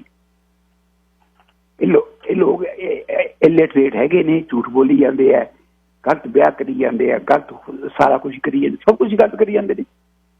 ਕਰਮ ਵਾਲੇ ਕੋਈ ਬੰਦੇ ਹੈਗੇ ਨੇ 2-4% ਹੈ ਜਿਹੜੇ ਇੱਕ ਆਪਦੀ ਕੌਨਸ਼ੀਅੰਸ, ਆਪਦੀ ਜ਼ਮੀਰ ਨੂੰ ਸੁਣਦੇ ਨੇ। ਤੁਸੀਂ ਦੇਖੋ, ਤੁਸੀਂ ਇੱਥੇ ਫਿਰਦੇ ਹੋ, ਵਿਚਰਦੇ ਹੋ, ਐਪੀਸੋਡ 'ਚ ਵਿਚਰਦੇ ਹੋ, ਸਾਰੇ BC 'ਚ ਵਿਚਰਦੇ ਹੋ, ਕੈਨੇਡਾ 'ਚ ਵਿਚਰਦੇ ਹੋ, ਕੀ ਕੁਛ ਹੋ ਰਿਹਾ ਸਾਡੇ ਅਸਲੀਅਤ ਦੇ ਵਿੱਚ? ਕੀ ਸਾਡੇ ਕੋਲ ਹੈਗਾ? ਸਿਰਫ ਅਸੀਂ ਇਹ ਸ਼ੋਅ ਕਰਦੇ ਹਾਂ ਲੋਕਾਂ ਨੂੰ ਵੀ ਹਾਂ ਮੈਂ ਵੱਡਾ ਜੀ, ਵਡਿਆਈ ਕਰਨੀ ਹੈ, ਮੈਂ ਬਹੁਤ ਵੱਡਾ ਕਰਦਾ, ਮੈਂ ਵੱਡਾ ਕਰ ਬਣਾਉਣਾ, ਮੈਂ ਵੀ ਵਡਿਆਈ ਕਰਦਾ, ਸਭ ਤੋਂ ਵੱਡਾ ਕਰ ਬਣਾ ਲਿਆ। ਇਹ ਗਿੱਲ ਸਾਹਿਬ ਤੁਸੀਂ ਕੁਛ ਮੈਨੂੰ ਦੱਸੋ, ਪਿਛਲੇ 50 ਸਾਲਾਂ 'ਚ ਕੀ ਚੇਂਜ ਆਈ ਹੈ ਸਾਡੇ ਤੇ? ਕਿਉਂਕਿ ਅਸੀਂ ਕੋਈ ਚੰਗੇ ਬੰਦੇ ਪੈਦਾ ਕਰ ਸਕੇ? ਅਸੀਂ ਗੱਲਾਂ ਤਾਂ ਸਾਰੇ ਕਰਦੇ ਹਾਂ, ਪਰ ਕੀ ਅਸੀਂ ਅੱਗੇ ਫਰੰਟ 'ਚ ਆਏ ਹਾਂ ਕਿ ਕੋਈ ਇਹੋ ਜਿਹਾ ਅਸੀਂ ਮਾਡਲ ਕ੍ਰੀਏਟ ਕਰ ਦਈਏ, ਐਸੀ ਸੋਸਾਇਟੀ ਬਣਾ ਦਈਏ? ਗੁਰਦੁਆਰਿਆਂ 'ਚ ਕਰਪਸ਼ਨ ਹੋ ਗਈ ਹੈ ਸਾਡੇ, ਕਿੱਥੇ ਨਹੀਂ ਹੋਈ? ਮੈਨੂੰ ਦੱਸੋ, ਜਦ ਨਹੀਂ ਹੋਈ ਤਾਂ। ਇਸ ਕਰਕੇ ਮੇਰਾ ਆਹੀ ਕਹਿਣਾ ਸੀਗਾ, ਮੈਂ ਇੱਥੇ ਮੈਨੂੰ 50 years ਹੋ ਗਿਆ ਇਹਨੂੰ, ਪਰ ਜਿਹੜਾ ਕੁਝ ਮੈਂ ਦੇਖ ਰਿਹਾ, ਇਹ ਤੁਸੀਂ ਵੀ ਦੇਖ ਰਹੇ ਹੋ, ਔਰ ਦਿਨ ਬ ਦਿਨ ਇਹ ਨਰਕ ਬਣਦਾ ਜਾ ਰਿਹਾ। ਸਾਡੀ ਡਿਗਰੇਡੇਸ਼ਨ ਇੰਨੀ ਹੋ ਗਈ ਹੈ ਕਿ ਅਸੀਂ ਇੱਕ ਘੰਟਾ ਵੀ ਸੱਚ ਨਹੀਂ ਬੋਲ ਸਕਦੇ। ਆਪਦੇ ਅਸੀਂ ਜਿਹੜੇ ਕਹਿੰਦੇ ਆ ਨਾ, ਅਸੀਂ ਬੱਚਿਆਂ ਦੀ ਖਾਤਰ ਕਰਦੇ ਹਾਂ। ਮੈਂ ਤੇ ਕਿੰਨੇ ਬਜ਼ੁਰਗਾਂ ਨੂੰ ਕਹਿਣਾ ਹੁੰਦਾ, ਉਹ ਕਿਉਂ ਮਰਦੇ ਹੋ ਤੁਸੀਂ, ਕਿਉਂ ਕਰਦੇ ਹੋ, 2 ਪੈਨਸ਼ਨਾਂ ਤੁਹਾਨੂੰ ਆਉਂਦੀਆਂ? ਉਹ ਜੀ ਹਾਂ ਸਾਡੇ ਪੜੋਤੇ ਦਾ ਕਰਨਾ ਜੀ, ਸਾਡੀ ਪੋਤੀ ਦਾ ਕਰਨਾ ਜੀ, ਸਾਡੇ ਫਲਾਣੇ ਦਾ ਕਰਨਾ ਜੀ। ਕਿਉਂ ਕਰਦੇ ਨੇ? ਮੈਨੂੰ ਇਹ ਦੱਸੋ ਵੀ ਕਿਉਂ ਕਰਦੇ ਨੇ ਜੀ? ਇਹ ਗਿੱਲ ਸਾਹਿਬ ਬਹੁਤ ਵੱਡੀ ਪ੍ਰੋਬਲਮ ਹੈ ਸਾਡੀ ਕਮਿਊਨਿਟੀ ਵਾਸਤੇ, ਬਹੁਤ ਵੱਡੀ ਪ੍ਰੋਬਲਮ ਹੈ। ਅਸੀਂ ਪੋਲੀਟੀਸ਼ੀਅਨ ਨੂੰ ਦੋਸ਼ ਦੇਈਏ ਨੇ, ਪੋਲੀਟੀਸ਼ੀਅਨ ਤਾਂ ਹੀ ਕਿ ਅਸੀਂ ਕਿੰਨੇ ਕੁ ਔਨੈਸਟ ਹੈਗੇ? ਮੈਨੂੰ ਦੱਸੋ। ਹਰ ਇੱਕ ਆਦਮੀ ਆਪਦੇ ਜਾਮੇ 'ਚ ਝਾਤ ਮਾਰ ਕੇ ਦੇਖੇ ਵੀ ਅਸੀਂ ਕਿੰਨੇ ਕੁ ਔਨੈਸਟ ਹੈਗੇ ਹਾਂ। ਅਸੀਂ ਗੁਰਦੁਆਰਾ ਅਖੰਡ ਪਾਠ ਵੀ ਕਰੀ ਜਾਂਦੇ ਹਾਂ, ਸਭ ਕੁਛ ਕਰੀ ਜਾਂਦੇ ਹਾਂ, ਝੂਠ ਵੀ ਬੋਲੀ ਜਾਂਦੇ ਹਾਂ। ਕੀ ਇਹ ਸਿੱਖ ਦਾ ਕਿਰਦਾਰ ਹੈ? ਸਾਹਿਬ ਇਹ ਬਹੁਤ ਵੱਡੀ ਸਮੱਸਿਆ ਸਾਡੀ ਕੌਮ ਵਾਸਤੇ ਹੈਗੀ ਹੈ। ਪਰ ਅਸੀਂ ਬੈਠ ਕੇ ਇੱਕ ਸਿਰਫ ਮਟੀਰੀਅਲਿਜ਼ਮ ਨੂੰ ਲੈ ਲਿਆ ਵੀ ਹਾਂ ਮੇਰੇ ਕੋਲ ਇੰਨਾ ਪੈਸਾ ਜੀ, ਮੇਰੇ ਕੋਲ ਵੱਡੀਆਂ ਗੱਡੀਆਂ ਜੀ, ਮੇਰੇ ਕੋਲ ਵੱਡਾ ਘਰ ਹੈ ਜੀ, ਹੈ ਇਹ ਬਸ ਇੱਥੇ ਮੈਂ ਸੌਰੀ ਮੈਂ ਭਾਵੁਕ ਹੋ ਕੇ ਮੈਨੂੰ ਕਹਿਣਾ ਪਿਆ ਹੈ। ਥੈਂਕ ਯੂ ਜੀ। ਕੋਈ ਨਾ ਅਸੀਂ ਹਰ ਇੱਕ ਨੂੰ ਚੋਰ ਸਮਝਦੇ ਹਾਂ। ਜੇ ਅਸੀਂ ਆਪ ਚੋਰ ਹਾਂ, ਅਸੀਂ ਦੂਜਿਆਂ ਨੂੰ ਵੀ ਚੋਰ ਸਮਝੀ ਜਾਂਦੇ ਹਾਂ। ਤੁਸੀਂ ਓਕੇ ਜੀ, ਸਤਿ ਸ਼੍ਰੀ ਅਕਾਲ। ਥੈਂਕ ਯੂ, ਧੰਨਵਾਦ। ਅੱਜ ਸਾਰੇ ਨਵੇਂ ਕਾਲਰ ਆਏ ਨੇ, ਤੁਸੀਂ ਕਿਹਾ ਕੋਈ ਵੀ ਪੁਰਾਣਾ ਕਾਲਰ ਨਹੀਂ ਸੀ। ਦੇਖੋ ਇਹ ਇਸ਼ੂ ਹੈ ਸਰਦਾਰ ਸਾਹਿਬ, ਜਿਹੜੀ ਗੱਲ ਸਮ ਅਪ ਕਰਕੇ ਗਏ ਆ, ਅਸੀਂ ਖੁਰ ਰਹੇ ਹਾਂ, ਹਰ ਰੋਜ਼ ਹਰ ਪਾਸਿਓਂ ਖੁਰ ਰਹੇ। ਸਾਡੀਆਂ ਵੈਲਿਊਜ਼ ਹੁਣ ਕਿਹੜੇ ਨੇ ਦੱਸੇ? ਕੋਈ ਫਾਰਮਰ ਜਿਹੜਾ ਉਹਦਾ ਮੈਂ ਨਾਂ ਦਵਾਂ 에ਅਰ ਤੇ ਵੀ ਮੈਂ LMI ਵੇਚੀ ਆ, ਕਿਸੇ ਤੋਂ ਪੈਸੇ ਨਹੀਂ ਲਏ, ਮੈਂ ਪੱਕੇ ਬੰਦੇ ਕਰਾਏ, ਕਿਸੇ ਤੋਂ ਪੈਸੇ ਨਹੀਂ ਲਏ। ਹੈ ਕੋਈ ਸੇਵਾਦਾਰ ਇਹੋ ਜਿਹਾ ਜਿਹਦਾ ਮਾਣ ਨਾਲ ਕਹਿ ਸਕੇ ਮੈਨੂੰ ਮੈਸੇਜ ਕਰਿਓ 604 729 1224। ਸ਼ਾਹ ਅਮਰਜੀਤ ਸਿੰਘ, ਲਾਈਨ ਨੰਬਰ 3। ਹਾਂਜੀ, ਕੀ ਹਾਲ ਹੈ ਹਰਜੀਤ ਸਿੰਘ ਜੀ? ਗੁਰੂ ਕਿਰਪਾ ਜੀ, ਤੁਸੀਂ ਦੱਸੋ। ਠੀਕ ਹੈ ਜੀ। ਅੱਛਾ, ਪਹਿਲਾਂ ਮੈਂ ਦੱਸਣਾ ਜੀ LMI ਬਾਰੇ ਦੱਸਣਾ ਚਾਹੁੰਦਾ ਜੀ। ਬੰਦੇ ਬਥੇਰੇ ਹੈਗੇ ਆ ਜੀ ਕਿ ਇਹਨਾਂ ਨੇ ਫੀਸ ਕਿੰਨਾ ਹੋਈਆਂ। ਮੈਂ ਪਹਿਲਾਂ ਦੱਸੂ, ਚਾਰ ਰਾਏ ਨੇ ਪਿਛਲੇ ਸਾਲ 39 ਐਸੇ ਨੇ ਸਾਰਿਆਂ ਨੂੰ ਫ੍ਰੀ ਦਿੱਤੀਆਂ। ਓਕੇ, ਇੱਕ ਮੈਂ ਜੀ ਕਾਰਡ ਵਾਲਿਆਂ ਤੋਂ ਲਈ ਆ ਜੀ ਆਪਣੇ ਟਰੱਕ ਦੀ, ਬਾਹਰੋਂ ਮੈਨੂੰ 20 ਲੱਖ ਦੀ ਮਿਲਦੀ ਸੀ ਜੀ, ਤੇ ਇਹਨਾਂ ਨੇ ਮੈਨੂੰ ਫ੍ਰੀ ਦਿੱਤੀ ਆ। ਓਕੇ, ਤੇ ਜਿਹੜੇ ਮੈਂ ਦੱਸ ਰਿਹਾ ਮੈਂ ਇਹ 4 ਰਾਏ ਜੋ ਹੁਣ ਫੇਰ ਆਉਣੀਆਂ, ਮੈਂ ਕਿਹਾ ਮੈਨੂੰ ਨਹੀਂ, ਉਹ ਕਹਿੰਦਾ ਜੀ ਤੈਨੂੰ ਮੈਂ ਦਊਂਗਾ, ਪਰ ਫ੍ਰੀ ਰਹੀਆਂ, ਕੋਈ ਪੈਸਾ। ਠੀਕ ਹੈ। ਹੋਰ ਗੱਲ ਦੱਸਦਾ ਜੀ, ਜਿਹੜਾ ਟਾਂਡੀ ਮੰਗਤਾ ਬੋਲ ਕੇ ਗਿਆ ਜੀ, ਕੋਈ ਇਹਨਾਂ ਨੂੰ ਸਾਨੂੰ ਸਬਸਿਡੀ ਆਉਂਦੀਆਂ, ਫਾਰਮ ਨੂੰ ਕੋਈ ਸਬਸਿਡੀ ਨਹੀਂ। ਠੀਕ ਹੈ ਜੀ, ਬਿਲਕੁਲ ਸਬਸਿਡੀ ਕਿਸੇ ਨੂੰ ਆਉਂਦੀ। ਜਿਹੜਾ ਮੈਂ ਫਾਰਮ ਕਹਿੰਦਾ ਜੀ, ਮੈਂ ਆਪ ਫਾਰਮ ਕਰਕੇ ਦੇਖਿਆ ਹਰਜੀਤ ਜੀ, ਫਾਰਮ ਬਹੁਤ ਔਖਾ। ਇਹ ਫਾਰਮ ਵਾਲੇ ਪਤਾ ਨਹੀਂ ਕਿਵੇਂ ਪਏ, ਇਹ ਕਹਿੰਦਾ ਨਾ ਛੱਡ ਤੇ ਤੇਰਾ, ਮੈਂ ਅਖੀਰ ਤੇ ਛੱਡਤਾ। ਮੈਂ ਦੋ ਹੀ ਆਂਸਰ ਕਰਦਾ, ਇੱਕੋ ਹੀ ਦੁਨੀਆ ਤੇ ਆਲ ਓਵਰ ਦਾ ਵਰਲਡ ਇੱਕੋ ਹੀ ਕਿਸਾਨ ਹੈ ਜਾਂ ਜਿਹਦੀ ਕੋਈ ਪ੍ਰਾਈਸ ਹੋ ਰੱਖਦਾ ਕੋਈ ਵੱਡਾ, ਉਹ ਕਿਵੇਂ ਕਾਮਯਾਬ ਹੋਈ। ਬਿਲਕੁਲ ਇਹ ਨਹੀਂ ਪਤਾ ਤੇ ਕਿੰਨੀ ਕਾਸਟ ਆਈ ਆ ਆਲ ਓਵਰ ਦਾ ਵਰਲਡ। ਜਿਹੜੀ ਬੇਰੀ ਦਾ ਮੈਂ ਦੱਸਦਾ ਜੀ, ਬੇਰੀ ਦਾ ਭਾਅ ਮੈਂ ਦੱਸਦਾ, ਇਹ ਬੇਰੀ ਦਾ ਭਾਅ ਪਹਿਲਾਂ ਉਸ ਟਾਈਮ ਤੇ $1.5 ਕਰ ਦਿੰਦੇ ਸੀਗੇ। ਕਦੋਂ 2 ਦਿਨਾਂ ਬਾਅਦ ਇੱਕ 40 ਤੇ ਲੈ ਆਉਣਾ, ਇੱਕ 30 ਤੇ ਲੈ ਆਉਣਾ, ਇੱਕ 20 ਤੇ 100 ਤੇ $1 ਤੇ। ਇਹਨਾਂ ਦੀ ਕਿਹੜੀ ਬੇਰੀ ਦੀ ਕਾਸਟ ਮੈਂ 45 ਸੈਂਟ ਦਿੰਦਾ ਹੁੰਦਾ ਸੀਗਾ, ਕਿਹੜੇ ਆਪ ਆਉਂਦੇ ਸੀ। ਜਿਹੜੇ ਮੇਰੇ ਠੇਕੇ ਦੇ 55 ਦਿਨ ਮੈਨੂੰ 70-75 ਚ ਪੈ ਜਾਂਦੇ ਸੀ। ਮੈਂ ਸਾਰੇ ਬੰਦੇ ਕਰਨਾ ਛੱਡ ਕੇ ਆਉਣੀ ਆ। ਵਿਕਦੀ ਹੈ $1 ਨੂੰ ਤੇ 10 ਸੈਂਟ ਨੂੰ, ਜਾਂ ਡਾਲਰ ਨੂੰ ਕਿੰਨੇ ਬਣਾਏ, 25-30 ਸੈਂਟ ਬਣਾਏ ਇੱਕ ਪਾਉਂਡ ਚ। ਉਹਦੇ ਵਿੱਚ ਉਹਨੇ ਸਾਰਾ ਖਰਚੇ ਕੱਢਣੇ ਆ, ਆਦੇ ਵਿੱਚ ਕੱਢਣੇ। ਦੇਖੋ ਉਹਦੀਆਂ ਪੇਮੈਂਟਾਂ ਕੱਢਣੀਆਂ, ਦਿਹਾੜੀਆਂ ਕਿੰਨਾ ਸਾਰਾ ਸਾਲ ਬੇਰੀ ਚ ਕੰਮ ਕਰਨਾ ਪਿਆ। ਮੈਂ ਕਹਿੰਦਾ ਮੇਰੇ ਨਾਲ ਕੋਈ ਆ ਕੇ ਬਹਿ ਜਾ, ਮੈਨੂੰ ਇਹ ਨਹੀਂ ਪਤਾ ਫਾਰਮ ਪੈਸੇ ਕਿਵੇਂ ਬਣਾ ਰਿਹਾ ਵਾ। ਇੱਕ ਫਾਰਮਰ ਬੰਦਾ ਜਿਹਦੀ ਸਾਰੀ ਜਦ ਖੁੱਲੇ ਅਸਮਾਨ ਚ ਪਈ ਆ। ਆਹ ਦੇਖੋ ਮੀਂਹ ਨਹੀਂ ਹਟ ਰਿਹਾ, ਮੈਂ ਰੋਜ਼ ਦੇਖਦਾ ਆ ਬੇਰੀ ਟੁੱਟਣ ਵਾਲੀ ਆ। ਬੇਰੀ ਹੈ ਕਿ ਮੱਖੀ ਨਹੀਂ ਬੈਠੀ, ਕਿਉਂਕਿ ਮੱਖੀ ਦਾ ਪੋਲੀਨੇਸ਼ਨ ਕੋਈ ਦਿਨ ਨਹੀਂ ਚੰਗੇ। ਮੈਂ ਰੋਜ਼ ਫਾਰਮ ਜਾਣਾ ਚਰਦੇ, ਮੈਂ ਦੇਖਦਾ ਮੈਂ ਵੀ ਹਜੇ ਬੇਰੀ ਹੋਈ ਕਰਨਗੇ ਵਿਚਾਰੀ ਕੀ ਹੈ। ਹੁਣ ਜਿਹੜੇ ਕਹਿੰਦਾ ਫਾਰਮਰ ਕਿੰਨੇ ਪੈਸੇ ਬਣਾਉਂਦੇ ਆ, ਹੁਣ ਚਰਨ ਨੂੰ ਮੈਂ ਪੁੱਛਣਾ, ਚਰਨ ਕਹਿੰਦਾ ਮੈਂ ਬੇਰੀ ਚ ਘਾਟੇ ਜਾ ਰਿਹਾ। ਉਹਦੇ ਆਪਦੇ ਹੋਟਲ ਆ, ਮੋਟਲ ਆ, ਉੱਥੋਂ ਪੈਸੇ ਬਣਾਉਂਦਾ, ਉਹ ਫਾਰਮ ਚ ਕੋਈ ਪੈਸੇ ਨਹੀਂ। ਜਿਹੜਾ ਕਿ ਮੈਂ ਦੱਸ, ਕਿਉਂਕਿ ਮੈਂ ਹਰਜੀਤ ਸਿੰਘ ਜੀ, ਮੈਂ ਅੱਜ ਆਪ ਕਰਕੇ ਦੇਖਿਆ। ਜਿੰਨੇ ਮੇਰਾ ਵਧੀਆ ਫਾਰਮ ਸੀ, ਅਸੀਂ ਸਾਰੇ ਆਪਦੀ ਫੈਮਿਲੀ ਨੇ ਕੰਮ ਕੀਤਾ, ਬਾਹਰੋਂ ਵੀ ਬੰਦੇ ਰੱਖੇ, ਸਾਰੇ ਮੇਰੇ ਗ੍ਰੈਂਡਸਨ ਤੱਕ ਹੀ ਕੰਮ ਕੀਤਾ। ਇਹ ਕਿੰਨੀ ਹਾਰਡ ਮਿਹਨਤ ਆ। ਮੈਨੂੰ ਅਖੀਰ ਤੇ ਮੈਂ ਦੱਸਦਾ ਕਿਉਂ ਦੁੱਖ ਹੈ। ਮੈਨੂੰ ਕੋਈ ਦੁੱਖ ਨਹੀਂ ਸੀਗਾ, ਮੈਨੂੰ ਘੱਟ ਵੀ ਮਿਲਦੇ। 2014 ਵਿੱਚ ਮੈਨੂੰ ਮੇਰੀ ਬੇਰੀ ਕਿਸੇ ਨੇ ਲਈ ਨਹੀਂ। ਉਦੋਂ ਮੇਰਾ 5 ਅਗਸਤ ਜਨਮ ਸੀ, ਮੈਂ ਸਹੁੰ ਖਾਧੀ, ਮੈਂ ਖੇਤੀ ਨਹੀਂ ਕਰਦੀ ਕਦੀ। ਇੱਜ਼ਤ ਹੀ ਨਾ ਹੋਵੇ, ਜਦ ਤੂੰ ਬੇਰੀ ਲੈ ਕੇ ਜਾਵੇਂ ਕਹਿੰਦੇ ਬੇਰੀ ਹੋਰ ਕਿਤੇ ਲੈ ਜਾ। ਮੈਂ ਪਹਿਲਾਂ ਬੇਰੀ ਦੀ ਇੱਕ ਲਾਲੀ ਸੀਗੇ, ਉਹ ਮੇਰਾ ਫੋਨ ਹੀ ਚੱਕਣੋਂ ਹਟ। ਫਿਰ ਮੈਂ ਪਰਮ ਹੋਣਾ ਇਹ ਨਾਲੇ ਪਹਿਲਾਂ ਮੇਰੇ ਮਿੰਨਤਾਂ ਕਰਦੇ ਜਾਂ ਮਤਲਬ ਸਾਡੇ ਬੇਰੀ ਲਿਆਉਣੀਆਂ। ਇੱਕ ਪਰਮ ਸੀਗਾ, ਇਹ ਕਹਿੰਦਾ ਲਿਆ। ਅਸੀਂ ਮਸ਼ੀਨ ਲੱਗੀ, ਮੈਨੂੰ ਦੂਜੇ ਨੇ ਕਹਿੰਦਾ ਬੰਦ ਕਰ ਦੇ। ਮੈਂ ਕਹਿੰਦਾ ਬੇਰੀ ਕਿੰਨ ਬੰਦ ਕਰਦੇ ਆ। ਅੱਛਾ ਜੀ, ਮੈਂ ਕਰਾਂਡਾ ਉਹਦੇ ਕੋਲੇ ਲੈ ਗਿਆ, ਲੇਡੀ ਆ, ਉਹਨੇ ਵੀ ਉਹੀ ਕੰਮ ਕੀਤਾ। ਨਾਲੇ ਪ੍ਰਾਈਸ ਕੋਈ ਨਹੀਂ ਸੀ, ਕੋਈ ਪ੍ਰਾਈਸ ਨਹੀਂ ਦੱਸਦੇ ਪ੍ਰਾਈਸ ਕਿੰਨੇ ਦੇਣੀਆਂ, 40 ਸੈਂਟ ਦੇਣਾ, 50 ਸੈਂਟ ਦੇਣਾ, 60 ਸੈਂਟ ਦੇਣਾ, ਕੋਈ ਪ੍ਰਾਈਸ ਦਾ ਮੁੱਲ ਹੀ ਨਹੀਂ ਸੀਗਾ। ਫਿਰ ਜੀ ਮੈਂ ਹਰਦੇਵ ਗਰੇਵਾਲ, ਉਹਨੇ ਵਿਚਾਰੀ ਮੇਰੀ ਬੇਰੀ ਲਵਾਈ। ਮੈਂ ਸਹੁੰ ਖਾ ਲਿਆ ਵੀ ਅੱਜ ਤੋਂ ਮੁੜ ਕੇ ਐਡੀ ਬੇਰੀ ਤੁਸੀਂ ਇੰਨੇ ਮਿਹਨਤ ਨਾਲ ਬੇਰੀ ਤੋੜਦੇ ਸਾਰੀ ਤੁਸੀਂ ਵਿੱਚ ਲਾਉਣੇ, ਤੁਹਾਡੀ ਕੋਈ ਬੇਰੀ ਲੈਂਦਾ ਹੀ ਨਹੀਂ। ਦੱਸੋ ਤੁਹਾਡੀ ਕੀ ਹਾਲਤ ਹੋਊਗੀ।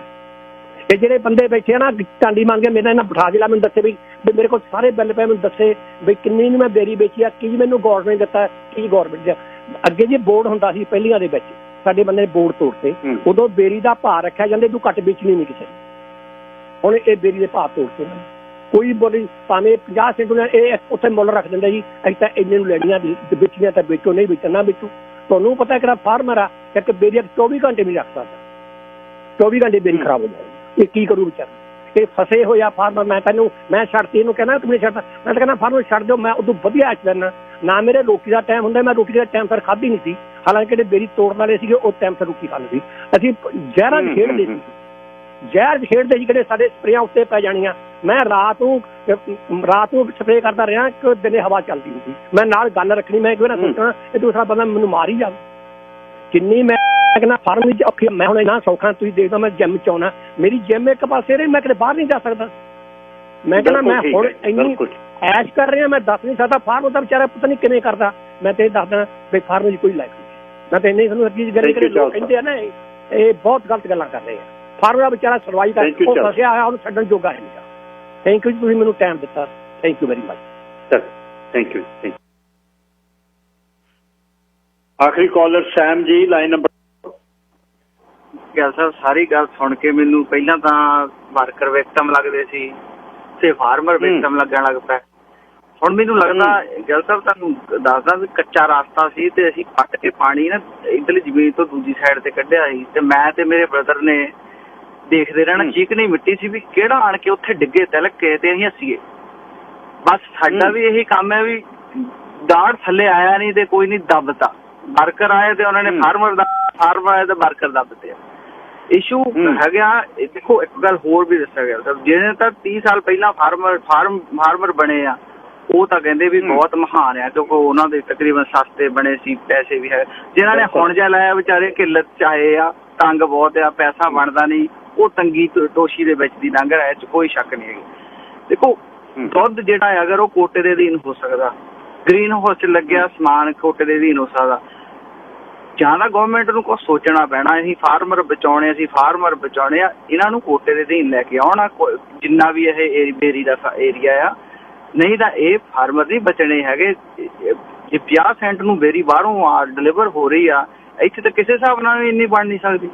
ਸੋ ਅਗਰ ਤਾਂ ਇਹਨਾਂ ਨੇ ਜੇ ਗਵਰਨਮੈਂਟ ਇਹ ਚਾਹੁੰਦੀ ਤਾਂ ਇਹਨਾਂ ਨੂੰ ਕੋਟੇ ਦੇ ਅਧੀਨ ਲੈ ਕੇ ਆਓ। ਮੈਨੂੰ ਇਹ ਨਹੀਂ ਪਤਾ ਵੀ ਕੋਟਾ ਵਰਕ ਕਿਵੇਂ ਕਰਦਾ, ਇਹਨਾਂ ਨੂੰ ਇੱਦਾਂ ਦੀਆਂ ਐਸੋਸੀਏਸ਼ਨ ਦੇ ਲੋਕ ਤੁਹਾਡੇ ਬੋਲ ਕੇ ਗਏ ਆ, ਉਹਨਾਂ ਨੇ ਗੱਲ ਕਿਉਂ ਨਹੀਂ ਕੀਤੀ, ਮੈਂ ਸ਼ਾਇਦ ਗਲਤੀ ਹੋਵਾਂ, ਪਰ ਉਹਨਾਂ ਚਿਰ ਇਹ ਆਹ ਹੀ ਚੱਕਰ ਚੱਲਦਾ ਰਹਿਣਾ, ਇੱਕ ਦੂਜੇ ਨੂੰ ਗਾਲਾਂ ਕੱਢਾਂਗੇ, ਹੋਰ ਕੁਛ ਨਹੀਂ। ਥੈਂਕ ਯੂ ਜੀ। ਮੈਂ ਇਹ ਸਹਿਮਤ ਕਰਨਾ ਇਹਦੀ ਜੜ ਕਿਤੇ ਹੋਰ ਹੈ। ਅਸੀਂ ਤਾਂ ਆਪਸ ਵਿੱਚ ਨਾ ਗੁੜ ਦੀ ਭੇਲੀ ਸਿੱਟੀ ਹੋਈ ਹੈ, ਵਿੱਚ ਅਸੀਂ ਸਾਰੇ ਪੰਜਾਬੀ ਲੜਦੇ ਹਾਂ, ਵਿੱਚੇ ਕੇਂਦਰੀ ਵਾਲਾ, ਵਿੱਚੇ ਫਾਰਮ, ਵਿੱਚੇ ਵਰਕਰ, ਵਿੱਚੇ ਠੇਕੇਦਾਰ, ਪਰ ਇਹਦੀ ਜੜ ਕਿਤੇ ਹੋਰ ਲੁਕੀ ਹੋਈ ਹੈ। ਉਹ ਆ ਰੇਟ। ਜਾਂ ਰੇਟ ਵਧੀਆ ਮਿਲਦਾ ਹੈ, ਤੁਹਾਡਾ ਕੋਈ ਕੋਟਾ ਹੋਵੇ, ਜਾਂ ਤਾਂ ਕੋਈ ਮੁਰਗੇ ਫਾਰਮ ਖੋਲ ਕੇ ਦਿਖਾਤਾ, ਤੁਹਾਡੀਆਂ ਜੇ ਝੀਠਾਂ ਨਾ ਬੰਦ ਕਰ ਦੇਣ ਜਿਨ੍ਹਾਂ ਦਾ ਸੈੱਟ ਕੀਤਾ ਕੰਮ। ਜਾਓ ਵਿਕਟੋਰੀਆ 'ਚ, ਉੱਥੇ ਚੱਲਦੇ ਆ 5000 ਆਪਾਂ ਬੰਦਾ ਵੀ ਅਸੀਂ ਮੁਰਗੀ ਫਾਰਮ ਖੋਲਣਾ, ਲੈ ਕੇ ਤਾਂ ਦਿਖਾਓ ਕੋਟਾ, ਤੁਸੀਂ ਵੜ ਕੇ ਤਾਂ ਦਿਖਾਓ, ਕਿਤੇ ਵੜ ਕੇ ਦਿਖਾਓ। ਵਾਈਨ ਇੰਡਸਟਰੀ ਦੇ ਵਿੱਚ ਬਹੁਤ ਜ਼ੋਰ ਪੱਟਾਂ 'ਚ ਜਾਣ ਚਾਹੀਦੀ ਹੈ, ਤਾਂ ਕਿਤੇ ਜਾ ਕੇ ਗੱਲ ਉਹ ਤੁਹਾਡਾ ਹੀ ਜੂਸ ਚਾਹੀਦਾ, ਤੁਹਾਡਾ ਹੀ ਪ੍ਰੋਡਿਊਸ ਚਾਹੀਦਾ, ਤੁਹਾਡੀ ਕੇਂਦਰੀ ਚਾਹੀਦੀ, ਤੁਹਾਡੀ ਵਾਈਨਰੀ ਚਾਹੀਦੀ, ਵੰਡ ਦਿੰਦੇ ਆ ਤੁਹਾਨੂੰ।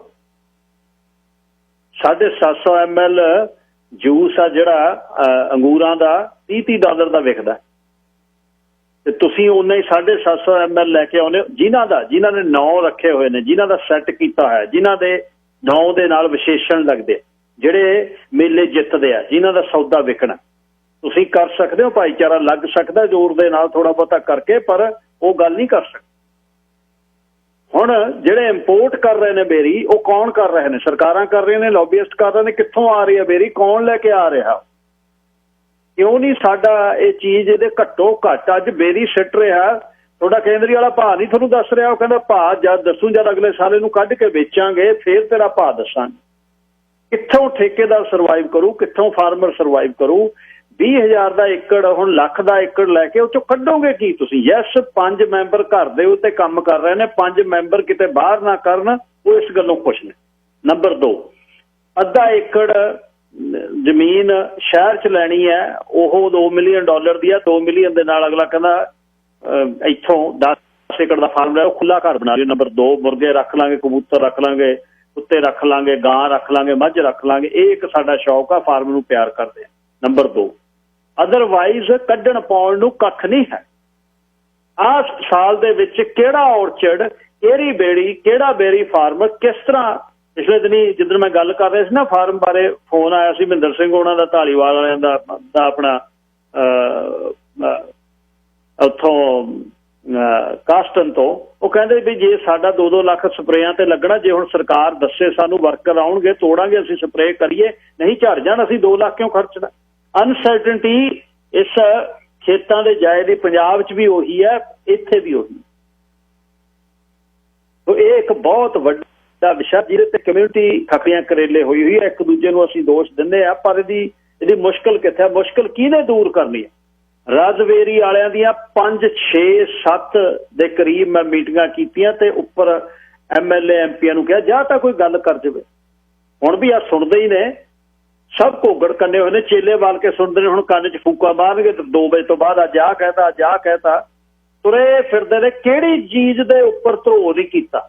ਉਬਰ ਦੇ ਵੇਲੇ ਟੈਕਸੀ ਵਾਲਿਆਂ ਨੂੰ ਬਿਠਾ ਕੇ, ਜਿਹੜੇ ਹੁਣ MLA ਬਣੇ ਫਿਰਦੇ ਆ, ਉਹਨਾਂ ਨੇ ਕਿਹਾ ਸਾਡੇ ਹੁੰਦੇ ਉਬਰ ਨਹੀਂ ਆ ਸਕਦੀ, ਫਿਰਦੀ ਆ ਨਾ ਉਬਰ ਤੁਰੀ। ਕਿੱਥੇ ਵਿਸਾਖਾਤ ਹੋਇਆ? ਸ਼ਰੇਆਮ ਵਿਸਾਖਾਤ ਹੋਇਆ, ਲੋਕਾਂ ਕੋਲ ਰਿਕਾਰਡਿੰਗਾਂ ਪਈਆਂ, ਡਿਬੇਟ ਦੇ ਵਿੱਚ ਕਿਹਾ ਹੋਇਆ ਕਿ ਉਬਰ ਨਹੀਂ ਆ ਸਕਦੀ, ਆ ਬੰਦੇ ਬੈਠੇ ਨੇ, ਉੱਜੜ ਜਾਣਗੇ, ਉਜਾੜ ਤੇ ਸਾਹਮਣੇ, ਕਿਉਂਕਿ ਅਕਾਊਂਟੇਬਿਲਟੀ ਨਹੀਂ। 에ਅਰਲਾਈਨ ਪੰਜਾਬ 'ਚ ਬੈਠੇ ਉੱਜੜ ਰਹੇ ਨੇ ਮਾਪੇ ਲੋਕਾਂ ਦੇ ਰਿਸ਼ਤੇਦਾਰ। ਕਤਰ 에ਅਰਵੇਜ਼ ਦੀਆਂ 2 ਫਲਾਈਟਾਂ ਆਈਆਂ, 10 ਮਿੰਟ 'ਚ ਬੁੱਕ ਹੋ ਗਈਆਂ, 10 ਮਿੰਟ 'ਚ ਉਹ ਚਲੇ ਗਈਆਂ, ਉਹਦੇ ਬਾਅਦ ਲੋਕ ਬੈਠੇ ਆ। 에ਅਰ ਕੈਨੇਡਾ ਦੀਆਂ, 에ਅਰ ਇੰਡੀਆ ਦੀਆਂ 12 ਜੂਨ ਤੋਂ 30 ਜੂਨ ਤੱਕ 27 ਫਲਾਈਟਾਂ ਇੰਡੀਆ ਨੂੰ ਜਾ ਰਹੀਆਂ ਟੋਰਾਂਟੋ ਤੋਂ। 27 ਫਲਾਈਟਾਂ, 9 ਉਹਨਾਂ ਦਾ ਰੀਪੈਟਰੀਏਸ਼ਨ ਫਲਾਈਟਸ ਹੈ। ਮੈਨੂੰ ਦੱਸੇ ਕੋਈ ਫੋਨ ਕਰਕੇ ਵੀ ਕਿਹੜਾ ਇੰਡੀਅਨ ਆਹ ਦਿਨਾਂ ਦੇ ਵਿੱਚ, ਜਦ ਦਿੱਲੀ ਤੇ ਬੰਬੇ ਦੁਨੀਆ ਮਰ ਰਹੀ ਹੈ, ਕਿਹੜਾ ਬੰਦਾ ਟੋਰਾਂਟੋ ਤੋਂ ਇੰਡੀਆ ਨੂੰ ਫਲਾਈ ਕਰ ਰਿਹਾ? ਕੋਈ ਨਹੀਂ ਆ ਰਿਹਾ। ਉੱਥੋਂ 1.5 ਲੱਖ ਸਾਡੇ ਭਾਈਚਾਰੇ ਤੋਂ ਲੈ ਕੇ ਉਹਨਾਂ ਨੂੰ ਲੁੱਟ ਰਹੇ ਨੇ। ਤੇ ਉਹਨਾਂ ਨੂੰ ਕੌਣ ਆਰਗੇਨਾਈਜ਼ ਕਰ ਰਿਹਾ, ਕੌਣ ਉਹਨਾਂ ਨੂੰ ਕਹਿ ਰਿਹਾ ਤੇ ਕੌਣ ਉਹਨਾਂ ਤੇ ਪਹਿਰਾ ਨਹੀਂ ਦੇ ਰਿਹਾ? ਕਿਹਦੀ ਡਿਊਟੀ ਹੈ? ਜ਼ੁਲਮ ਹੋ ਗਿਆ, ਕਿਉਂਕਿ ਸਾਡੇ ਛੰਟੇ ਪੈਂਦੇ ਆ, ਉਹ ਅਸੀਂ ਪਾਉਣ ਦੇ ਹੱਕਦਾਰ ਹਾਂ, ਕਿਉਂਕਿ ਸਾਡੇ 'ਚ ਏਕਾ ਨਹੀਂ। ਸਾਨੂੰ ਪਤਾ ਨਹੀਂ ਵੀ ਕਿਹੜੇ ਪੈਂਤਰੇ ਕਿਵੇਂ ਲੈਣੇ। ਪਹਿਲਾਂ ਅਸੀਂ 3 ਪੰਜਾਬਾਂ 'ਚ ਵੰਡੇ ਹੋਏ ਹਾਂ, ਦੁਆਬਾ, ਮਾਝਾ, ਮਾਲਵਾ। ਉਹਦੇ ਬਾਅਦ ਅਸੀਂ ਦਾੜੀ ਕੇਸਾਂ ਤੇ ਰੋਡਿਆਂ 'ਚ ਵੰਡੇ ਹੋਏ ਆ। ਉਹਦੇ ਬਾਅਦ ਗੋਤਾਂ 'ਚ ਵੰਡੇ ਹੋਏ ਆ, ਸਿੱਧੂ ਬਰਾੜ ਸਿੱਧੂਆਂ ਦੇ ਜਾਣਗੇ, ਗਿੱਲ ਗਿੱਲਾਂ ਦੇ ਜਾਣਗੇ। ਫਿਰ ਅਸੀਂ ਧਰਮ ਤੇ ਗਾਹਾਂ ਵੀ ਆ, ਇਹ ਰਾਮਗੜੀਆ, ਇਹ ਵਿਹੜੇ ਵਾਲਾ, ਇਹ ਤਾਂ ਨੇੜੇ ਨਹੀਂ ਲੱਗ ਸਕਦਾ, ਇਹ ਸੁਨਿਆਰਾ। ਫਿਰ ਉਹਦੇ 'ਚ ਵੰਡਣਾ। ਸਾਡੇ ਨਾਲ ਹੋਣਾ ਕੀ ਆ? ਫਿਰ ਕਮਿਊਨਿਟੀ ਇੱਕ ਬੰਨੇ ਖੂਹ 'ਚ ਡਿੱਗੇ, ਮੇਰਾ ਕੰਮ MP MLA ਕਰ ਦਿਓ, ਮੈਂ ਖੜੇ ਛੱਡ ਕੇ ਭੱਜ ਜਾਣਾ। ਜਿਹੜੇ ਸਾਲ ਸਾਡੀਆਂ ਬੀਬੀਆਂ ਮਰੀਆਂ ਨਾ ਉਹ ਵੈਨ ਦੇ ਵਿੱਚ, ਜਿਹੜਾ ਉਹ ਸਿੱਧੂ ਸਾਹਿਬ ਨੇ ਮੈਨੂੰ ਦੱਸਿਆ, ਇੱਕ ਵੱਡੀ ਸੰਸਥਾ ਦਾ ਬੰਦਾ ਜਿਹਨੇ ਸੰਸਥਾ ਇਸ ਗੱਲ ਤੇ ਬਣਾਈ, ਮੈਂ ਫਾਰਮ ਵਰਕਰਾਂ ਲਈ ਮਰਦਾ, ਉਹ ਕਹਿੰਦੇ ਅਸੀਂ ਜਾ ਕੇ ਵੱਡੀ ਮੀਟਿੰਗ 'ਚ ਮਿਲਣਾ ਸੀ। ਮੇਰੇ ਨਾਲ ਸਕਾਈ ਟ੍ਰੇਨ ਬੈਠਾ, ਅੱਧ 'ਚ ਉਤਰ ਗਿਆ। ਗਾਹਾਂ ਤੋਂ ਫੋਨ ਆ ਗਿਆ ਸਰਕਾਰ ਦਾ ਵੀ ਆਈ ਨਾ, ਕਿਉਂਕਿ ਫੰਡਿੰਗ 5 ਮਿਲੀਅਨ ਲੈਣੀ ਸੀ। ਉਹ ਕਹਿੰਦਾ ਮੈਂ ਦੇਖਾਂ, ਮੈਨੂੰ ਰਾਹ 'ਚ ਦਿਖਿਆ ਹੀ ਨਹੀਂ ਕਿੱਥੇ ਉਤਰ ਗਿਆ। ਆਹ ਤਾਂ ਕੁਛ ਸਾਡਾ ਹਾਲ ਹੈ। ਸਾਡੀ ਉੱਥੇ ਪੁੱਛਦਾ ਨਹੀਂ ਕੁਛ। ਜਿਹੜੇ ਚੁਣ ਕੇ ਤੁਸੀਂ ਭੇਜੇ ਹੋਏ ਨੇ ਉਹ ਤੁਹਾਡੀ ਬਾਤ ਨਹੀਂ ਸੁਣਦੇ। ਬਸ ਅਸੀਂ ਆਪਸ ਵਿੱਚ ਤੜਾ ਇੱਕ ਦੂਜੇ ਨੂੰ ਮਾਰਦੇ ਆ। ਰੌਲਾ ਕਿਤੇ ਹੋਰ ਪਿਆ। ਬਾਕੀ ਮਰਜ਼ੀ ਤੁਹਾਡੀ ਆ। ਵਪਾਰਕ ਸੰਦੇਸ਼ਾਂ ਤੋਂ ਬਾਅਦ ਅੱਜ ਗਾਇਕਾਂ ਦਾ ਸਮਾਂ ਥੋੜਾ ਰਹਿ ਗਿਆ। ਮੈਂ ਉਸ ਵਿਸ਼ੇ ਤੇ ਖੁੱਲ੍ਹ ਕੇ ਗੱਲ ਕਰਨੀ ਚਾਹੁੰਦਾ। ਕੱਲ੍ਹ ਨੂੰ ਗੱਲ ਕਰੂੰਗਾ ਮੈਂ ਆਖਰੀ ਘੰਟੇ 'ਚ ਜਾਂ 12 ਤੋਂ 1 ਤੱਕ। ਉਹ ਕੱਲ੍ਹ ਨੂੰ 1 ਤੋਂ 2 ਵਾਲੇ ਸਮੇਂ 'ਚ ਕਰੂੰ। ਉਹ ਮੈਂ ਮੇਰੇ ਉਹ ਗੱਲ ਜਿਹੜੀ ਬੜੀ ਤੰਗ ਕਰ ਰਹੀ ਆ ਵੀ ਇਹ ਕਿਹੜੇ ਨੇ ਤੇ ਜਿਨ੍ਹਾਂ ਨੇ ਬਰਬਾਦੀ ਕੀਤੀ ਉਹ ਕਿਹੜੇ ਸੀ? ਅੱਜ ਵਾਲੇ ਨੇ ਜਿਹੜੇ ਇਹ ਤਾਂ ਉਹਨਾਂ ਦੀਆਂ ਪੈੜਾਂ 'ਚ ਤੁਰੇ ਫਿਰਦੇ ਨੇ। ਪਹਿਲਾਂ ਰਾਹ ਜਿਨ੍ਹਾਂ ਨੇ ਬਣਾਏ ਜ਼ਿੰਮੇਵਾਰ ਉਹ ਨੇ। ਇਸ ਤੇ ਕੱਲ੍ਹ ਨੂੰ ਗੱਲ ਕਰਾਂਗਾ। ਪਰ ਹੁਣ ਜਿਹੜਾ ਸਮਾਂ ਰਹਿੰਦਾ ਇਹਦੇ ਤੇ ਮੈਂ ਫਲਾਈਟਸ ਬਾਰੇ ਗੱਲ ਕਰਨੀ ਚਾਹੁੰਦਾ। ਜਿਹੜੇ ਕੋਈ ਸੁਣਦੇ ਨੇ, ਜਿਨ੍ਹਾਂ ਦਾ ਤਜਰਬਾ ਕੋਈ ਹੁਣ ਲਿਟਲੀ ਪਰਿਵਾਰ ਉੱਥੇ ਬੈਠਾ, ਜਿਨ੍ਹਾਂ ਭੈਣ ਜੀ ਨੂੰ ਮੈਂ ਫੋਨ ਕਰਦਾ, ਫੋਨ ਕਰਕੇ ਦੱਸਣ ਕਿ ਲੇਟੈਸਟ ਕੀ ਹੈ। ਫਲਾਈਟਸ ਬਾਰੇ ਮੈਂ ਦੱਸਣਾ ਚਾਹੁੰਦਾ। ਮੈਂ ਹੁਣੇ ਸ਼ੇਅਰ ਕੀਤਾ ਫੇਸਬੁੱਕ ਤੇ 12 ਤੋਂ ਲੈ ਕੇ 30 ਤੱਕ ਹਰ ਰੋਜ਼ ਫਲਾਈਟ 에ਅਰ ਇੰਡੀਆ ਦੀ ਜਾ ਰਹੀ ਹੈ। ਰੀਪੈਟਰੀਏਸ਼ਨ ਫਲਾਈਟਸ ਦੇ ਨਾਂ ਥੱਲੇ ਕਿ ਅਸੀਂ ਇੰਡੀਅਨਸ ਨੂੰ ਇੱਥੋਂ ਲੈਣ ਆਏ ਹਾਂ। ਹੁਣ ਕੋਈ ਮੈਨੂੰ ਦੱਸੇ ਵੀ ਵਾਕਿਆ ਹੀ ਇੰਡੀਅਨ ਜਾ ਰਹੇ ਨੇ ਇਹਦੇ 'ਚ, ਜਾਂ ਫਿਰ ਉੱਧਰੋਂ 1.5 ਲੱਖ 1,80,000 ਦੇ ਉੱਪਰ ਫਲਾਈਟਾਂ ਆ ਰਹੀਆਂ ਨੇ। ਇਹ 28 ਫਲਾਈਟਾਂ 'ਚੋਂ 26 ਫਲਾਈਟਾਂ ਟੋਰਾਂਟੋ ਤੋਂ ਨੇ ਤੇ 2 ਫਲਾਈਟਾਂ ਸਿਰਫ ਵੈਨਕੂਵਰ ਤੋਂ ਨੇ, ਇੱਕ 19 ਨੂੰ ਇੱਕ 22 ਨੂੰ। ਹਰ ਰੋਜ਼ ਟੋਰਾਂਟੋ ਤੋਂ ਫਲਾਈਟ ਆ AI 0188 ਤੇ ਅੱਗੇ ਅੰਮ੍ਰਿਤਸਰ 2 ਜਾਣੀਆਂ ਨੇ, ਬਾਕੀ ਤ੍ਰਿਵੇਂਦਰਮ, ਹੈਦਰਾਬਾਦ, ਬੈਂਗਲੋਰ, ਇੱਥੇ ਇਹ ਜਾਣੀਆਂ ਨੇ। ਹੈਰਾਨੀ ਹੋ ਗਈ ਰੀਪੈਟਰੀਏਸ਼ਨ ਦੇ ਨਾਂ ਥੱਲੇ ਇਹੀ ਜਹਾਜ਼ ਜਾ ਰਹੇ ਨੇ। 에ਅਰ ਕੈਨੇਡਾ ਦੇ ਜਹਾਜ਼ ਖੜੇ ਨੇ, ਕਤਰ 에ਅਰਵੇਜ਼ ਦੇ ਜਹਾਜ਼ 2 ਫਲਾਈਟਾਂ ਜਿਹੜੀਆਂ ਉਹ ਆਪਣੇ ਜਦ ਲਾਈਆਂ ਸੇਲ ਤੇ ਤਾਂ 10 ਮਿੰਟਾਂ 'ਚ ਬੇਗੀਆਂ। ਤੇ ਬਹੁਤ ਔਖਾ, ਮਿਹਨਤ ਬਹੁਤ ਹੈ। ਲੋਕ ਕਹਿੰਦੇ ਨੇ ਅਸੀਂ ਸੌਂ ਨਹੀਂ ਰਹੇ, ਦਿਨ ਰਾਤ ਇੰਨਾ ਕੰਮ ਕਰ ਰਹੇ। ਜਿੰਨਾ ਤੱਕ ਭੈਣ ਜੀ ਨੂੰ ਪੁੱਛਦੇ ਆ ਕਿ ਕੀ ਸਟੇਟਸ ਹੈ। ਭੈਣ ਜੀ ਸਵਾਗਤ, ਸਤਿ ਸ਼੍ਰੀ ਅਕਾਲ ਜੀ। ਸਤਿ ਸ਼੍ਰੀ ਅਕਾਲ ਜੀ। ਅੱਛਾ ਜੀ, ਹੁਣ ਕੀ ਇਹ ਜਿਹੜੀਆਂ 27-28 ਫਲਾਈਟਾਂ ਹੈ, ਇਹ ਇੰਨੇ ਲੋਕ ਇੱਥੋਂ ਇੰਡੀਅਨ ਵਾਪਸ ਜਾ ਰਹੇ ਆ ਜੀ ਟੋਰਾਂਟੋ ਤੋਂ? ਬਿਲਕੁਲ ਨਹੀਂ ਜਾ ਰਹੇ ਵੀਰ ਜੀ। ਉਹ ਪੰਜਾਬੀ ਦੀ ਜੀ ਕਹਾਵਤ ਹੈ, ਕੁੱਤੀ ਚੋਰਾਂ ਨਾਲ ਰਲ ਗਈ।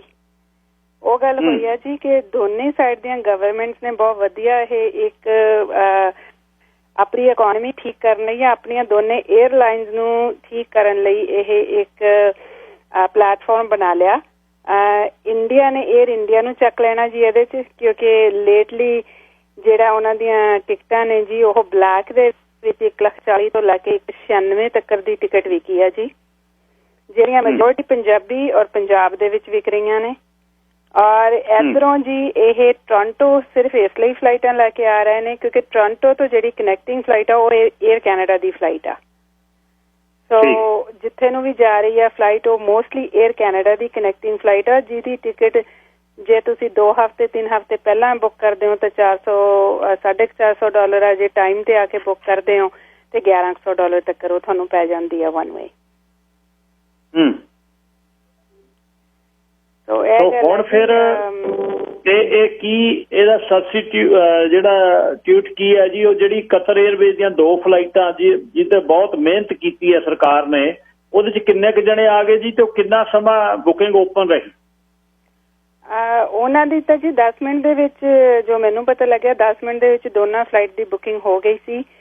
ਤੇ ਕੱਲ ਆਪਣੇ ਸੁਖ ਧਾਲੀਵਾਲ MP ਨੇ ਪੋਸਟ ਪਾਇਆ ਹੋਇਆ ਸੀ ਕਿ 360 ਪਲੱਸ ਪੈਸੇਂਜਰ ਨੇ ਉਸ ਫਲਾਈਟ ਦੇ ਵਿੱਚ। ਕੱਲ ਜਿਹੜੀ ਉੱਥੋਂ ਮੈਨੂੰ ਲੱਗਦਾ ਫਲਾਈਟ ਆਉਣੀ ਸੀਗੀ ਪਹਿਲੀ ਫਲਾਈਟ, ਤੇ ਉਹਦੇ ਵਿੱਚ ਗੱਲ ਤਾਂ ਇਹ ਹੈ ਨਾ ਕਿ ਉਹਦੇ ਵਿੱਚ ਇਕੱਲੇ ਕੈਨੇਡੀਅਨ ਸਿਟੀਜ਼ਨ ਜਾਂ PR ਨਹੀਂ ਗੇ ਹੈਗੇ। ਉਹਦੇ ਵਿੱਚ ਹੁਣ ਤਾਂ ਨਵਾਂ ਵੀ ਇਹਨਾਂ ਨੇ ਖੋਲ੍ਹਤਾ ਕਿ ਕੋਈ ਸੁਪਰ ਵੀਜ਼ੇ ਤੇ ਵੀ ਆ ਉਹ ਵੀ ਇੱਥੇ ਆ ਸਕਦਾ ਜੇ ਇਮੀਡੀਏਟ ਫੈਮਿਲੀ ਉਹਨਾਂ ਦੀ ਇੱਥੇ ਹੈਗੀ ਆ। ਤੇ ਸੋ ਇਹਦੇ ਵਿੱਚ ਜੀ ਕਿੰਨੇ ਕੁ ਇਹਦੇ ਵਿੱਚ ਉਹ ਬਜ਼ੁਰਗ ਆਏ ਨੇ ਜਿਨ੍ਹਾਂ ਨੂੰ ਲੋੜ ਆ, ਉਹ ਤਾਂ ਆਇਆ ਤਾਂ ਹੀ ਪਤਾ ਲੱਗੂ ਜੀ ਹੁਣ ਫਲਾਈਟ ਆਈ ਤੇ ਕਿ ਕੌਣ ਉਹਦੇ 'ਚ ਆਇਆ ਕੌਣ ਨਹੀਂ ਆਇਆ। ਜਿਹੜੀ ਦੂਸਰੀ ਇੱਕ ਅਫਸੋਸ ਦੀ ਗੱਲ ਆ ਜੀ, 2 ਆਪਣੇ ਕੈਨੇਡੀਅਨਸ ਦੀ ਹੋਰ ਮੌਤ ਹੋ ਚੁੱਕੀ ਆ ਪੰਜਾਬ ਦੇ ਵਿੱਚ। ਇੱਕ ਫੈਮਿਲੀ ਸੀਗੇ ਬਜ਼ੁਰਗ ਆਂਟੀ ਆਪਣੇ ਟੋਰਾਂਟੋ ਤੋਂ ਤੇ ਇੱਕ ਇੱਥੋਂ ਵੈਨਕੂਵਰ ਤੋਂ ਸੀਗੇ। ਸੋ ਟੋਟਲ ਜੀ ਹੁਣ ਆਪਾਂ 13 ਤੇ ਪਹੁੰਚ ਗਏ ਆ। ਸੋ 13 ਮੌਤਾਂ ਹੁਣ ਤੱਕ ਹੋ ਚੁੱਕੀਆਂ। ਹਾਂਜੀ, ਕੈਨੇਡੀਅਨ ਸਿਟੀਜ਼ਨ ਐਂਡ PR ਦੀਆਂ ਜੀ, ਉਹ ਵੀ ਪੰਜਾਬ ਦੇ ਵਿੱਚ। ਅੱਛਾ, ਜਿਹੜੀਆਂ ਦੂਸਰੀਆਂ ਫਲਾਈਟਸ ਨੇ KLM ਤੇ 에ਅਰ ਫਰਾਂਸ, ਉਹ ਲੈ ਕੇ ਆ ਰਹੀ ਆ PRs ਨੂੰ ਜੀ ਜਾਂ ਕੋਈ ਉਹ 'ਚ ਵੀ ਸਿਟੀਜ਼ਨ ਆ ਸਕਦੇ? ਜੀ ਉਹਦੇ ਵਿੱਚ PR ਆਏ ਨੇ, ਜ਼ਰੂਰ ਆਏ ਨੇ, ਬਟ ਉਹ ਹੇਰਾ ਫੇਰੀ ਕਰਕੇ ਆਏ ਨੇ ਕਿਉਂਕਿ ਸਾਡੇ ਲੋਕ ਹੇਰਾ ਫੇਰੀਆਂ ਕਰਨ ਤੋਂ ਨਹੀਂ ਹਟ ਸਕਦੇ ਤੇ ਫਿਰ ਉਹ ਦਰਵਾਜ਼ਾ ਦੂਜਿਆਂ ਲਈ ਵੀ ਬੰਦ ਕਰ ਦਿੰਦੇ ਨੇ। ਤੇ ਉਹ 1-2 ਕੇਸਿਸ ਸਾਡੇ ਸਾਹਮਣੇ ਆਏ ਨੇ ਜਿੱਥੇ ਉਹਨਾਂ ਨੇ ਜੇ spouse of the Canadian citizen ਦਿਖਾਉਣਾ ਸੀ, ਉਹ ਸੇਮ ਲਾਸਟ ਨੇਮ ਦਾ ਕੋਈ ਬ੍ਰਦਰ ਇਨ ਲਾ ਕੋਈ ਹੋਣਾ, ਉਹਦਾ ਪਾਸਪੋਰਟ ਦਿਖਾਇਆ ਗਿਆ ਕਿ ਜੀ ਇਹ ਮੇਰਾ ਹਸਬੈਂਡ ਆ, ਤੇ ਉਹ ਲੇਡੀ ਤੇ ਉਹਦੇ ਬੱਚੇ PR ਸੀਗੇ, ਉਹਨਾਂ ਨੂੰ ਪਰਮਿਸ਼ਨ ਦਿੱਤੀ ਗਈ। ਬਟ ਲੱਗ ਰਿਹਾ ਕਿ KLM ਹੁਣ ਕਾਫੀ ਸਟ੍ਰਿਕਟ ਹੋ ਜਾਣਗੇ ਇਸ ਮਾਮਲੇ 'ਚ। ਸ਼ਾਇਦ ਉਹ ਇਹ ਕਹਿਣ ਜੀ ਸਾਨੂੰ ਮੈਰਿਜ ਸਰਟੀਫਿਕੇਟ ਪ੍ਰੋਵਾਈਡ ਕਰੋ, ਕਿਉਂਕਿ ਕੱਲ ਹੀ ਇੱਕ ਹੋਇਆ ਕਿ ਮੁੰਬਈ ਦੀ ਫਲਾਈਟ ਤੋਂ ਉਹਨਾਂ ਨੇ ਇੱਕ ਟੋਰਾਂਟੋ ਦੇ ਸੀਗੇ, ਉਹਨਾਂ ਕੋਲ ਬਰਥ ਸਰਟੀਫਿਕੇਟ ਸੀ ਆਪਣੇ ਬੱਚੇ ਦਾ ਲੇਕਿਨ ਪਾਸਪੋਰਟ ਨਹੀਂ ਸੀਗਾ, ਤੇ ਉਹਨਾਂ ਨੇ ਮੁੰਬਈ 에ਅਰਪੋਰਟ ਤੋਂ ਚੜ੍ਹਨ ਨਹੀਂ ਦਿੱਤਾ। ਉਹ ਕਹਿੰਦੇ ਕਿ ID ਚਾਹੀਦੀ ਆ ਤੁਹਾਡੇ ਬੱਚੇ ਦੀ, ਫੋਟੋ ID। ਹਾਂਜੀ, ਤੇ ਵੀਰ ਜੀ ਟਰਾਈ ਕਰ ਰਹੇ ਸੀ ਆਪਾਂ। ਮੈਂ ਇੱਕ ਅਪਡੇਟ ਦੇਣੀ ਸੀ ਕਿਉਂਕਿ ਮੈਨੂੰ 3-4 ਹਫ਼ਤੇ ਹੋ ਗਏ ਸੀ ਆਪਣੇ MPਆਂ ਨਾਲ ਗੱਲ ਕਰਦਿਆਂ ਨੂੰ ਇਸ ਟੌਪਿਕ ਤੇ ਕਿ PRs ਨੂੰ KLM 에ਅਰ ਫਰਾਂਸ ਦੀਆਂ ਫਲਾਈਟਾਂ ਦੇ ਵਿੱਚ ਲਿਆਇਆ ਜਾਵੇ, ਕਿ ਕੈਨੇਡੀਅਨ ਹਾਈ ਕਮਿਸ਼ਨ ਉਹਨਾਂ ਨੂੰ ਰਿਕੁਐਸਟ ਭੇਜੇ ਦੂਸਰੀ ਆਪਣੇ ਜਰਮਨੀ ਹਾਈ ਕਮਿਸ਼ਨ ਨੂੰ ਕਿ ਪਰਮਿਸ਼ਨ ਅਲਾਓ ਕੀਤੀ ਜਾਵੇ। ਤੇ ਮੈਨੂੰ ਉਹਦੇ ਵਿੱਚ ਕੋਈ ਸੰਯੋਗ ਨਹੀਂ ਮਿਲਿਆ ਜੀ ਕਿਸੇ ਤੋਂ ਵੀ। ਕੈਨ ਹਾਈਡੀ ਨੇ ਵੀ ਮੈਨੂੰ ਕੁਐਸਚਨ ਕੀਤਾ ਕਿ ਤੁਸੀਂ ਕਿਹਦੇ ਨਾਲ ਗੱਲ ਕੀਤੀ ਆ, ਕਿ ਤੁਹਾਨੂੰ ਕੀ ਜਵਾਬ ਮਿਲਿਆ। ਮੈਨੂੰ ਉਹਨਾਂ ਦਾ ਜਵਾਬ ਜੀ ਆਇਆ ਕੈਨੇਡੀਅਨ ਆਪਣੇ ਜਰਮਨੀ ਹਾਈ ਕਮਿਸ਼ਨ ਤੋਂ ਜੀ। ਉਹਨਾਂ ਨੇ ਬੜਾ ਕਲੀਅਰ ਮੈਨੂੰ ਈਮੇਲ ਦੇ ਵਿੱਚ ਜਵਾਬ ਦਿੱਤਾ ਕਿ ਇਹ ਜਿਹੜੀ ਰਿਸਪੌਂਸਿਬਿਲਿਟੀ ਆ, ਉਹਨਾਂ ਨੇ ਮੈਨੂੰ ਲਿਖਿਆ your query falls under the responsibility of the Canadian High Commission. Kindly address directly to the Canadian Mission in India. तो जो गल आप इन्हां नूं कह रहे हैं कि जी कैनेडियन हाई कमिशन रिक्वेस्ट करूगा और रिलैक्सेशन PR नूं साडियां नूं दे सकदे आ।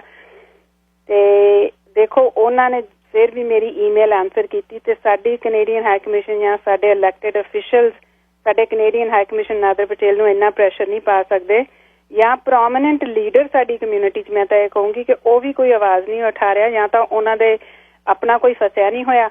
जे फसे हुए सी तां सिफारिश दे राहीं आ चुके ने और बाकी जिहड़े फसे ने वो आम नागरिक आम वोटर्स दी फैमिली फसी हुई आ जिन्हां दी विचारियां दी कोई सुनवाई नहीं हो रही हैगी। ते हुण मैं इन्हां नूं दोबारा फिर ईमेल कीती है कि जी मैनूं इहदी क्लैरिफिकेशन दवो ਥੋੜੀ ਜਿਹੀ ਡੀਟੇਲ ਮੈਨੂੰ ਹੋਰ ਦਿਓ ਤੇ ਉਹਦੀ ਮੈਨੂੰ ਹਜੇ ਰਿਸਪੌਂਸ ਨਹੀਂ ਜੀ ਕੋਈ ਆਈ ਹੈਗੀ। ਥੈਂਕ ਯੂ ਭੈਣ ਜੀ, ਕੋਸ਼ਿਸ਼ ਆਪਾਂ ਕਰਦੇ ਰਹਿਣਾ, ਬਾਕੀ ਦੇਖਦੇ ਆ ਕੀ ਗੱਲ ਬਣਦੀ ਹੈ ਜੀ। Thank you. ਲੇਟੈਸਟ ਇੰਡੀਆ ਤੋਂ ਅਪਡੇਟ ਇਹ ਹੈ ਕਿ ਸ਼ਾਇਦ ਪੰਜਾਬ ਫਿਰ ਲਾਕਡਾਊਨ 'ਚ ਜਾ ਰਿਹਾ ਜੀ। ਵੀਕਐਂਡ ਦਾ ਲਾਕਡਾਊਨ ਹੋਇਆ ਸੀ ਬਟ ਕੇਸਿਸ ਕਾਫੀ ਵੱਧ ਰਹੇ ਨੇ, ਅੰਮ੍ਰਿਤਸਰ 'ਚ ਕਾਫੀ ਕੇਸਿਸ ਨਿਕਲੇ ਨੇ ਐਂਡ ਉਹ ਦਿੱਲੀ ਤੋਂ ਡਾਇਰੈਕਸ਼ਨ ਦੀ ਵੇਟ ਕਰ ਰਹੇ ਆ। Most likely Punjab will go into lockdown again. So ਇਹੀ ਅਪੀਲ ਹੈ ਜੀ, ਜੋ ਵੀ ਭੈਣ ਭਾਈ ਸੁਣ ਰਹੇ ਨੇ, ਜਿਨ੍ਹਾਂ ਦੇ ਕੋਈ ਵੀ ਫਸੇ ਹੋਏ ਨੇ ਪੇਰੈਂਟਸ ਜਾਂ ਕੋਈ ਵੀ ਤੁਹਾਡਾ ਪਰਿਵਾਰ ਫਸਿਆ ਹੋਇਆ, ਉਹਨਾਂ ਨੂੰ ਲੈ ਆਓ ਵਾਪਸ। ਜੇ ਲਾਕਡਾਊਨ ਹੋ ਗਿਆ ਫਿਰ ਪਤਾ ਨਹੀਂ ਕਿੰਨਾ ਚਿਰ ਉਹਨਾਂ ਨੂੰ ਉੱਥੇ ਰਹਿਣਾ ਪੈਣਾ। ਜੀ ਥੈਂਕ ਯੂ ਭੈਣ ਜੀ, ਫਿਰ ਧੰਨਵਾਦ ਤੁਹਾਡਾ। ਠੀਕ ਹੈ ਜੀ, ਸਤਿ ਸ਼੍ਰੀ ਅਕਾਲ ਜੀ। ਕਾਲਰ ਇਸ ਗੱਲੋਂ ਖੁਸ਼ ਨੇ ਵੀ ਏਅਰ ਕੈਨੇਡਾ ਹੀ ਏਅਰ ਇੰਡੀਆ ਹੀ ਆਉਂਦੀ ਆ, ਉਹਦੇ 'ਚ ਸਾਡੇ ਮਾਪੇ ਆ ਜਾਣ, ਚਲੋ ਮਹਿੰਗੀ ਸਸਤੀ, ਬੜਾ ਔਖਾ ਸਮਾਂ। ਇਹ ਸੀ ਅੱਜ ਦਾ ਪ੍ਰੋਗਰਾਮ ਜੀ। ਅਖੀਰ 'ਚ ਇੱਕ ਗੀਤ ਤੁਹਾਡੇ ਲਈ ਛੱਡ ਕੇ ਚੱਲਿਆ। ਆਪਣਾ ਖਿਆਲ ਰੱਖੋ, ਕਮਿਊਨਿਟੀ ਇਕੱਠੀ ਹੋਵੇ। ਜਦ ਤੱਕ ਇਸ ਕਮਿਊਨਿਟੀ ਦਾ ਕੋਈ ਹੱਲ ਨਹੀਂ, ਹਰ ਰੋਜ਼ ਸਾਡੀਆਂ ਜਿਹੜੀਆਂ ਕਮੀਆਂ ਸਾਡੀ ਜ਼ਿੰਦਗੀ 'ਚ ਆ ਰਹੀਆਂ। 50 ਵਰੇ ਪਹਿਲਾਂ ਕੁਛ ਹੋਰ ਸੀ, ਅਸੀਂ 100 ਵਰੇ ਪਹਿਲਾਂ ਕੁਛ ਹੋਰ ਸੀ। ਜਿਉਂ ਜਿਉਂ ਅਮੀਰ ਹੋ ਗਏ ਤਿਉਂ ਸੁੰਗੜ ਗਏ। ਦਲਜੀਤ ਦਾ ਗੀਤ ਤੁਹਾਡੇ ਲਈ 11 ਵਜੇ ਕੱਲ ਨੂੰ ਫੇਰ ਸੇਵਾ 'ਚ ਹਾਜ਼ਰ ਹਾਂ। ਰੱਬ ਰੱਖਾ।